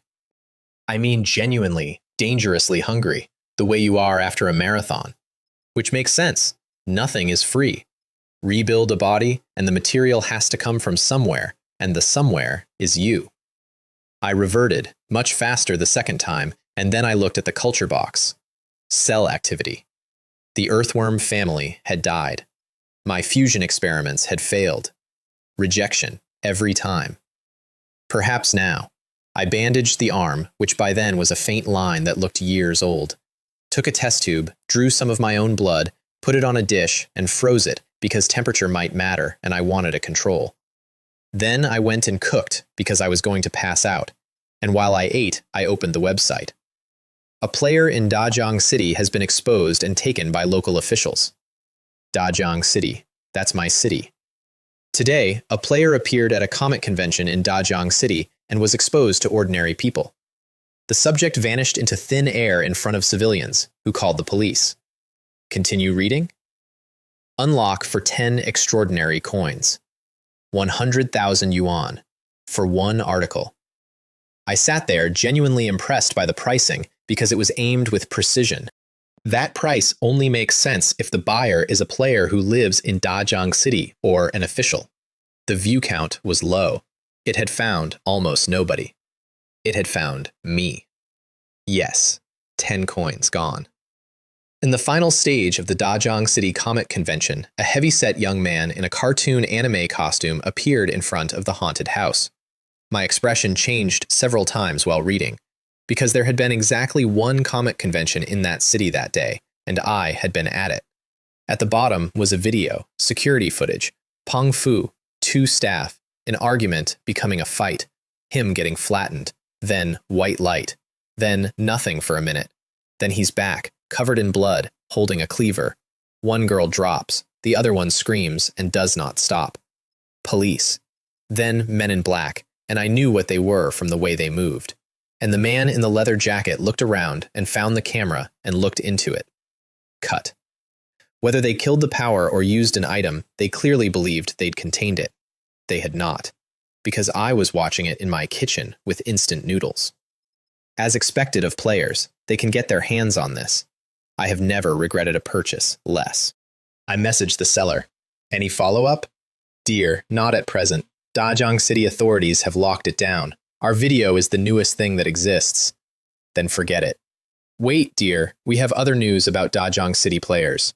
Ah, so they knew I was in Dajang City, which was not clever deduction. The article was targeted at Dajang City. Who else would pay 100,000?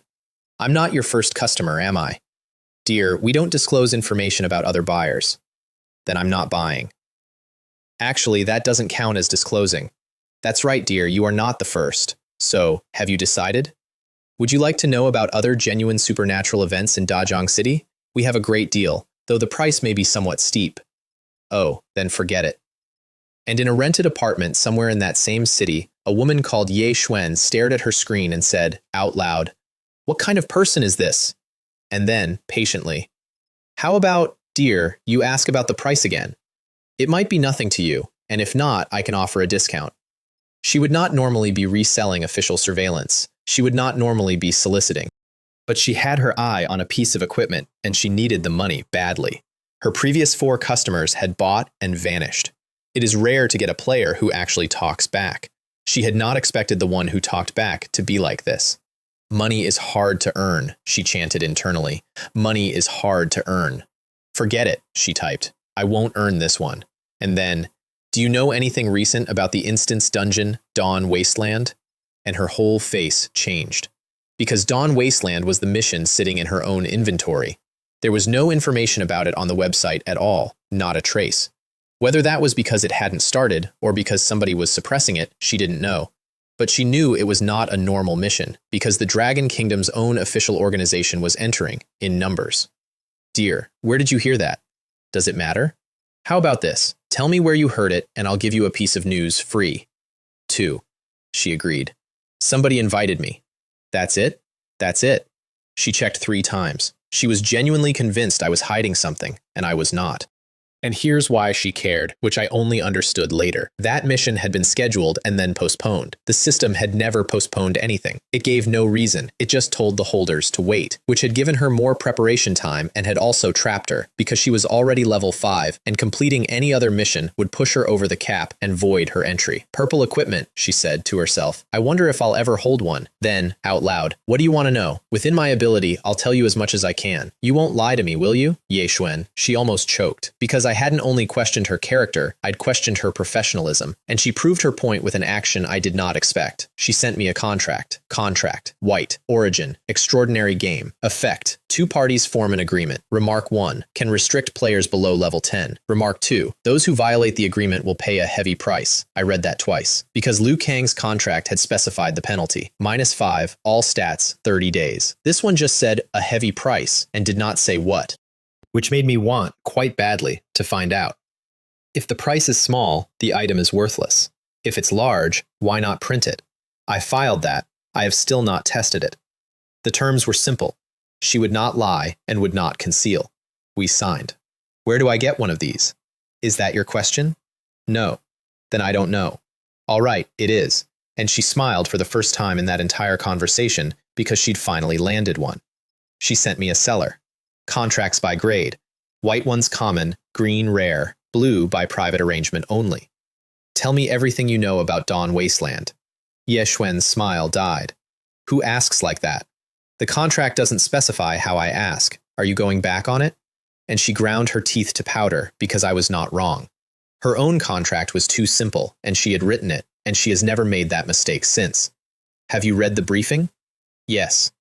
Do you know what kind of world we're entering? A parallel world nearly identical to ours, except a war erased civilization. A future world. Do you know what those 2 words are worth? As tall as a 3 or 4-story building? Ye Xuan. She has told me since that she genuinely began to suspect I was a curse placed on her personally. Everything we players touch is an object the game filled with power. There's one exception. Technology. A skill book vanishes when you learn it. There are almost never 2 of anything. But technology is the one thing our world is already building. If a player brings back a device that doesn't exist here yet, there are people who will collect it, including the state, and the prices are never low. One device from a future world, taken apart, even a fragment, that's a generational jump. And this mission mentions the future, so there's no doubt. That's why everyone who can enter is tearing themselves apart to prepare. I've heard organizations abroad are entering with purple items. Purple. My eyelid twitched. I had thought this was a hard mission with a lot of competitors. I had massively underestimated it, though it did explain why an official like Liu Kang was going. And Liu Kang was, I was certain, the smallest official going. We talked for a long time, and she gave me everything, and then the contract dissolved and returned to her. Remaining uses, 6.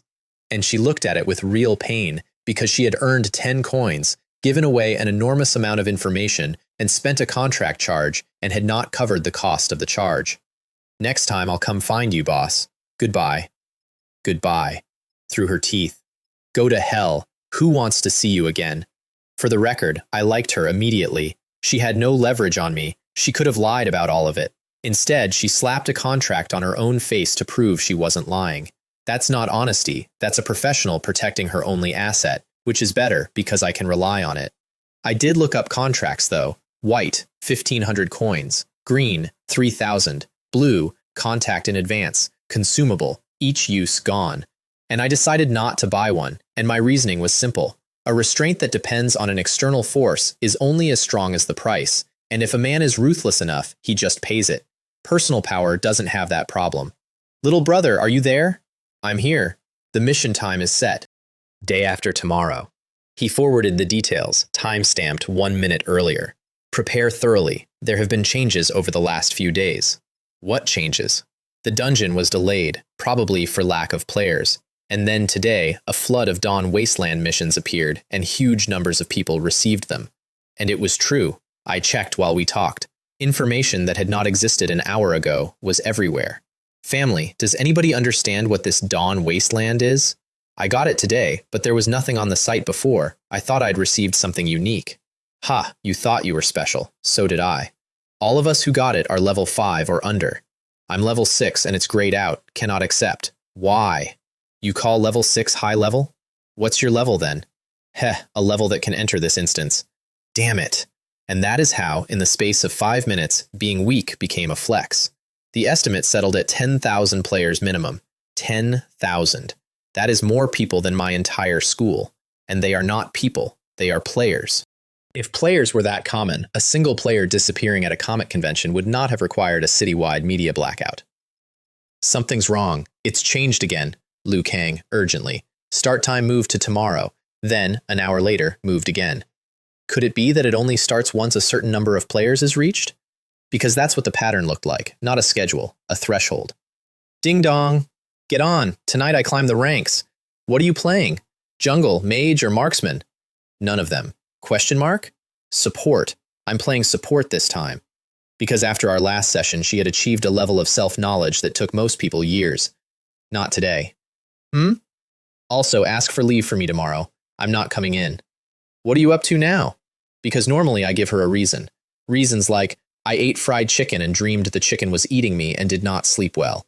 Or, the cola had no ice and now my whole body is uncomfortable. Every single one obviously false. And she can't tell a teacher that, so she translates them into unwell, which is an act of friendship I have never properly acknowledged.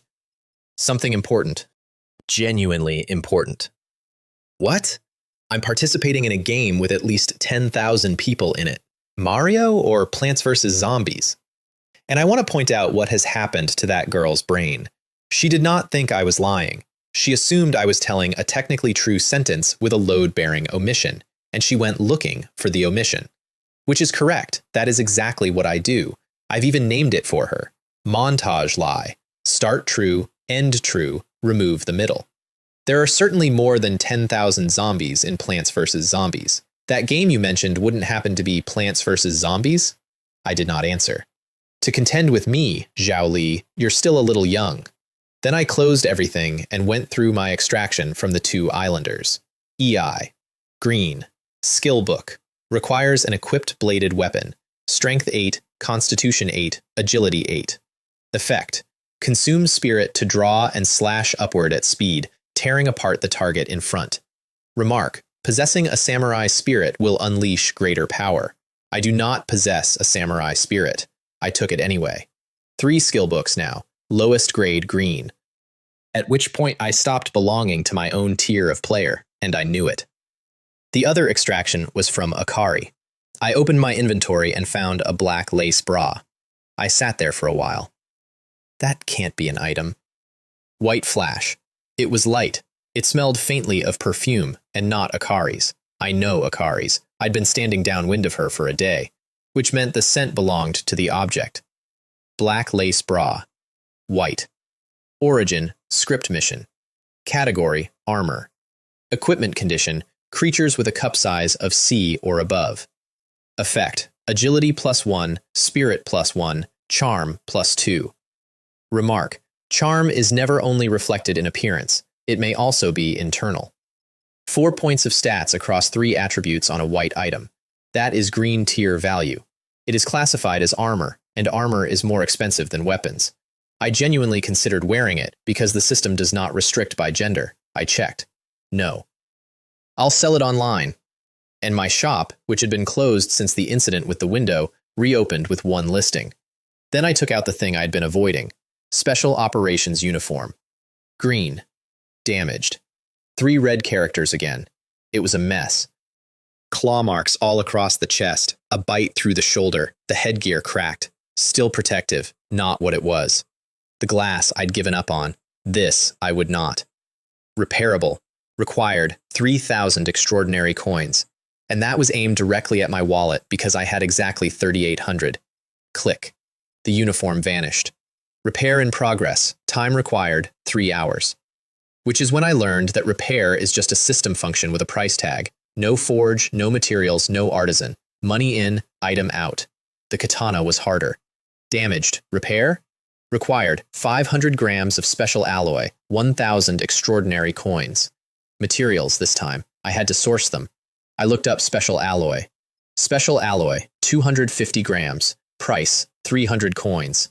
So the chip alone would cost 600 coins in materials, plus 1,000 in fees, and the entire blade minus the handle was made of the stuff. I sat there for a moment. And then I did something that my ancestors would not have approved of. Boss, is all your alloy this price? That's right, and you'd better hurry, this stuff is popular. Then, boss, do you buy alloy? Of course, 1 coin per gram.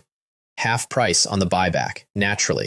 I checked the other sellers. They were worse. Players are players. Then I put the katana on my kitchen scale, 6,574 grams. Nearly 15 caddies, and that's excluding the handle. Without the chip, it would have been exactly 15. Boss, do you buy this? He opened the item card and got visibly excited and then shook his head. Sorry, good weapon, but it's damaged. I don't buy damaged. No, I mean by weight, as alloy. As alloy? Are you sure? Because nobody does that, ever. An item is always worth more than its material. That's the whole basis of the market. Do you want it or not? Yes, but I don't have that much on me right now. Of course he didn't. He was a reseller. A green weapon walking into his shop priced as scrap was the best thing that had ever happened to him, and he could not afford it. He was going to clear 500 coins on that. It would just take him time to move it. I did not have time. Did I know I could sell it as an item for far more? Obviously. But that takes weeks, and I was entering a war in 2 days, and I was not going to wait for a buyer to feel like 100,000 yuan of margin. Consider it a gift.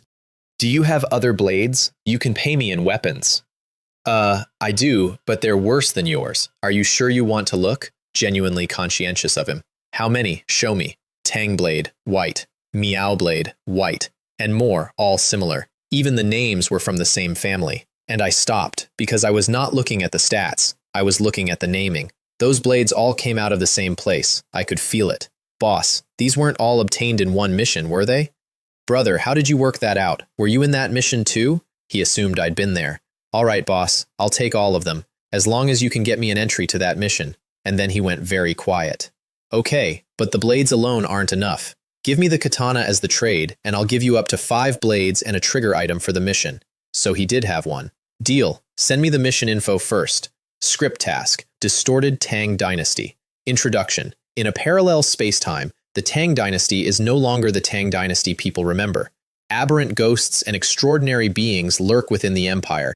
Requirement. Collect the heads of 5 spirits and gain the king's favor. A green weapon for entry to a mission. I agreed before I looked at the blades. They're white. How strong can a white blade be?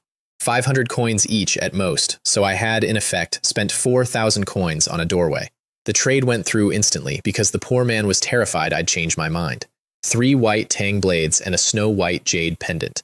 Distorted Tang Dynasty. And when I held the pendant, more text came up. Player level restriction, level 5 or above. Entries remaining, 1. 1. And I frowned, because that meant this thing had been used an unknown number of times before, which raised a question I did not enjoy. In the Juan house, every corpse we left came back as an enemy for whoever entered next. So what did the last several groups leave behind in the Tang Dynasty? If the next player walks in and is immediately facing whatever 4 previous parties turned into, there is no playing that mission. There is only being present at it. Forget it. I'll look at it after this one. And I put the jade pendant away. I want you to remember it. It sat in my inventory through everything that comes next. Then, late at night, I went out in sandals carrying nothing. Cameras everywhere in my complex. And since the ghost wall business, the property management had installed a great many more, apparently in the belief that a camera would help. I walked out of coverage, drifted up off the ground, and flew to the outskirts of the city. White flash, a silver-white tang blade. Good feel. Lower stats than the katana, much better balance, heavy and honest, and when I swung it, the air answered. EI. Spirit came out of me and attached to my hands, and I cut once, and a line of trees fell over, clean edges, all the way through. Which is exactly why I had come out here, because at home, the commotion would have been unmanageable, and there was a real chance I'd cut through my own floor and lose my apartment. Then I practiced earth wall, because it needs soil and my living room does not have any. Then aberration, over and over, until the twisting stopped costing me anything. And I made a decision that night that shaped the next several weeks. I was going to stop sleeping at night. Nights are the scarcest resource I have. Everything I own works better in the dark. Daytime is for sleeping. Daytime is what school is for. The problem was that by 4 in the morning I had destroyed a large amount of public forest, so I dealt with it. When did this clearing get here? Because the vegetation coverage out there is essentially total. There should not be an open field. And in the middle of the clearing was one tree. He walked up and touched it. No problem. Am I overthinking it? And he left. He did not notice the hairline incision on the trunk under his palm, which ran all the way through because that tree was hollow, and there was a second tree stuffed inside it, holding it upright. He also did not notice that he was standing on a large number of trees. I'd buried them. Earth wall, repeatedly, until there was a floor of packed earth as hard as concrete over the whole lot, and the soil above it was just soil. I'd tried standing one back up first. I lifted several hundred jin of timber, walked it over, and set the top half on the stump. It fell down. I need to think of something else.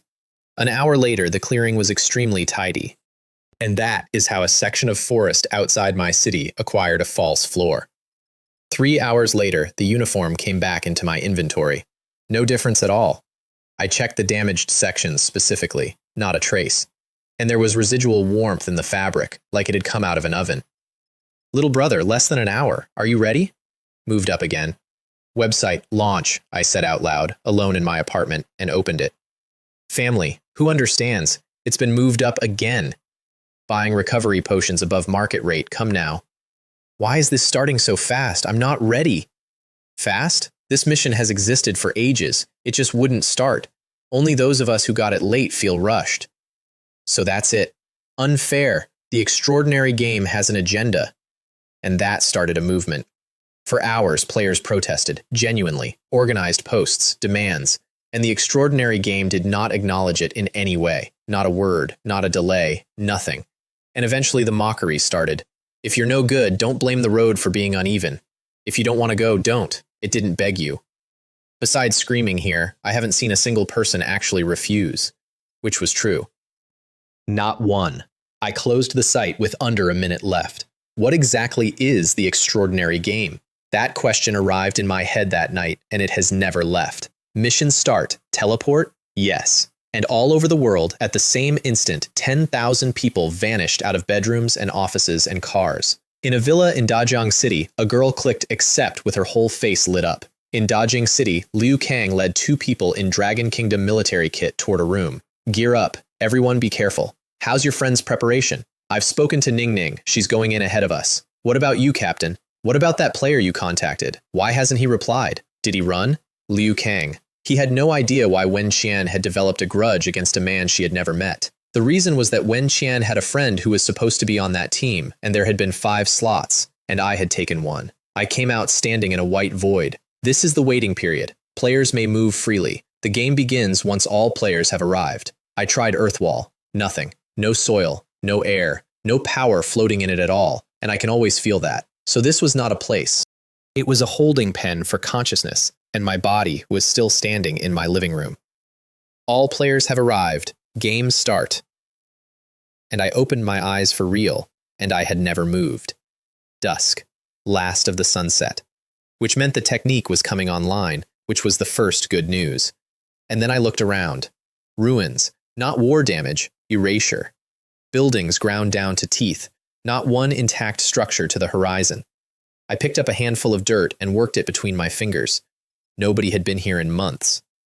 Defend your position and hold for 72 hours. There was no position. There was no team. There was no line to hold. I was alone in a dead city. Little brother, are you in? I'm in. Nobody around me. You? Similar, but I've got a few players nearby. So the system had scattered everybody. Liu Kang's own 5-man team, formed in advance, could not stay together. I'll contact you later. Some players are walking toward me, and they don't look friendly. And behind me, a hand came out of the rubble. A man with no skin, muscle and vein, wet in the last of the light, eyes solid white. He dragged half a leg behind him and made a low animal sound and came at me fast. Bang. Pistol through the skull. He slowed, and I switched to the tang blade because slowing is not stopping. And 2 meters out, he tripled his speed. I took his head off. It went up spinning like a frisbee.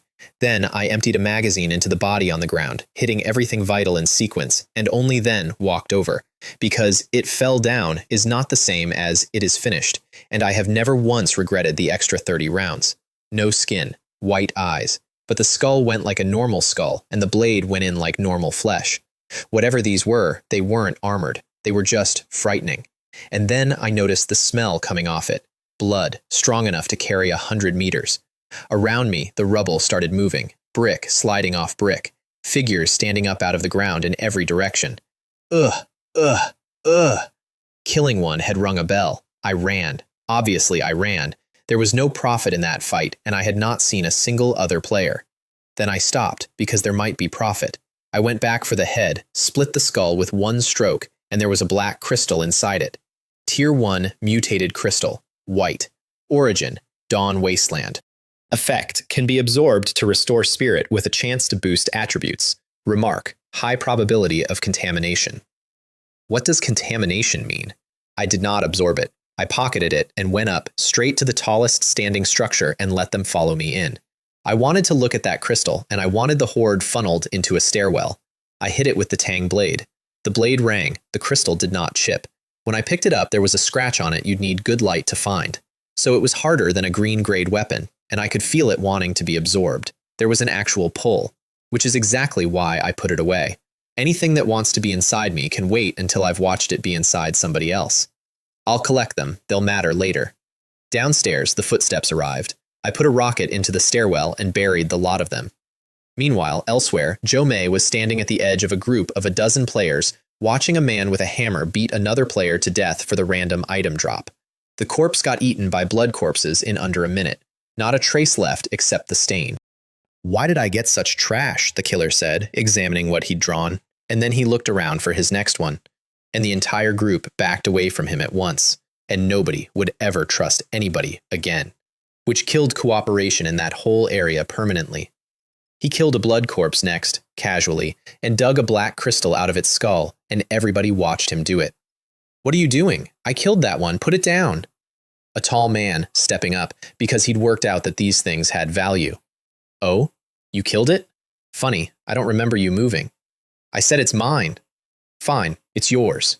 And Golden Glasses threw every crystal he'd collected on the ground at the man's feet. Are you looking for death? What kind of talk is that? You said they were yours. I'm returning your property. If you don't want them, they're mine again, correct? And the tall man had nothing to say, because those were, technically, his own words. Don't try anything, or I'll kill you later. The man with the glasses smiled and said nothing, and the instant the tall one bent to pick them up, his eyes changed. Joe May saw it and quietly detached from the group. I really miss relying on Ah Wei Ge. Then the hammer swung.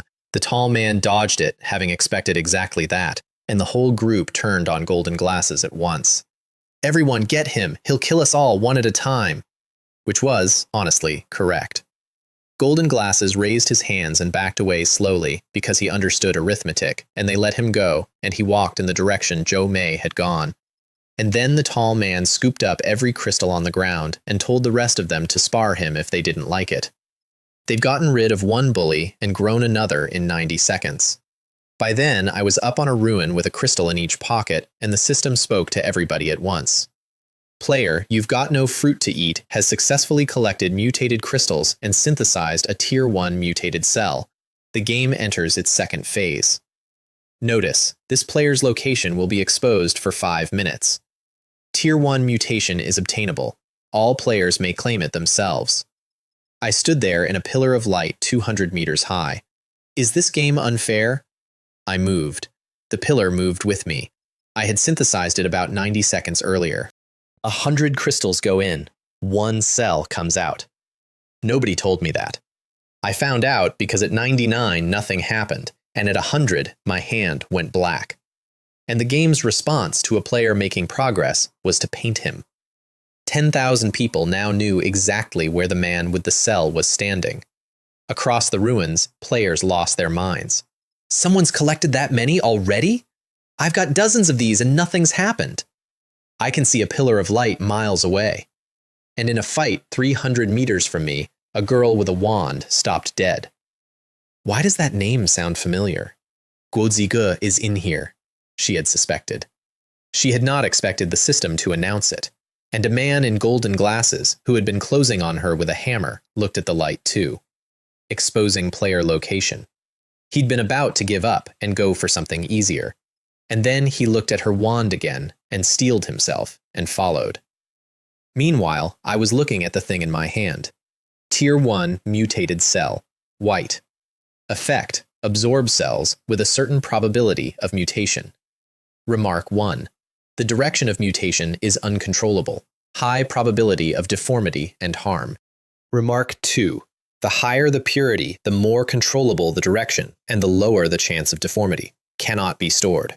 I did not absorb it. 2 head, 2 hearts, whatever came out of the lottery, no thank you. And the remarks implied higher tiers existed, so I could wait for something with better odds. It sat in my palm, pulsing, rhythmically, like something with an opinion. I put it in a pocket. Guozige, help! I know that voice. She was at the bottom of my building, and the stairwell was full of blood corpses I'd shot, stacked so high the ones behind couldn't climb over, which was working extremely well as a wall until she arrived at the bottom of it. They started coming around it, and behind her was the man with the hammer. Magic flash! She fired, blew a hole through the horde, and then something landed on her back, and her transformation broke early. The wand had 2 minutes left, and her spirit couldn't hold it under the hit. She went down on her face. Ha! If I'd known this was the result, why struggle? Hammer up. Bang. An anti-material round into his chest from a roof at 400 meters. What? Blood everywhere, and he was still standing, which impressed me. Who's there? And he dodged the second one. I was, at that point, genuinely surprised, and I want to be clear about why. I had aimed at his head, and he had moved after the trigger. Bang. He tilted his neck 5 centimeters, and the round went into the dirt beside him. His eyes were glowing gold. Then the glow died, and he clapped a hand over one eye, and blood came out between his fingers. Golden eyes. Green. Skill book. Requires Strength 8, Agility 8, Intelligence 10, Spirit 12. Effect 1. Greatly enhances perception and capture. Effect 2. Perceive energy bodies. Effect 3. Consume spirit to condense a spirit spear. Remark 1. A special power belonging to a mysterious race, considered a characteristic of their people. Remark 2. Overuse causes temporary blindness. Prolonged overuse causes permanent blindness. He was spending his eyesight to dodge bullets, and he had done it 3 times in 11 seconds. When he took his hand down, the gold had faded a great deal. And then he saw me coming, and he did not understand how, because 3 seconds earlier I had been on a building 400 meters away. He's flying, low, very low, so it reads as running, and the pillar of light came with me like a stage follow spot. He's the one who triggered phase 2, and he ran without a second's hesitation, and I respected that too. He looked at a man in military gear who was clearly attached to the girl he'd been hunting and made the correct call immediately. His footwork was strange, strolling backwards and covering ground like a car.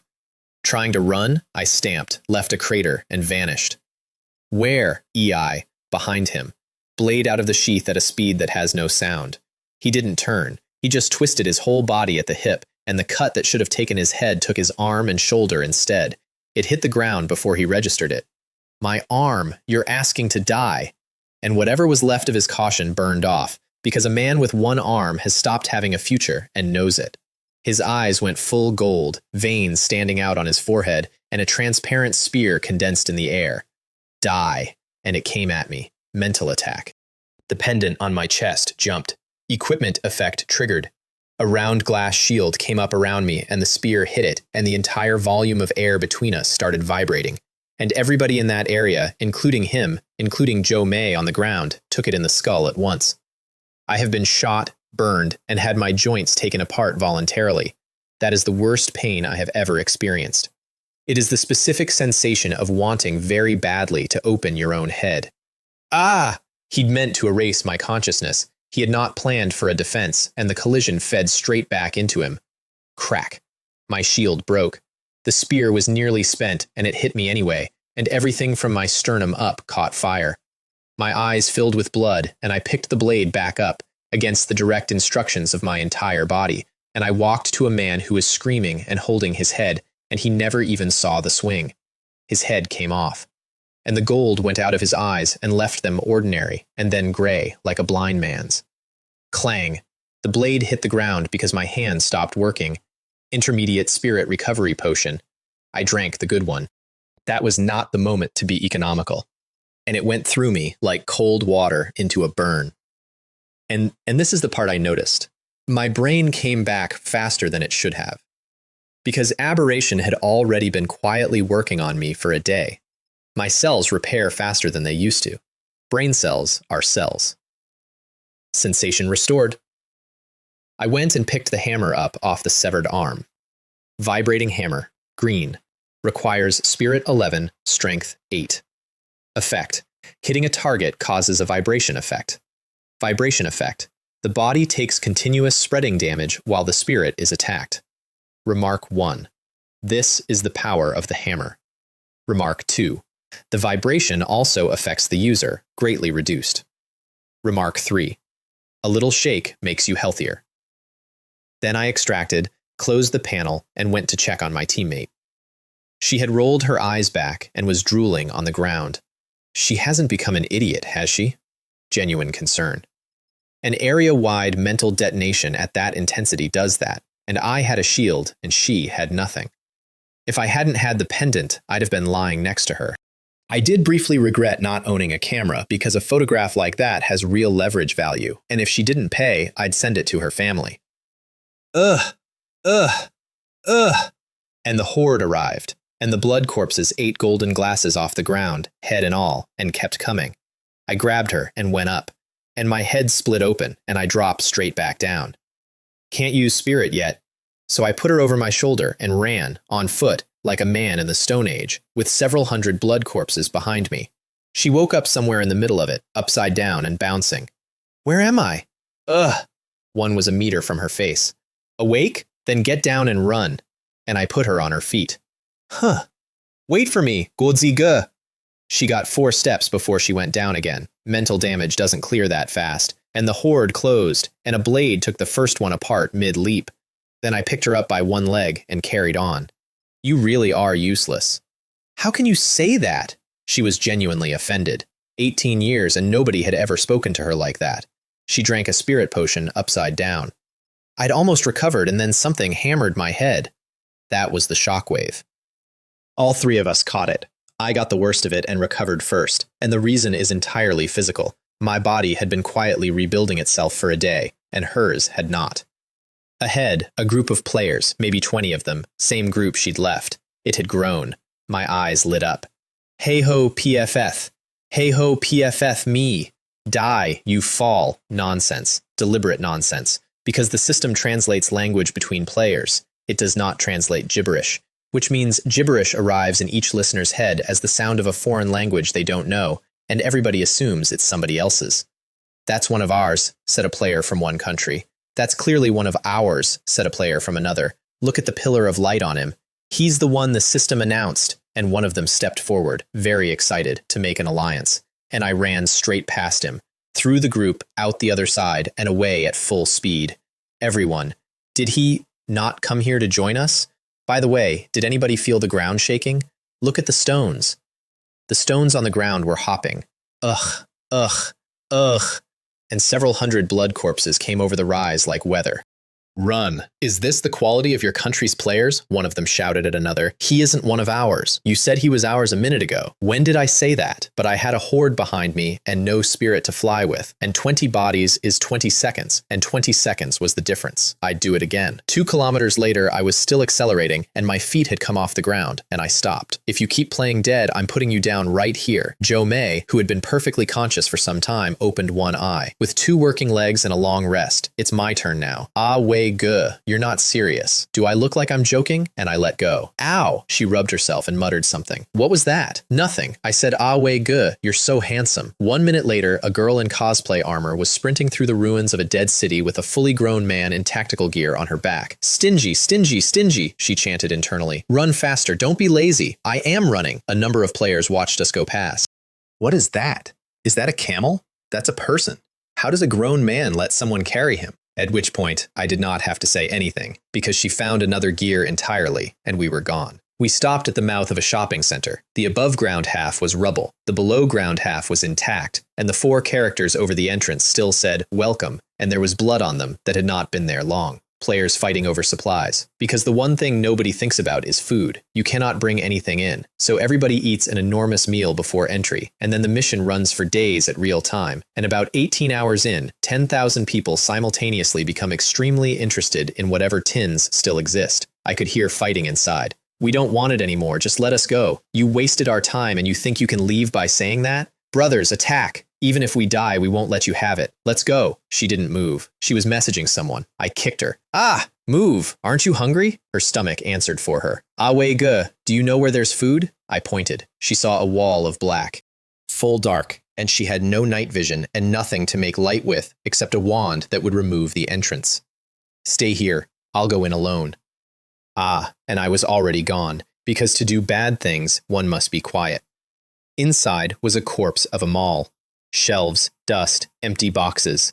Somebody had used a lamp for light, and somebody else had destroyed it. There was glass all over the floor. And there was nothing left. Not stripped by these players, stripped a long time ago.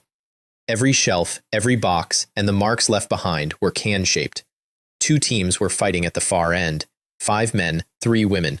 4 of the men on 2 of the women, and the 2 leaders on each other. Sparks off the blades lighting the room in flashes. I was not interested. I went around the edge in the dark. There was 1 box, a single case of tins in an entire mall, and that is what 8 people were killing each other over. I picked it up. And the leader's blades met, and the spark lit me standing there holding it. Why does he look familiar? Wei Hao turned around. The box was gone. He's stealing our stuff. Brothers, we've got a rat. And I stood there, mildly awkward, holding a case of canned goods. Good evening, everyone. Please continue. I won't disturb you. And I set the box down and took out a battered diary. Equipment effect triggered. Summoned Toshio. Every person in that basement felt the temperature drop. What is that? Why is it suddenly cold? Kid, even if you put it down now, this isn't over. Can't you just pretend you didn't see me? Do you think that's possible? Brothers, don't let this fool escape. He glanced at the other leader, and she'd gone white. Meow. Where did a cat come from? Because in that place there is no cat. There is no bird. There has not been a living animal in that city in a year. He decided it was an extra meal. What are you looking at, stupid bitch? Because the woman opposite him had stopped fighting and was staring at his head. A ghost, Gao Jing thought. There's a ghost in this mall. Boss, behind you. He looked up. A white face, upside down, mouth open. What is this thing? He tore Toshio off his head and threw him down and cut him in half, because terror becomes rage in about a second and a half. And that is the most reliable mechanism in a human being. The meowing stopped. Everybody breathed. Are there ghosts here, too? It's nothing special, he said, to himself mostly, and cut the body up again for confidence. And I stopped walking toward the exit. Because the orb in my pocket had woken up. Gray energy was coming off every single person in that room and going into it. Charge triggered. First time I'd seen it happen. And for 1 second, at the moment Toshio appeared, the rate was enormous. Strong emotions trigger charging. I was not leaving a room like that. Equipment effect triggered, and Kayako crawled out of the dark. Ugh. And it was too dark to see her, which was a waste, so I took out a flare and lit it. Red light, whole basement, instantly. Ah, Kayako! And with the light, the charge rate went up again.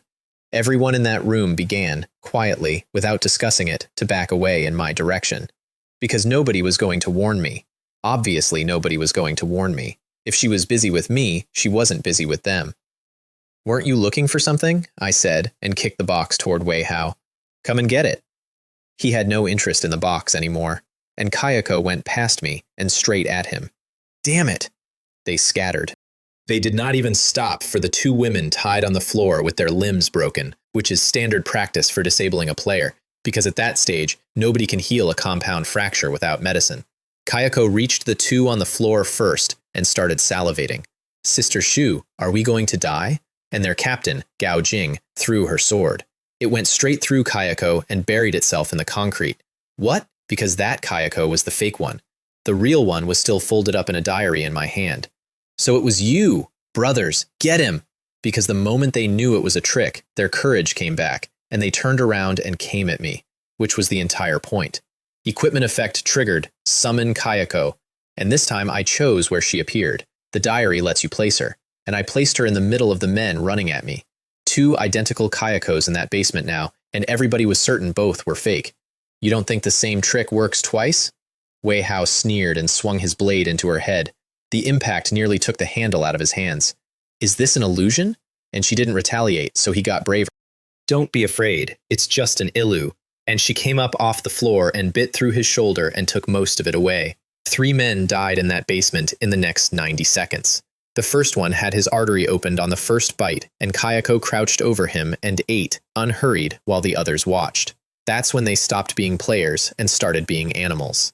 They ran into the deep dark of the mall and left their leader behind. And I stood there frowning, because Kayako was getting stronger while she ate, and I did not know whether she only got that from flesh or from everything. "We have to go, Sister Gao." Gao Jing grabbed her 2 crippled teammates and made it 4 meters before the chewing stopped. And she turned around, and the body was gone. She put them down, she pulled her sword out of the floor, and she stood in front of them.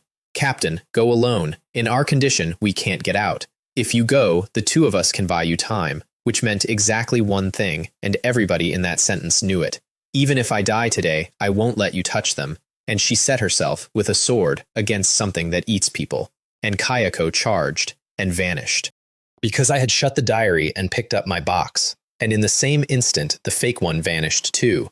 And 3 women who had just finished saying goodbye to each other stood in an empty basement in absolute silence.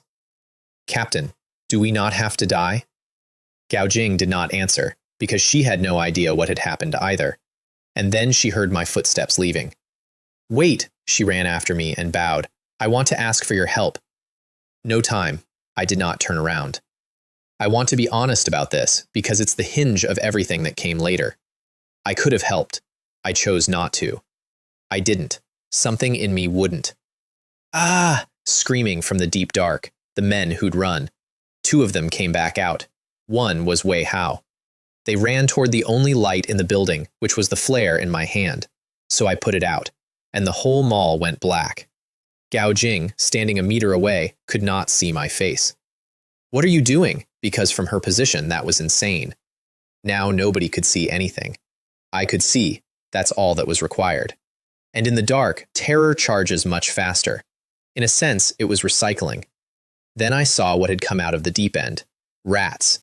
Skinless, like the corpses, 2 meters lying down, the size of a small car, with their noses working, tracking by scent. Squeak, squeak. They caught them 30 meters short of me, bones going, screaming. And the men were eaten alive on the floor of a shopping center in front of us. So that's where the food went. Zzzt. I lit another flare and handed it to Gao Jing. "Hold this. If you don't want them to die." Tang blade out. I walked toward the rats, and then I stopped and turned around. "Don't take my cans." Gao Jing. She had thought I was about to entrust her with something, and every single rat in that basement turned toward the light in her hands at the same instant. "I'm the bait." Correct. And she stood there holding a flare doing arithmetic, and her teammates were telling her to run while I held them. And she looked at the box of tins on the floor, which was the reason all of this had happened, and she wanted it very badly, and she left it. She took her 2 broken teammates and went, and she did not touch my property, and I want that on the record because it mattered later, and she never knew it.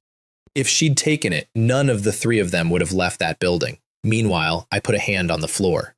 Earth wall. 5 meters of packed earth straight up out of a concrete basement. A rat hit it at full speed. The wall dented, black blood went everywhere. Then the wall broke, and the rat, with most of its skull crushed, did not die. It healed, visibly, in seconds. What?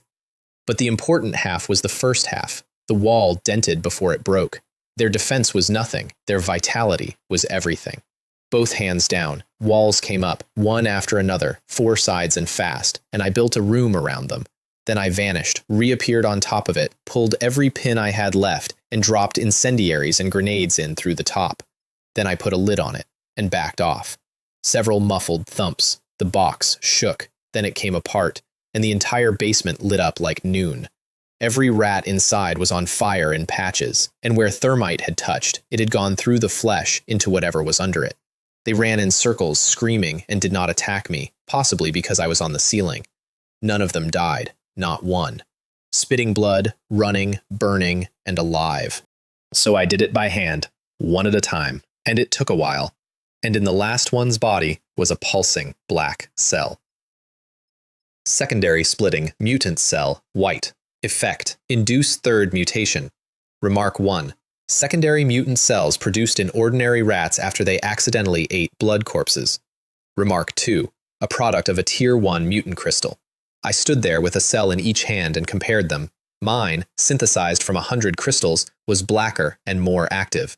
Theirs, grown in a rat that ate the dead, was thinner. Both white, not equal. And here's the part that made my hands go cold, in a good way. My synthesized cell could not go in my inventory. The rat cell could, which meant the game would let this one out, which meant if I collected enough of them, I could take the ability to rewrite living tissue home with me. I took every cell out of every rat in that basement. Then I piled the corpses up, built a wall around them, and opened the diary. Summon Kayako. She came out and came straight at me, and I shut it before she arrived, and she vanished about 80 centimeters from my face. She's faster again. Night vision down, box on my shoulder. Out. And after I left, something dragged itself out of the deep dark. A blood corpse, but wrong. Tendrils on its hands, tumors down its body, and something like feeling in its eyes. It looked at the earth box I'd left, and the burnt meat inside, and started to eat. Meanwhile, Gao Jing was walking with 2 broken people on her back. Sister Gao, it's day 1, and we're like this. What about the rest? She turned to answer, and her hand touched a hand that had no bones left in it, and the woman it belonged to did not make a sound, so she said nothing for a long time. We're not doing this mission. We find somewhere to hide, and we wait for it to end. She was the only one of the 3 who understood what that admission meant. Her teammates heard relief. She heard the truth, which was that it was day 1, they had no food, and there were 70 hours left. They came out of the mall and saw a fire. A beautiful girl sitting alone by it, drawing circles in the dirt with a stick, muttering, "Stingy guy." Because Jo Mei had had time to think, and she was not happy. She had developed some feelings about me, which she did not consider embarrassing, and she had also just been used as a horse. That is not how it goes in the books. Hello, little sister. Could we sit here a while? My teammates are hurt. Gao Jing had lost all of her earlier confidence. Low profile only. Jo Mei looked them over, signs of a real fight, 2 people with limp limbs, and softened. Thank you so much. 2 basic potions went into the 2 on the ground. Bones like that take hours, even with medicine. How did you get out of there? Jo Mei, fishing, because she had a theory. She had come to know me a little, and she knew I do not treat women differently, and she was looking at 2 people with broken limbs. Damn it, she thought. Did Aoi Ge do that? And she punched the ground. Stingy guy. Gao Jing raised an eyebrow. That was a lot of emotion for a stranger. Little sister, you seem to have something on your mind. Do I? Gao Jing. Well, if you say you don't, hee hee. And then Jo Mei, after a long internal struggle, said, what do you think makes one person fall in love with another? And Gao Jing, who is a dance teacher in the real world with more suitors than she has time for, sat down and rolled up her sleeves because this was her subject. Little sister, you have asked exactly the right person. Then she actually looked at Jo Mei properly for the first time and stopped. So beautiful. She'd been too busy negotiating to notice. What kind of person does he like? It's not me. I'm asking for a friend. Her ears went red. All right. What does the person your friend likes look like? My friend doesn't know either. What? Because she had never seen my face, not once. From the first minute in that courtyard, I had been under armor, and I had never taken it off. Your friend doesn't know either? And then Jo Mei's whole face lit up, and she stood up and waved. Guozija, over here! Gao Jing turned around, and her pupils shook, and she started backing away from a man carrying a box, because she was genuinely afraid of me, and I had not so much as looked at her. Dinner, help yourselves. I put the box down and took a few tins and sat off to the side. I did not mention that I'd met them an hour ago. Neither did she. Jo Mei grabbed a tin and trotted over. Awe Ge, what flavor is yours? Want to swap? And she was not looking at the tin. She was looking at my helmet. Because a man cannot eat in a helmet. Flavor? They're all the same. And I opened the faceplate. She sat up very straight.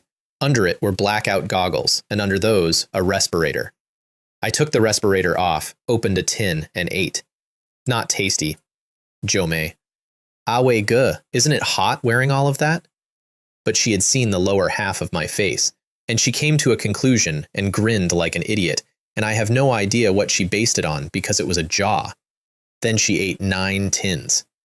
Gao Jing watched the pile of empties grow with increasing panic, because I had gone through more than half the case in 4 minutes, and she had not eaten in a day. What happened earlier was our fault. I can offer compensation. She admitted abandoning me straight out, which was smart. Get it on the table before it can be used. And she waited for me to feel sorry for her. 100 per tin, I said, with my mouth full. What? Because 100 coins is 1,000,000 yuan. For a tin of processed meat. Are you talking about coins? Last hope. 150. You? And she stopped, because she remembered the basement. She did not haggle. She also did not buy. She went around me to Jo Mei instead, which was correct, 1 man and 1 woman, plus everything the girl had just said about being in love means find the softer party. Sister, do you know why we looked like that when we saw you? And she cried a little, and it was about 60% acting. Jo Mei looked at the empties and got nervous. Awe Ge, can we share some tins with them? Sure, 200. Oh, and she went back, beaming. Awe Ge says yes, 200. Gao Jing's face fell off. Little sister, we really don't have that much. Could you ask your boyfriend to take pity? Is 200 still expensive? Because Jo Mei thought we were discussing yuan. 200 yuan for a tin is steep. 200 coins is 2 million. What 200 coins? That's the price. If you can't accept it, nothing I can do. And Gao Jing realized she had wasted her time because that girl had no authority at all and came straight to me. 50. 200, 100, that's my ceiling. Deal. What? And she stood there with the exact feeling of having walked into a hole, because from the beginning the number I wanted was 100. No credit. She rolled her eyes at me and paid, and her teammates ate and complained. I can't believe he wouldn't even help us. Doesn't he know a man should help women? Stop talking. Eat. We leave at daybreak and find a place to hide. Meanwhile, little brother, we're not going to reach you soon, Liu Kang. We've hit new blood corpses, mutated, various degrees, vastly stronger. Our team found one, and it's holding Leng Feng and me both. Also, if you meet a foreign player in unusual dress, do not engage. Why? They're carrying a purple item. What type? Unclear, extremely lethal. If you see them, run. They're hostile to Dragon Kingdom players specifically. We've had reports. They seem to be looking for something. The briefing said hold your position, and there was no position, and I had assumed that was because the game hadn't gotten to that part yet. And then it clicked. The first mutated cell I synthesized had changed the game. The system had said so out loud, and here was the change. The corpses had mutated, and one shambled out of the dark with tentacles down its arms and tumors across its back and stopped, sniffing. Sister Gao, I think I saw something move. The girl who had just finished a tin. What thing? Gao Jing looked and saw nothing. Are you sure? Don't scare yourself at night. We leave at dawn. She turned back, and the girl beside her had no head. Something had taken it off in a single bite. Blood was still going up out of the shoulder. Thud. She had said, I think I saw something move, and been dead within 4 seconds. Gao Jing spun, and a thing much bigger than any corpse we'd seen was standing there with its back to us, chewing, and it had the other woman by the neck with a tentacle, holding her up. Her face was pure despair. The tentacle tightened. Bone sounds, the head hit the floor, bang, and its skull went out the back.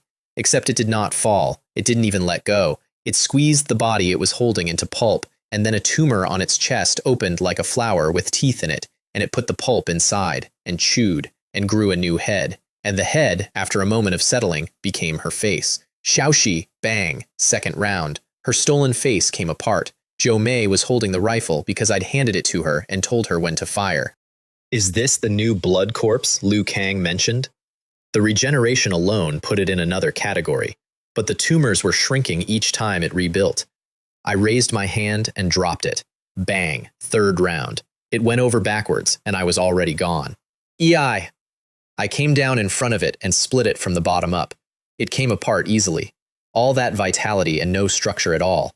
New tendrils came out of both halves and started reaching for each other, so I cut faster, and the tumors kept shrinking, and finally they condensed into one black cell. I took the piece of body it was attached to. Tier 1 mutated cell.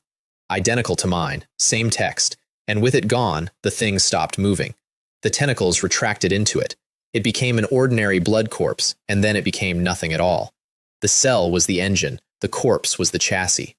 Also worth noting, while it was regenerating, it did not attack. It stood there. I don't know if that's a rule or a coincidence, and I only ever saw one of them, so I never found out. Gao Jing was standing in the middle of it with nothing left in her face.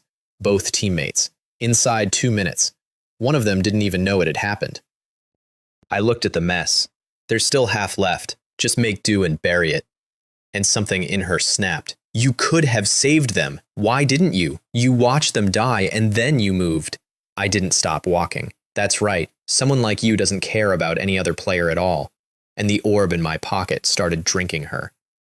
I want to give you the actual answer because I gave it to Jo Mei afterward, and I'll give it to you. I saw it when the first woman saw it, the same instant, not before, and it was fast.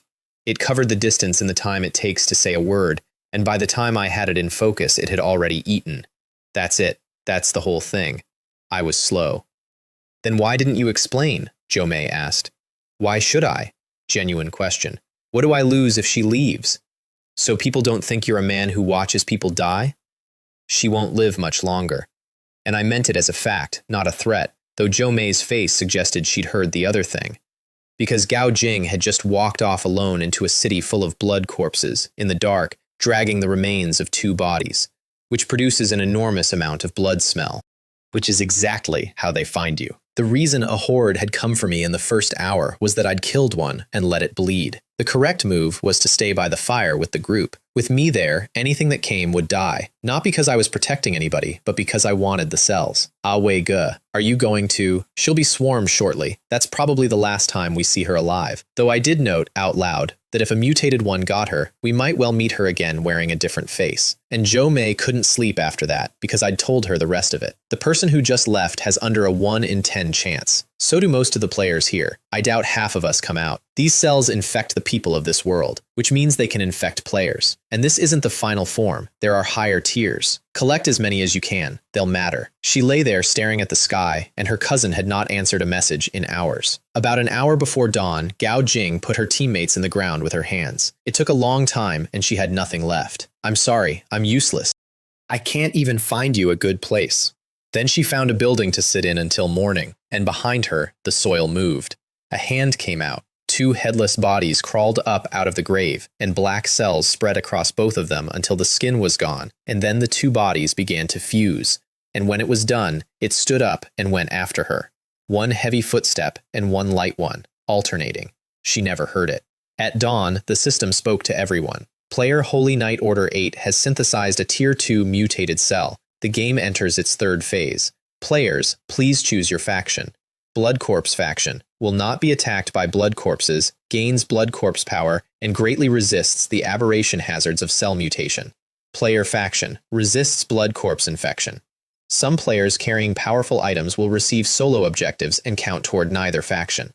Selection time, 3 hours. Factions cannot be changed. The losing side has all attributes permanently reduced by 2. Permanently. Everything, including luck. Almost every player alive has luck 1.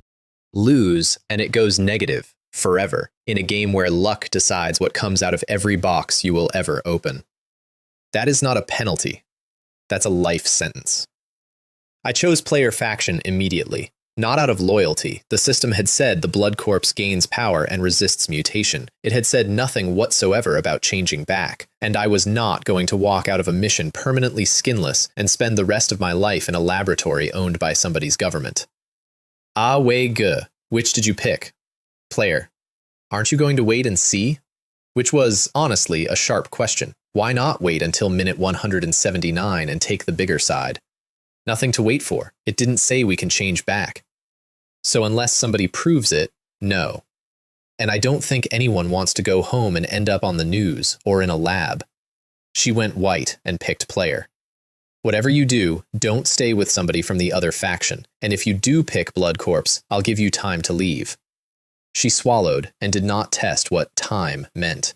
Meanwhile, in a much larger group, the first player to visibly choose Blood Corpse, skin going, muscle showing, was killed on the spot by 20 people, which looked like a victory for the player side and was actually the opposite, because everyone else watching quietly decided to walk away first and transform out of sight. First hour, almost nobody picks Blood Corpse. Second hour, a great many people quietly detach from their groups and never come back. Third hour, silence. And in the final second, the system closed selection, and inside one enormous player mob, nearly a third of the bodies changed at once. You all said the ones who picked Blood Corpse were insane. Heh, look how many of us there are. And the player faction stood there and let them walk away, because starting that fight was a war. Then the terms came down. Blood Corpse faction, kill 5,000 players to obtain the faction flag. Player faction, collect 10,000 tier 2 mutated cells to obtain the faction flag. 48 hours. 5,000 players. Dead. That's the win condition. And 10,000 tier 2 cells is a number nobody could reach, honestly. A tier 2 needs 100 tier 1s. That's 1,000,000 kills. Which meant the fastest source of tier 2 cells was not Blood Corpses. It was Blood Corpse players, who were eating cells by the handful to make themselves stronger. Both sides had to harvest each other. That was the design, stated in mathematics, and there was no version where players didn't do it. Liu Kang found that out first. They cornered him with a mob, and then the ground opened and Blood Corpses came up out of it by the 100. Because that's what the Blood Corpse players had gained. Command. Every mindless corpse in that city answered to them, and beneath the ruins was something enormous and spherical and alive that manufactured more. Anyone who died anywhere got dragged underground, converted, and released later as needed. Liu Kang punched a man's head off and watched it grow back in 4 seconds. Uncle, don't underestimate us. He got Lang Fang out on a talisman with 2 seconds to spare, and everybody else in that group was eaten, and the leading Blood Corpse licked his lips and said, "There's enough to eat here, and I want you to hold on to him, because he had 4 cells in his body, and I was going to want them." I got surrounded about an hour later. 20 players in a ring, and around them 100 corpses, and above them Blood Corpse players sitting on rubble eating a leg. Great, fresh food. Yes, we hadn't even digested the last batch. They didn't attack, they were enjoying the part before. There are still people who eat people, Jo Mei said, and I could hear her voice shake. What, isn't that normal? We're Blood Corpses now. Blood Corpses eat people. And one girl broke first and walked out of the group pulling her collar down. I'll join you, just don't hurt me. Sure, come here. I promise I won't lay a hand on you. And a tentacle went through her throat from the man who had never laid a hand on her. Ha! I didn't touch her. They drained her in 3 seconds, and the horde finished the rest. You're the one! And a tentacle wrapped around me and pulled, and did not move me. The barbs on it, which strip a player's skin off, did not get through the uniform. Interesting. He pulled harder. Then he understood it wasn't strength. You go to hell! And I pulled him instead, hand on his tentacle. Yank. He arrived in front of me at speed, and I took his head off before he landed. Dead silence in that ruin. A little capable? Nobody panicked. Losing a head, apparently, was nothing, and it grew back. You don't think that would kill? And I cut him in half, cleanly, because I was not going to sit through a speech and then put a Molotov into the open chest cavity. The flames caught, and his own regeneration sealed the bottle inside him. He had to cut his own torso off to get it out. Nobody stepped forward to help. Several tried, touched the fire, and pulled back, sizzling. Everything after that was arithmetic. I let Kayako out into the middle of them and shut the book whenever she came for me. I put a dozen fake Kayakos and a dozen fake Toshios into a battlefield where one of each was real, and nobody could tell which, and Blood Corpse players who had been eating people for a day found out what it feels like from the inside. One of them, a smart one, worked out that I couldn't control her. Everyone, don't be afraid. That monster isn't his. He can't control it. Kill him first. Genuinely good deduction. I was impressed. Equipment effect triggered. Equipment effect triggered. Illusion orb, and the whole ruin filled up with them. He swung a tentacle at one, and it tore his tentacle off and ate it, and he had about 4 seconds after that to reconsider his conclusion. Kayako mutated during that fight. She had eaten too many cells. An extra eye opened on her face, and a deformed arm grew out of her torso, and by the end, she was moving on 4 limbs like a spider. She also started coming for me faster each time, and I started closing the book earlier each time, and when it was over, I turned around to the survivors of my own faction. Hand over your cells. Why should I? I got these myself. I kicked him down and put the blade on his throat. This is outright robbery. It is outright robbery. Are you giving them to me or not? And he refused because he could not believe I would kill a teammate in front of 19 witnesses. I took his head off. And he died with his eyes wide open and completely bewildered, and I would like to point out that his last living thought was a rules lawyer's thought. Then I walked to the next man. Hand over all your cells. I'll give them, Sai, an older player, 40s, handed over everything without a flicker. Take off your clothes and stand over there. What? I really didn't hide anything. Feel for yourself. He stripped in front of 19 people. Oh, red underwear. I thought he was a steady sort. He had been told by a fortune teller that he'd face a blood disaster that year, and that red would help, and he had chosen underwear specifically so nobody would find out. Then I summoned Toshio and left him standing in the middle of them. If you run, he follows. Nobody ran, and after the 3rd or 4th, they started queuing. Cells already in hand, some of them already undressed, waiting for their turn. Because they'd worked something out. I only wanted the cells. Once you gave them up, I walked past. I was robbing them, not killing them, and compared to the blood corpses who had spent the last hour eating people, that was a bargain. Why aren't you making the women take their clothes off? Said a naked man, with real feeling. Because I wasn't, and the reason wasn't chivalry. Blondie, stop watching. Work. Everything you find on them is yours. And every heart in that clearing dropped, because it turned out I knew. Joe May went down the line searching and found almost nothing. And I want to describe what actually happened to her because it is the most important thing in this entire mission. The first one grabbed her hand and told her she was beautiful. The second one cried. The third one said her family were being held by an organization and that if she failed this mission, they would all be killed, and that she never wanted to be a player at all. And Joe May let her keep them. And then a fourth said something similar, and a fifth. She started to sense that something was wrong, and she still couldn't do it because some of what they said might be false, but what if one of them was telling the truth? She came back to me with empty hands and could not look at me. How many? None. They didn't hide any. Are you sure? No, none. I understand. And a faint gold light came up in my eyes. Because I'd taken golden eyes off a corpse a day earlier and hadn't needed it yet. And the world went dim, and the players became flames, and the cells became points of light so bright they hurt. Nearly half the women in that line were glowing in places. One of them had light coming from her waist, her shoes, and her thighs, and she had more on her than anyone else in the clearing by a factor of 4. I walked up to her. Take out your cells. Waist, shoes, thighs, and her face went to a place I have rarely seen a face go. Then she looked at Joe May like she'd been sold, and Joe May realized that the locations I had just listed were not a guess. Then the woman stopped pretending, and a dagger came out with a viper on the handle. EI! Crack, and the tang blade in my hand broke. Everybody stopped, because that is not how that was supposed to go. The cut had knocked the dagger away, so I took out an identical blade and took her head off with it. Then I picked up her dagger, because whatever that thing was made of, it was better than mine. I'll say this once more. Take out your cells, or this is what happens. And then the crying started, and every hidden cell in that clearing came out onto the ground within 30 seconds, and the fear was no longer of being caught, it was of being last. How much of what those people told you do you think was true? That's all I said to her. Then, all right, you can go. Nobody moved. If you don't want to leave, don't. And I walked off, and I did not call her. Which she noticed. I had called her every single time up to then. What are you still doing here? Somebody shouted at her. A girl. Are you spying on us? Get lost. We're begging you. Same people. Humble 20 minutes ago. Arrogant the second I was out of earshot, and not brave enough to touch her in case I came back. She saw all of it. And she walked after me and found me around a corner holding a blood corpse player by the neck. Did you see it clearly? Am I very stupid? Isn't that obvious? Jo May. And she felt enormously better because I had waited for her. Crack. I broke the neck in my hand and cut the cells out of it one at a time, and without them, the body shriveled and stopped. Then the light came. Tier 2 mutated cell, green. Milky white, much whiter than the black ones. And the pillar of light again, and this time I used it on purpose. I messaged Liu Kang and told him to look for the new one, because we had failed to meet twice, and I did not intend to fail a third time.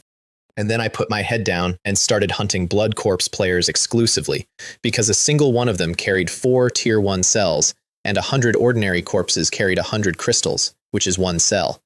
They were doing my collecting for me. I just had to collect the collectors, which is how the whole east side of that ruin ended up thinking there was a monster in the player faction, and they were not wrong. Then the ground moved, not shook, moved, and it kept getting hotter, and the air started to bend, and a man came up out of the ground burning like a second sun. He was covered in wounds that closed while I watched. His skin was black in places. He had a sun mark on his chest that had gone dim. Arthur, Holy Knight Order, carrying something called Apollo. And underneath him, following him up, came a tentacle the width of a train. It broke out of the ground, and then a second, and then 20, and they went through the ruins, killing indiscriminately. Players, blood corpses, everything, dragged down into the earth and eaten. That was the thing under the city. That was what had been manufacturing corpses.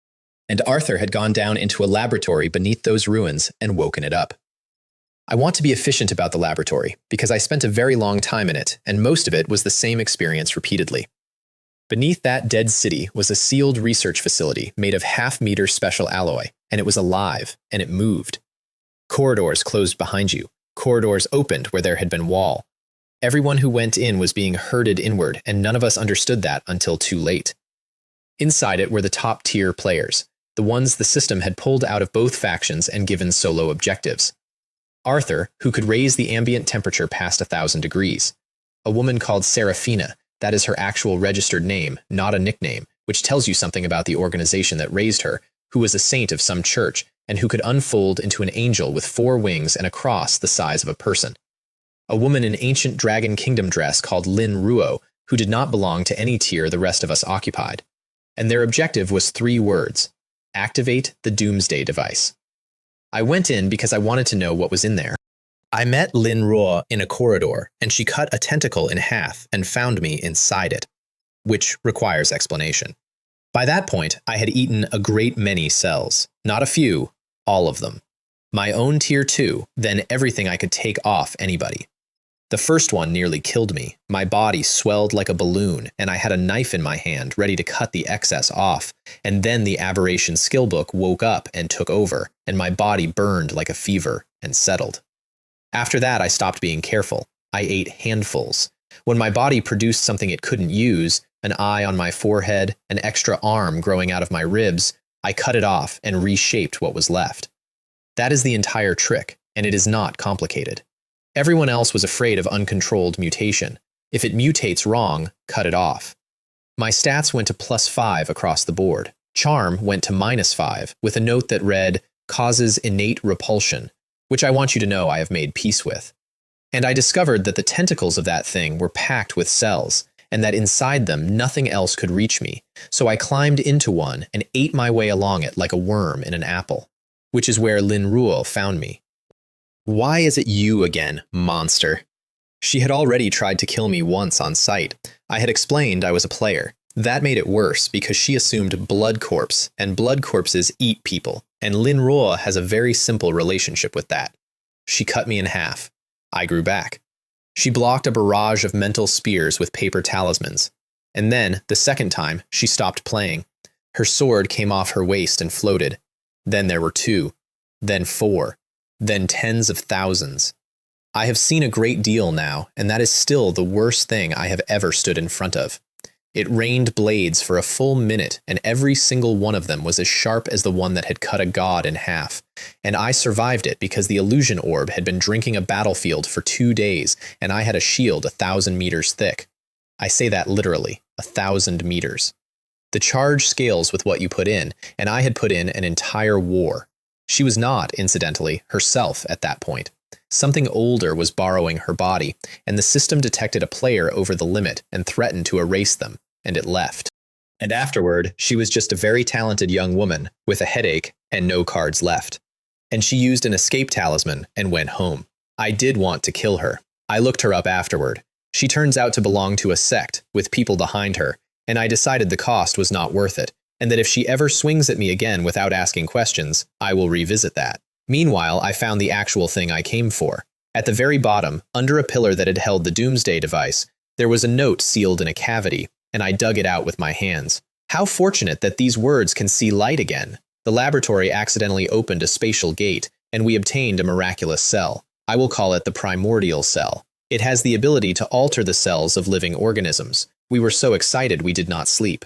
But this was the beginning of a nightmare. News leaked. It was coveted. It triggered wars. Many innocent people died, and my heart broke, and I decided to destroy it. The others gave it to the state instead. I failed. But I remained, because I had handled it longest, and without me, they could not research it. I was made to create the Tier 1 cell that could improve the human body. It worked, almost no side effects, so they watched me more closely. Then I made Tier 2, then Tier 3.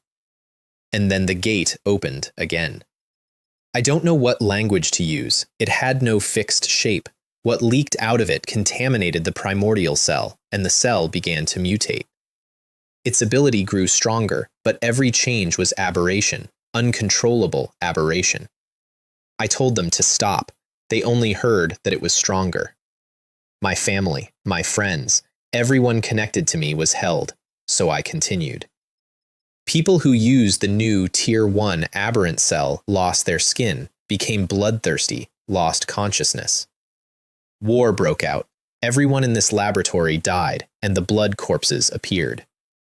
In the last moments of my life, I leave these words: destroy the primordial cell. Its existence brings only disaster. I anticipated this day. The contingency is the Doomsday device you are now looking at. Once activated, the laboratory seals so that nothing escapes. The corpses in here are far worse than the ones outside. To prevent that, I'm sorry. I read that last line twice. He wasn't apologizing for the seal. He was apologizing to whoever was standing where I was standing because he'd already decided we'd die. I dug several hundred meters down through metal and soil to find it because a countdown makes a sound and I could hear it. Doomsday device. Dark purple. Effect. Release antimatter to destroy everything. Remark. Once activated, it cannot be reversed. Indestructible. Unequipable. Uncarryable. Dark purple. Not purple. Dark purple. A grade above the highest thing any player on Earth had ever confirmed existed, sitting in a hole under a dead city, ticking. And I could not take it. Of course I couldn't. If I'd walked that out into my apartment, it would not have been players coming for me. It would have been nations, plural. Antimatter. In our world, we cannot produce 1 gram of it. So I picked it up, several hundred tons of it, which is a sentence I can now say, and I started carrying it back up. Because the thing with the eye was still alive, and I was going to need it. When the counter hit 0, nothing happened. And then I noticed the sphere was getting lighter, much lighter. I put golden eyes on and looked inside it, and the solid alloy interior was hollow, and the hollow was black, and the black was expanding. Not a hole, an absence, eating the sphere from the inside out. I put a tentacle into it out of curiosity. The tentacle stopped existing, clean cut, perfectly smooth, no processing, and afterwards the black got slightly faster. Organic matter accelerates it. So this is the Doomsday device. It really doesn't leave a way out. That's what the apology was for. He hadn't built a weapon, he'd built a full stop. Then I went up. I came out of the ground in the middle of the battlefield as a sphere of muscle and tentacles several hundred meters across, and every remaining player in that city looked at me and started running. I want you to understand what I looked like. Nothing human. Eyes opening all over the tentacles so I had no blind spots at all. My actual body was deep inside it, unchanged, wearing a face I'd invented. Think of the rest as armor. Ugly armor. And even at that size, I was less than a tenth of the thing floating above me. Seraphina and Arthur were on top of it, and they were losing. It could not be killed. It had endless flesh, every wound closed. Its eye fired a beam that nearly finished Arthur outright. And it was leaking something that was not mutation, an evil god's power, which Seraphina recognized from scripture, and which made black arms grow out of nothing that could pass through solid matter and could not be touched back. Seraphina's read was that it was not a god. It was an ordinary blood corpse that had been contaminated by one and had survived because it was carrying the primordial cell, which is when I stopped watching and started eating it.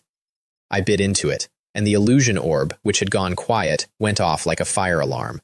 Because the reason my charge had stopped growing for a day, despite 10,000 people in a state of continuous terror, was that this thing had been drinking all of it. Every emotion generated in that entire mission had gone into that body, and I was eating the body. Every mouthful gave me charge. My shield went from 30 centimeters to meters to tens of meters to 1,000, and I sealed myself in a vacuum inside a god, and the black arms hit it and could not get through, and the whole time I was chewing. Seraphina, hanging in the air outside, said very little. I've been told she just watched. Then she did the actual clever thing. She detached her cross, turned her angel into an enormous white eye, and used it as a lure, because everything alive that looked at it wanted to follow it, including the god, including the surviving players, including, for a moment, her.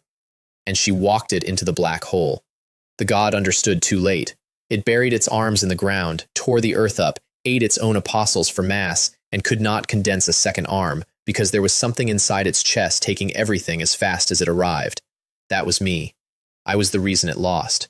Not the black hole, not the angel, me in the middle of it, converting a god into shield. And when it was 3/4 gone, I still had not found the primordial cell. I had hollowed that entire body out. I had left tissue of my own in every part of it as sensors. Nothing. The black hole was 5 meters from my face, then 3. And I decided I had been wrong, and I put my finger on teleport, and the last of the god went into the dark, and something came out. A tiny sphere of light, so small I could only resolve it with golden eyes. A cell. It had been hiding. It had shrunk itself down past the point of visibility and waited inside a dying god, and now that the god was gone, it was trying to leave, and it could not, because nothing escapes that gravity.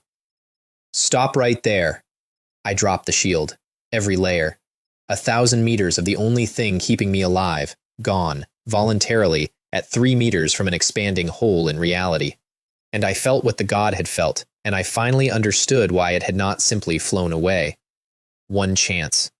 I moved, and I caught it. Yes, and a boy turned into light and vanished out of the mouth of a black hole. Seraphina, hanging outside, said one thing. He was from a faction, because a solo objective player cannot teleport before the objective completes, and I had left the instant I touched it, which meant I had finished my mission a day earlier and stayed anyway. She had been used. So had Arthur. Arthur had spent his body holding that thing in the gravity well, and he never saw my face, and to this day he believes a player somewhere was controlling a giant monster by remote. And in a lab, 1 hour later, Arthur stood in front of 12 statues and could not produce a purple item, and was told that he would be replaced if he did not bring one back, and went straight to Seraphina's church to accuse her of stealing it. And a girl called Morgana crawled into a coffin in a castle in Europe with a wing missing, because I had taken it, and her father cut his own arm open over her mouth. And in a sewer, a werewolf named Titus waited for a son who did not come back, because I had taken him apart with my hands and put what was left in my inventory as a material. And an hour after that, a government team gassed that sewer and shot every werewolf in it with poisoned rounds and took the bodies away for research. All of it downstream of one dead city. I came out standing in my living room. Everything was gone. Every cell, every mutation, my whole body back to the shape I was born in. As expected, the game reclaims what it lends. Mission complete. Beginning settlement. Evaluation, S. Experience gained, 1,000. S rank grants 100%. Obtained, 3 blue self-select chests or 1 purple random chest. Level 8 in 1 jump, and a choice. 3 blue chests where I pick the contents. Or 1 purple chest where I don't. I did not hesitate for a second.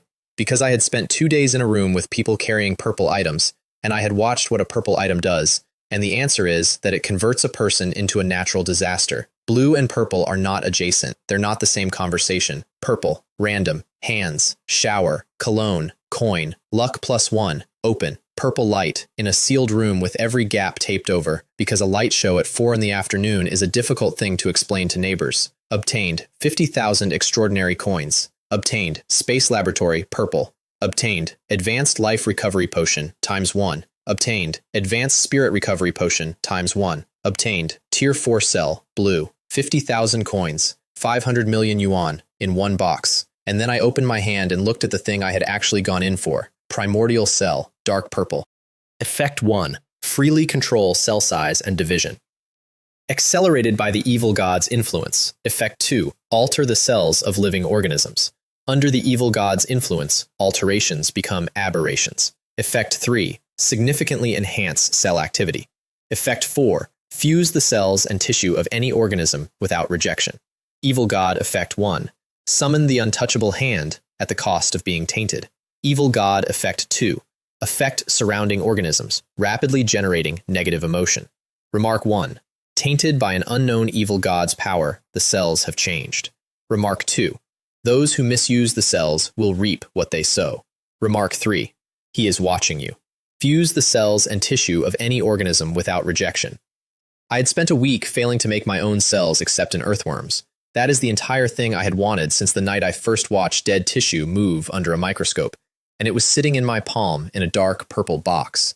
And it shrank on command, down past visibility, and settled into my chest. Nobody can steal it.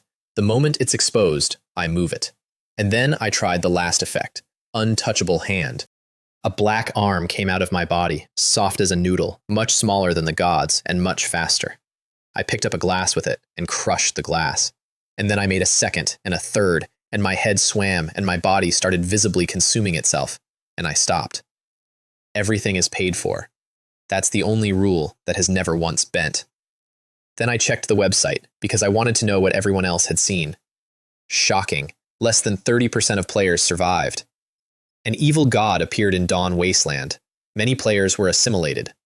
With photographs. Somebody had leaked footage, the giant eye, an angel, a burning man, and a mass of tentacles the size of a district that was me. That mission was the worst I have ever experienced. It gave players no chance. The system changed the objective 4 times. That has never happened. Aren't some players' abilities a bit outrageous? One of them extorted the rest of us. That last one was written by a man Arthur had sold a flag back to at 100,000 coins after taking it off him for free, and he had posted it the second he got home, and Arthur will never read it. And then something much more interesting. I'm rich. I got a green self-select chest. Wait, you too? Me as well. Every single player who came out of that mission alive got a self-select chest. Green minimum. Weapons, armor, items, potions, and a few that were nothing but coins at 10 times the normal rate. Almost nobody took the coin chest. Coins can be earned. Selecting an item cannot. And a handful got blue self-selects, and those people were behaving on the forums like lottery winners. I finally have a blue item.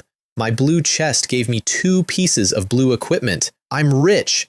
Is that guy upstairs insane? It's just a blue item. Do you have a lot of them then? No. Then how dare you say that? Can't I show off? When did showing off become illegal?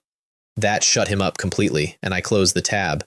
Then I opened the last thing in the box. Space Laboratory, purple.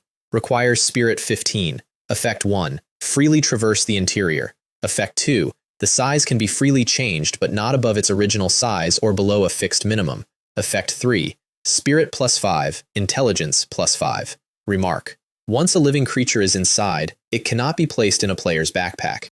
I shrank it down to a metal sphere I could hold in one hand, and then I went inside it. And I was standing in the laboratory from Dawn Wasteland. Same corridors, same layout, same half-meter alloy, identical down to the pattern on the walls, and I have wondered ever since whether the game copied it or whether it simply took it. I want you to appreciate what that is, a portable space. Nothing from the real world can be carried into a mission. That's the rule that keeps players from walking in with tanks. Put it inside the laboratory and it isn't in your backpack. It's in a room you own. Water, food, equipment, anything. That thing is worth more than every weapon I owned put together. Then I found out the limit. Living things go in. But the instant something alive is inside, the whole thing stops fitting in a backpack. Which is fair, otherwise a single player could carry an army. Then I set the primordial cell down inside it, and put my culture dishes beside it, and got to work. And the Tier 4 cell was where it stopped being an experiment and started being a plan. Tier 4 cell, blue. Effect, cell reinforcement. All attributes +1, luck excluded. Remark, this is my greatest research achievement. But compared to that cell, it is nothing. The man who wrote the note wrote that too, and he was right, because when I held it near the primordial cell recorded it, and then copied it. I felt my own flesh being consumed and turned into new cells, and I opened myself with a dagger and pulled one out, and it was a Tier 1 cell at whatever size I chose. I made 2. Then I had to stop, because I'd eaten a full meal an hour earlier, and my body was already empty. That is the actual constraint, not the ability. Energy. The primordial cell will build anything you give it a template for, and it charges you in matter, and I am made of matter. So my problem became food. I could buy it. I had over 5 million coins by then, because Liu Kang sold every faction flag in that entire mission on my behalf, and sent me the total without a contract, without a written agreement, on nothing but a verbal arrangement, and I sent him 100,000 for his trouble. But you cannot buy industrial quantities of food as a 17-year-old living alone without somebody noticing. So I went to the ocean. I walked into the sea at midnight with no equipment at all and kept walking. The pressure meant nothing. And at about 40 meters, I grew gills behind my ears and adjusted my eyes for the dark and changed my cells to hold up under cold and pressure. And inside a minute, I was as comfortable down there as I am in my kitchen. I met a large predatory fish that had opinions about me. Untouchable hand went through it without touching it and crushed everything inside. Then I enlarged the laboratory on the seabed, and it started drawing water in and fish with it. And I moved along the coast doing that until I had enough biomass to run a project. And in a chamber inside it, I made the first eggs. I'll be direct about what I built, because there's no way to make it sound reasonable. I took the eggs of insects, things that undergo complete metamorphosis, things that breed in days, things that produce in volume, and I put Tier 1 cells into them. Not clean ones, mutated ones. Because clean cells just make a stronger version of what you started with, and what I had to work with was, frankly, insects. I wanted range. I wanted variety. I wanted mutation. And under the influence of an evil god, the primordial cell provides that in quantity. The first one hatched in my hand. A larva, if you're generous, mouth parts like nothing on this planet, and legs down its whole length covered in barbs. It smelled blood and opened up to bite me, and then it stopped, because I sent it a signal through the cell. Can you understand me? Nothing, and I was genuinely disappointed for about 4 seconds. Then it started wriggling up my hand, delighted, trying very hard to please me. It understood, it just had no idea how to say so.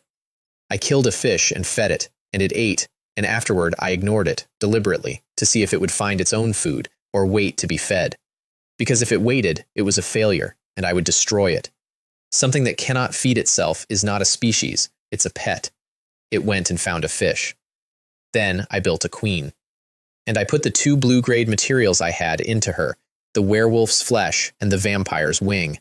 Connor and Morgana both folded into the foundation of something new, and the result was that the very first queen was already about as strong as an ordinary player. I made a second one from her tissue, and I improved her brain, and when she hatched, she said, "You are mine." And then, later, master. She had the intelligence of a small child, and she learned fast, and I have been told that unsettles people. It should. It unsettled me. And here is the part I want to be completely clear about, because I have thought about it more than anything else I did that week. Every single one of them, from the first larva to the last, was built with a destruction gene. One command from me, and they liquefy. All of them, at once, no exceptions, no delay. I put that in before I put in a mouth. Because with the reproduction rate I had designed and the mutation rate the god was providing, that thing could go from one larva to a continental problem in under a week. And if it ever stopped listening to me, I could not fight it. Nobody could. I also gave the queen a standing order.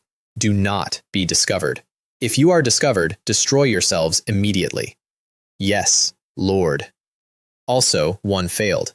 A queen larva I was modifying lost cohesion and started turning into something with no shape. I triggered the destruction protocol without hesitating, and it became a pool of blood on the floor, and the first queen looked at it and then looked at me and did not move. It's fine, eat it. It was a failure anyway. And she did. And every gene from that failure, good and bad, went into the hive record, so that nothing would be attempted twice. I flew home before dawn on a wing I grew out of my own back, which is not a pretty object, and which I do not care about at all, because it works.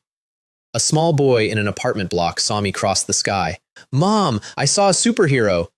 "Mom, there really are superheroes. Everything in the movies is real." And his mother came upstairs in the middle of the night and looked out at an empty street and did not scold him. And I want you to look at her for a second, because she is the actual point. She had enormous dark circles under her eyes. She had not slept properly in days.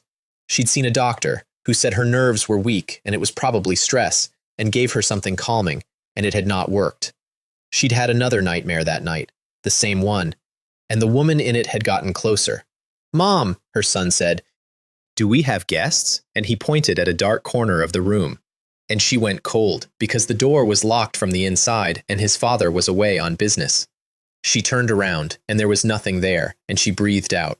And from where her son was sitting, there was a black shape pressed up against her back, and it went downstairs with her. And then, while he was falling asleep, a second one came around the head of his bed. That whole city was doing this. That's the part I did not know yet. I found out the next morning at school because Li Huiling yawned in my face. "I went to bed early. It's just that you wouldn't play with me." "You slept and ended up like that?" "I slept badly. Sleep paralysis. All night I felt like there was someone standing by my bed. And then I finally got to sleep during it, and guess what?" And her eyes went, and I saw the fear come up in them. And the orb in my pocket started charging. Emotions do not lie. That is the single most useful property of that item. She was joking about it, and the orb told me exactly how frightened she actually was. A ghost? How do you know it was a ghost? Vibes? What kind of talk is that? Which is a cheap trick, and it works every time. Insult the account, and people defend it with detail. It's strange, normally I don't remember dreams at all, or they're blurry. This time I remember every detail. A woman, long hair, messy, long blue dress, standing with her back to me. And the shape of her back was exactly the same as the shape I saw during the sleep paralysis. I think that thing followed me into my dream. So, an entity that appears while you're awake and paralyzed, and again while you're asleep, and is remembered perfectly, and is getting closer. Tell me and I'll draw her. And I did, because I used to take commissions online when I was short of money, and she has seen me work. I drew the room too. The dark, the pressure. I put in details she hadn't mentioned, and when I handed it over, the fear spiked again. That's it, except the dress is blue. So my details were right. It's fine, it's a dream. Go to sleep, I'll watch for the teacher. But the exam, I'll explain it to you separately later. Sleep. Good man, I knew I wasn't wrong about you. She was out in under a minute, and her brow nodded almost immediately. I switched on golden eyes and looked at her. There was a thin black haze around her body, faint but present. Golden Eyes also perceives energy bodies, and the energy in her skull was far too high for a sleeping teenager. I looked up. Half the class had it. Not all of them. Half. Different intensities. I looked at the teacher on the podium, who had come in late and was visibly running on nothing. He had it too. I could have woken her up, but if I woke her up, I would learn nothing, and there is no fixing something you have not observed. So I let her sleep, and she went rigid, and her hands started twitching, and she was trying with everything she had to open her eyes and could not. And I watched, and I could not identify a single mechanism. All I could see was the haze thickening.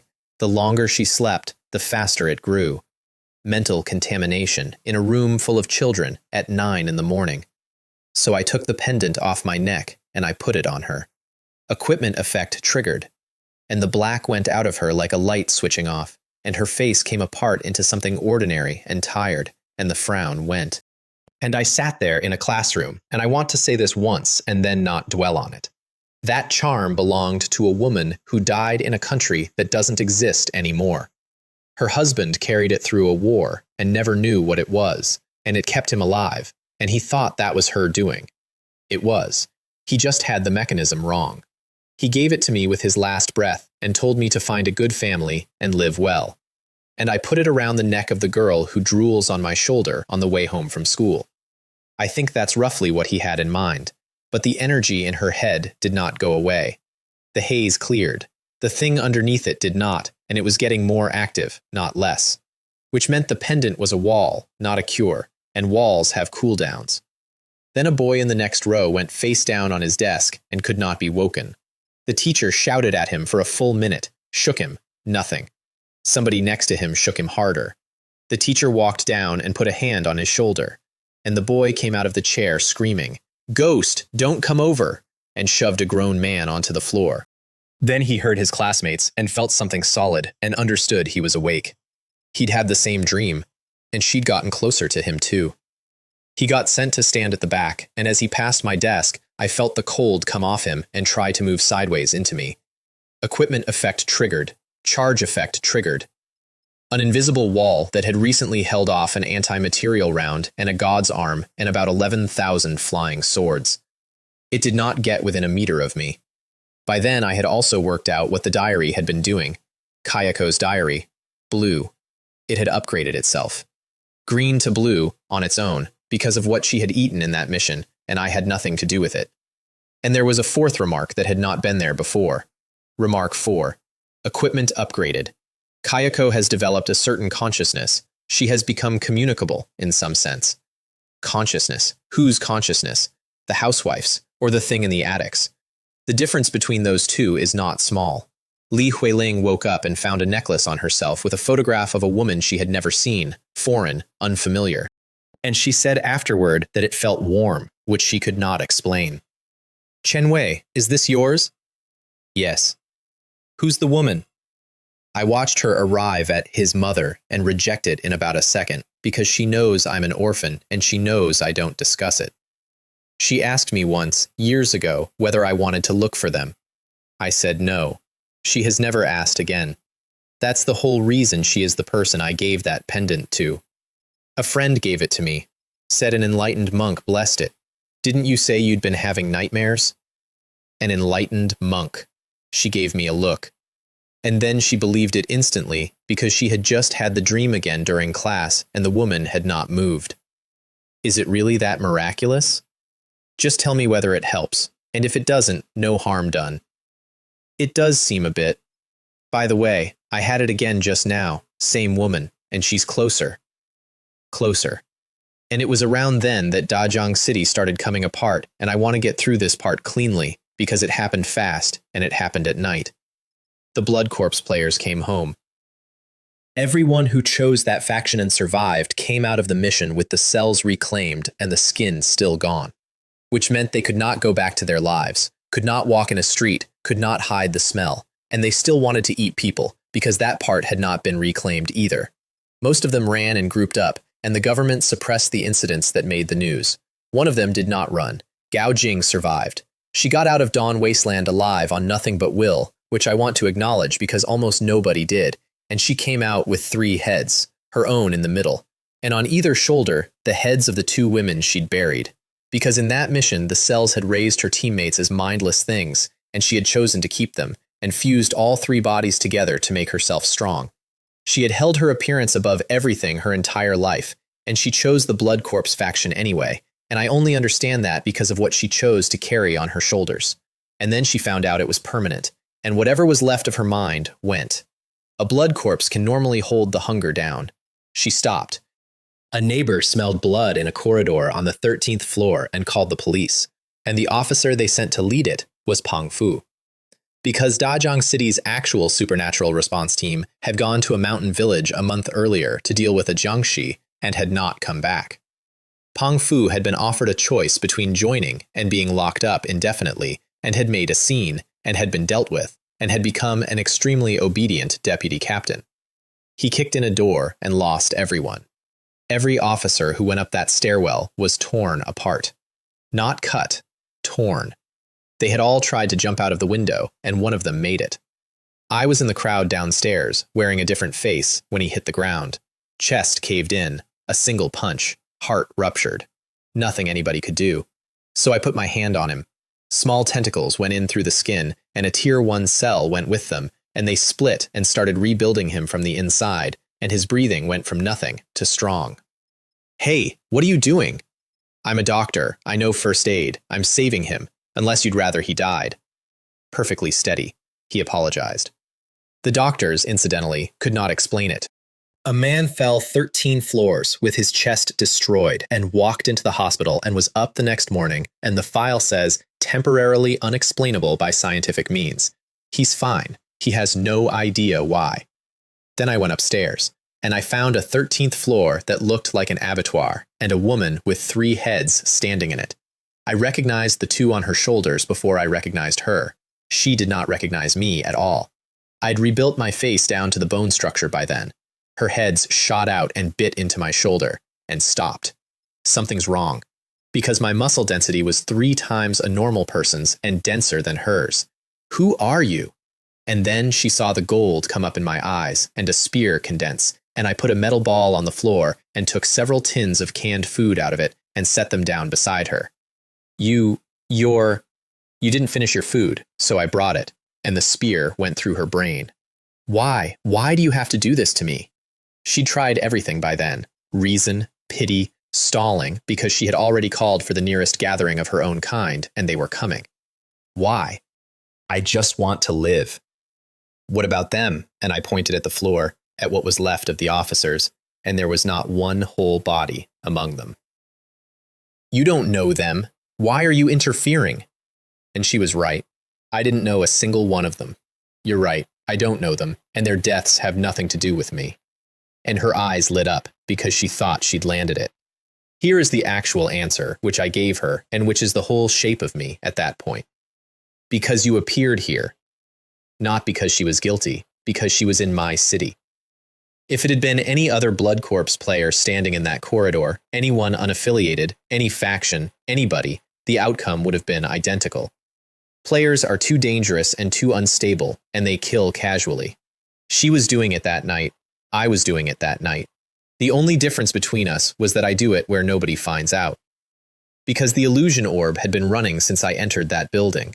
Every camera in it, every terrified resident in the street, all of them locked in something I made, and none of them ever saw a thing. She tried to stall. I told her exactly what she was doing and watched her face do it. She threw a head at me as a distraction and jumped for the window, and I caught the head in my hand and crushed it. I told you, you don't leave here alive. And I hung in the air and put spears through her until she came apart on the floor. Then I opened the diary. Summon Kayako, blue quality, for the first time. And she came out. And she stood there. She did not attack me. She turned her head and looked at me, and I did not look away, because if she came for me, I was going to teach her something. And she smiled. And then there was chewing in that apartment for a while. There is one more thing. There was somebody still alive in that room. Pang Fu, with his ribs open, watching Kayako come toward him with a mouth full of somebody. And he recognized her, because his very first mission had been in her house. He shut his eyes and waited, and nothing happened. He opened them, and she was gone, and there was a stranger's face in front of him. I had been about to finish him, honestly, and then I noticed the police uniform. Don't kill me. I'm useful. I'll tell you anything. Who did this here? Wasn't it you? No. No, I did all of this. Me, alone. Nobody else was here today. Very quick. He got there in about a second, and I respect that a great deal more than I respect most things.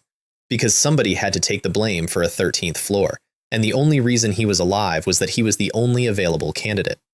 I'll be watching you until you say the wrong thing. I have not, in fact, been watching him. I don't need to. He has been so thoroughly terrified for so long that he has built an entire performance around amnesia, and he practices it, and he has told himself he'll punch himself in the face before his captain visits next time, so it looks more convincing. His captain, a man called Gao Wei, feels genuinely guilty about the whole thing and thinks Pang Fu is a very unlucky rookie with miraculous survival instincts. He isn't wrong. Later that same night, the rest of them gathered in a forest outside the city to organize. Blood corpses, all of them, much weaker than they had been in the mission, because the game had taken the cells back. All that remained was the skin and the hunger. Every one of them regretted it. So what do we do now? Continue as planned, which meant joining an organization that would take them, and they knew the official one would not, because the official one will not permit eating people. What they did not know is that there was an insect watching them. It did not look like anything that exists on Earth. It did not record. It only had to confirm that the thing existed and pass it along. And it passed it to a nidus, and the nidus passed it into my head. I had put those in every corner of that city, and I changed direction. Equipment effect triggered. Summon Kayako. And she went through that forest like weather. They ran. She caught most of them. The ones she caught left nothing, which saved me the disposal. And one man got clear of the trees and looked back 4 times and finally allowed himself to breathe. I survived. And a black arm came out of the dark and went through him without touching him and destroyed the inside of his skull. He never saw my face. I took a sample from the body. Blood corpse cells are genuinely different, structurally, and I wanted to see it, though I have very little use for them, having collected several thousand already, and I left. And a plump white grub came out of the leaf litter behind me and ate what was left of him. And when it was done, it triggered its own destruction protocol and became a puddle of clear liquid, and the liquid became fainter, and by morning there was nothing there at all. That is my disposal method. I am not proud of it. I am extremely satisfied with it. The next morning, Gao Wei got another call. Bodies in the suburbs. He stood in a clearing full of trees with perfectly flat cuts through them and picked an unused recovery potion up off the ground and turned it over. What is this? A potion? What happened here? He had a jiangshi he had never caught, a massacre in an apartment block he could not explain, and now a forest. And he made a decision that mattered a great deal to me, which was to give up on the jiangshi, because Dajiang City was about to get much worse. And he was right, and it had nothing to do with me.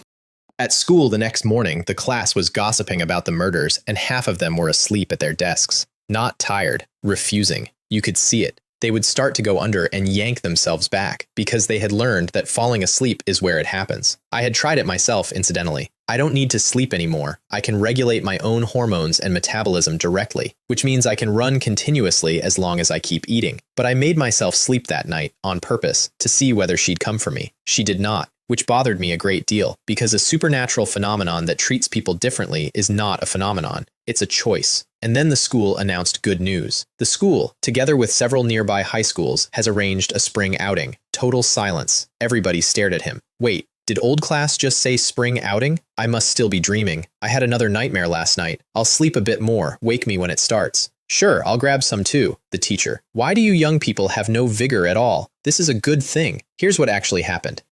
That morning, every school in Dajiang City had received an instruction to close.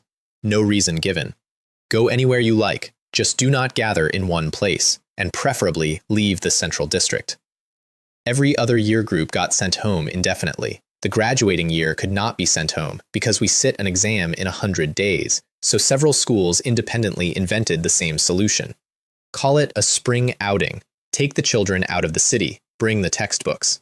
Nobody was allowed to decline. The only acceptable excuse was an injury that rendered you completely incapable. I could have faked a broken bone in about 4 seconds and healed it in about 6. I decided not to, because an ordinary person does not recover from a fracture in 3 days, and I did not want to be the boy who does. Li Huiling skipped the entire way home. The school is finally closing. Brat, why aren't you happy? We get to go out and have fun. For several days. What are you bringing tomorrow? Nothing.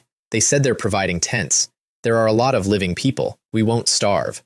The important thing is the books. Ah, so that's how it is. The school is so insidious. I'm reporting them. Reporting what? The spring outing? She thought about it, and there was nothing to report. And then she stopped in the street with half a pancake in her hand. Wait, I think I did fall asleep last night. You said you played games all night. I did, but I slept for a bit in between, and I think I dreamed. It was still the woman in blue. But she wasn't moving. It was like she'd been stopped there. Stopped, and I looked at the pendant around her neck, and a very large fraction of its stored power was gone. It's holding, and it is being spent to hold. So I have 2 options. The first is to go into the dream myself and deal with whatever is standing at the end of it. The problem with that is that I cannot get in. Liu Kang asked his organization for me, and the answer came back that they knew of a method to enter dreams, that it had been lost, and that, whether it was ever real, is now a matter of legend. The second option is to find something that upgrades equipment, so the pendant stops being a battery and starts being a wall. Which is why, when I got home, there was a message waiting. Because I had posted a bounty on the website, 5,000 coins for a verified method of upgrading equipment, paid through the system on confirmation so nobody had to trust me. And the person who answered was Ye Xuan. Of course it was. Hello, I hear you have a way to upgrade equipment. That's right, it directly upgrades items. Instant reply, like she'd been sitting in front of the screen. She had been, incidentally. She rarely leaves it. She is also one of the very few people who came out of Dawn Wasteland alive, and she paid for it because she bought a set of flags at the height of the market, and it emptied her and her entire team. She mortgaged most of her equipment for it, and she got out with a blue self-select chest, and what she chose out of it was this: upgrade scroll, blue, category, item, special, equipment condition, none, effect, upgrades any green or lower quality item to blue quality, remark, can only be obtained from treasure chests with a small probability. That is the entire description. It is crude. It is also, functionally, the ability to reach into the ladder and move something up a rung, ignoring luck, ignoring materials, ignoring everything. The lowest grade of that scroll is white, and a white one turns an ordinary object with no power in it at all into an item the system recognizes. Not even white ones appear for sale. She had a blue one, and she was not selling it. She wanted a partner. Because a mission had come back for her that she had never finished, and it was compulsory, and there was no refusing it. And the name of it was one I already had in my inventory on a piece of white jade with one entry left. Distorted Tang Dynasty. She had been in there once. She got out because the time limit ran, not because she completed anything. She described it to me, and she was frightened in a way I had not seen from her. A complete world. Nations. Monsters out of books. Mountain spirits. Things that summon wind and rain, and no two players who go in receive the same objective, and all of the objectives are absurd, and some of them have a price tag attached, requiring you to kill a specific number of enemies. And the enemies, she said, are not people. She still has no idea how to complete hers. Meanwhile, Yang Ning had also written to me, from a hospital-shaped apartment in another city, with all of her hair gone white. Because she had burned the witch's power past its limit to lift a metal wall off her two friends, and the price for that is lifespan, and hers had been taken as collateral. She has an assessment coming. If she passes, she gets it back. If she fails, she loses the right to use magic at all, and the pass rate is under half. She wants a partner too. She's allowed one, within 3 levels, and she came at me sideways, with a whole approach prepared, and I cut it off in one line. What exactly do you want to say? Because she had opened with, do you know about warlocks? And I have Earthwall. And Earthwall is the most basic alchemy in a world that has an actual curriculum. She sensed it on me. That's why she came. I want to ask for your help. Why should I? That was the fastest I have ever replied to anything. So she made me an offer instead of an appeal, which was the correct move. Without me, you almost certainly cannot reach that world. It's the most complete one I've ever seen. It doesn't feel like a game. And I won't ask you to help for free. I will do everything I can to get you the warlock inheritance. I can't guarantee the outcome. I can only give you the opportunity. I have not answered her yet. I want to be honest about where I actually stood at the end of that week, because it is not a comfortable place. I am 17. I sit in the back row of a classroom in a city with 100 days left on the board. 2 weeks ago, the most dangerous thing I owned was a kitchen cleaver, and I got out of physics class by solving a problem. Now there is a laboratory in my pocket that contains a private ocean's worth of biomass and a hive. There is a cell in my chest that a dead man begged the next person to destroy, and I did not destroy it.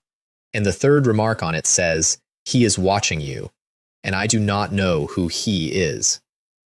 There is a woman in a diary who has started developing opinions. There are 5.6 million coins in my account, and a bounty on my head that seems very cheap by comparison. And an old man in Europe has told the strongest player in that mission to go and find whoever took the purple item out of Dawn Wasteland, or be replaced. That was me. None of that is what kept me up.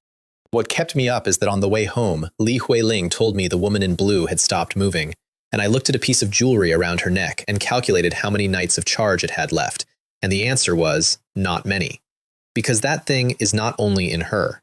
It's in the boy who screamed in class. It's in the teacher. It's in half that room.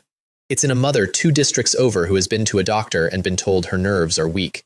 It's in a girl in my own class, thin, quiet, better marks than Li Huiling and much worse than mine, who has been going gray for 4 days and who I have never once spoken to. I have watched that one carefully. I give her 3 days, which means she'll be the first person to die on a school trip, and I'll be standing there when it happens, and I intend to be closer than I was in that ruin when the first woman said, "I think I saw something move." That is why I let them fall asleep. All of them. I did not warn anybody. They're test material, and I have exactly one way to learn what that thing does, and it is to watch it do it to somebody who isn't Li Huiling. I'm aware of what that makes me. I've made peace with it. If I can help, I'll help, and I'll consider it payment for the use of them. But here's the part I keep coming back to. Every night, all over that city, thousands of people are lying down and finding a woman in a blue dress waiting for them, and every night she is a little closer. Every night. Every single one of them. And not once, not one single time, has she come for me. I've made myself sleep. I've laid there and invited it. Nothing. And a phenomenon that skips exactly one person in a city is not skipping him. It's saving him. She's coming to me last. And I would very much like to know why. And I have a bad feeling that when I find out, it will be because she's finally standing at the foot of my bed with her back turned, waiting for me to ask her to face me.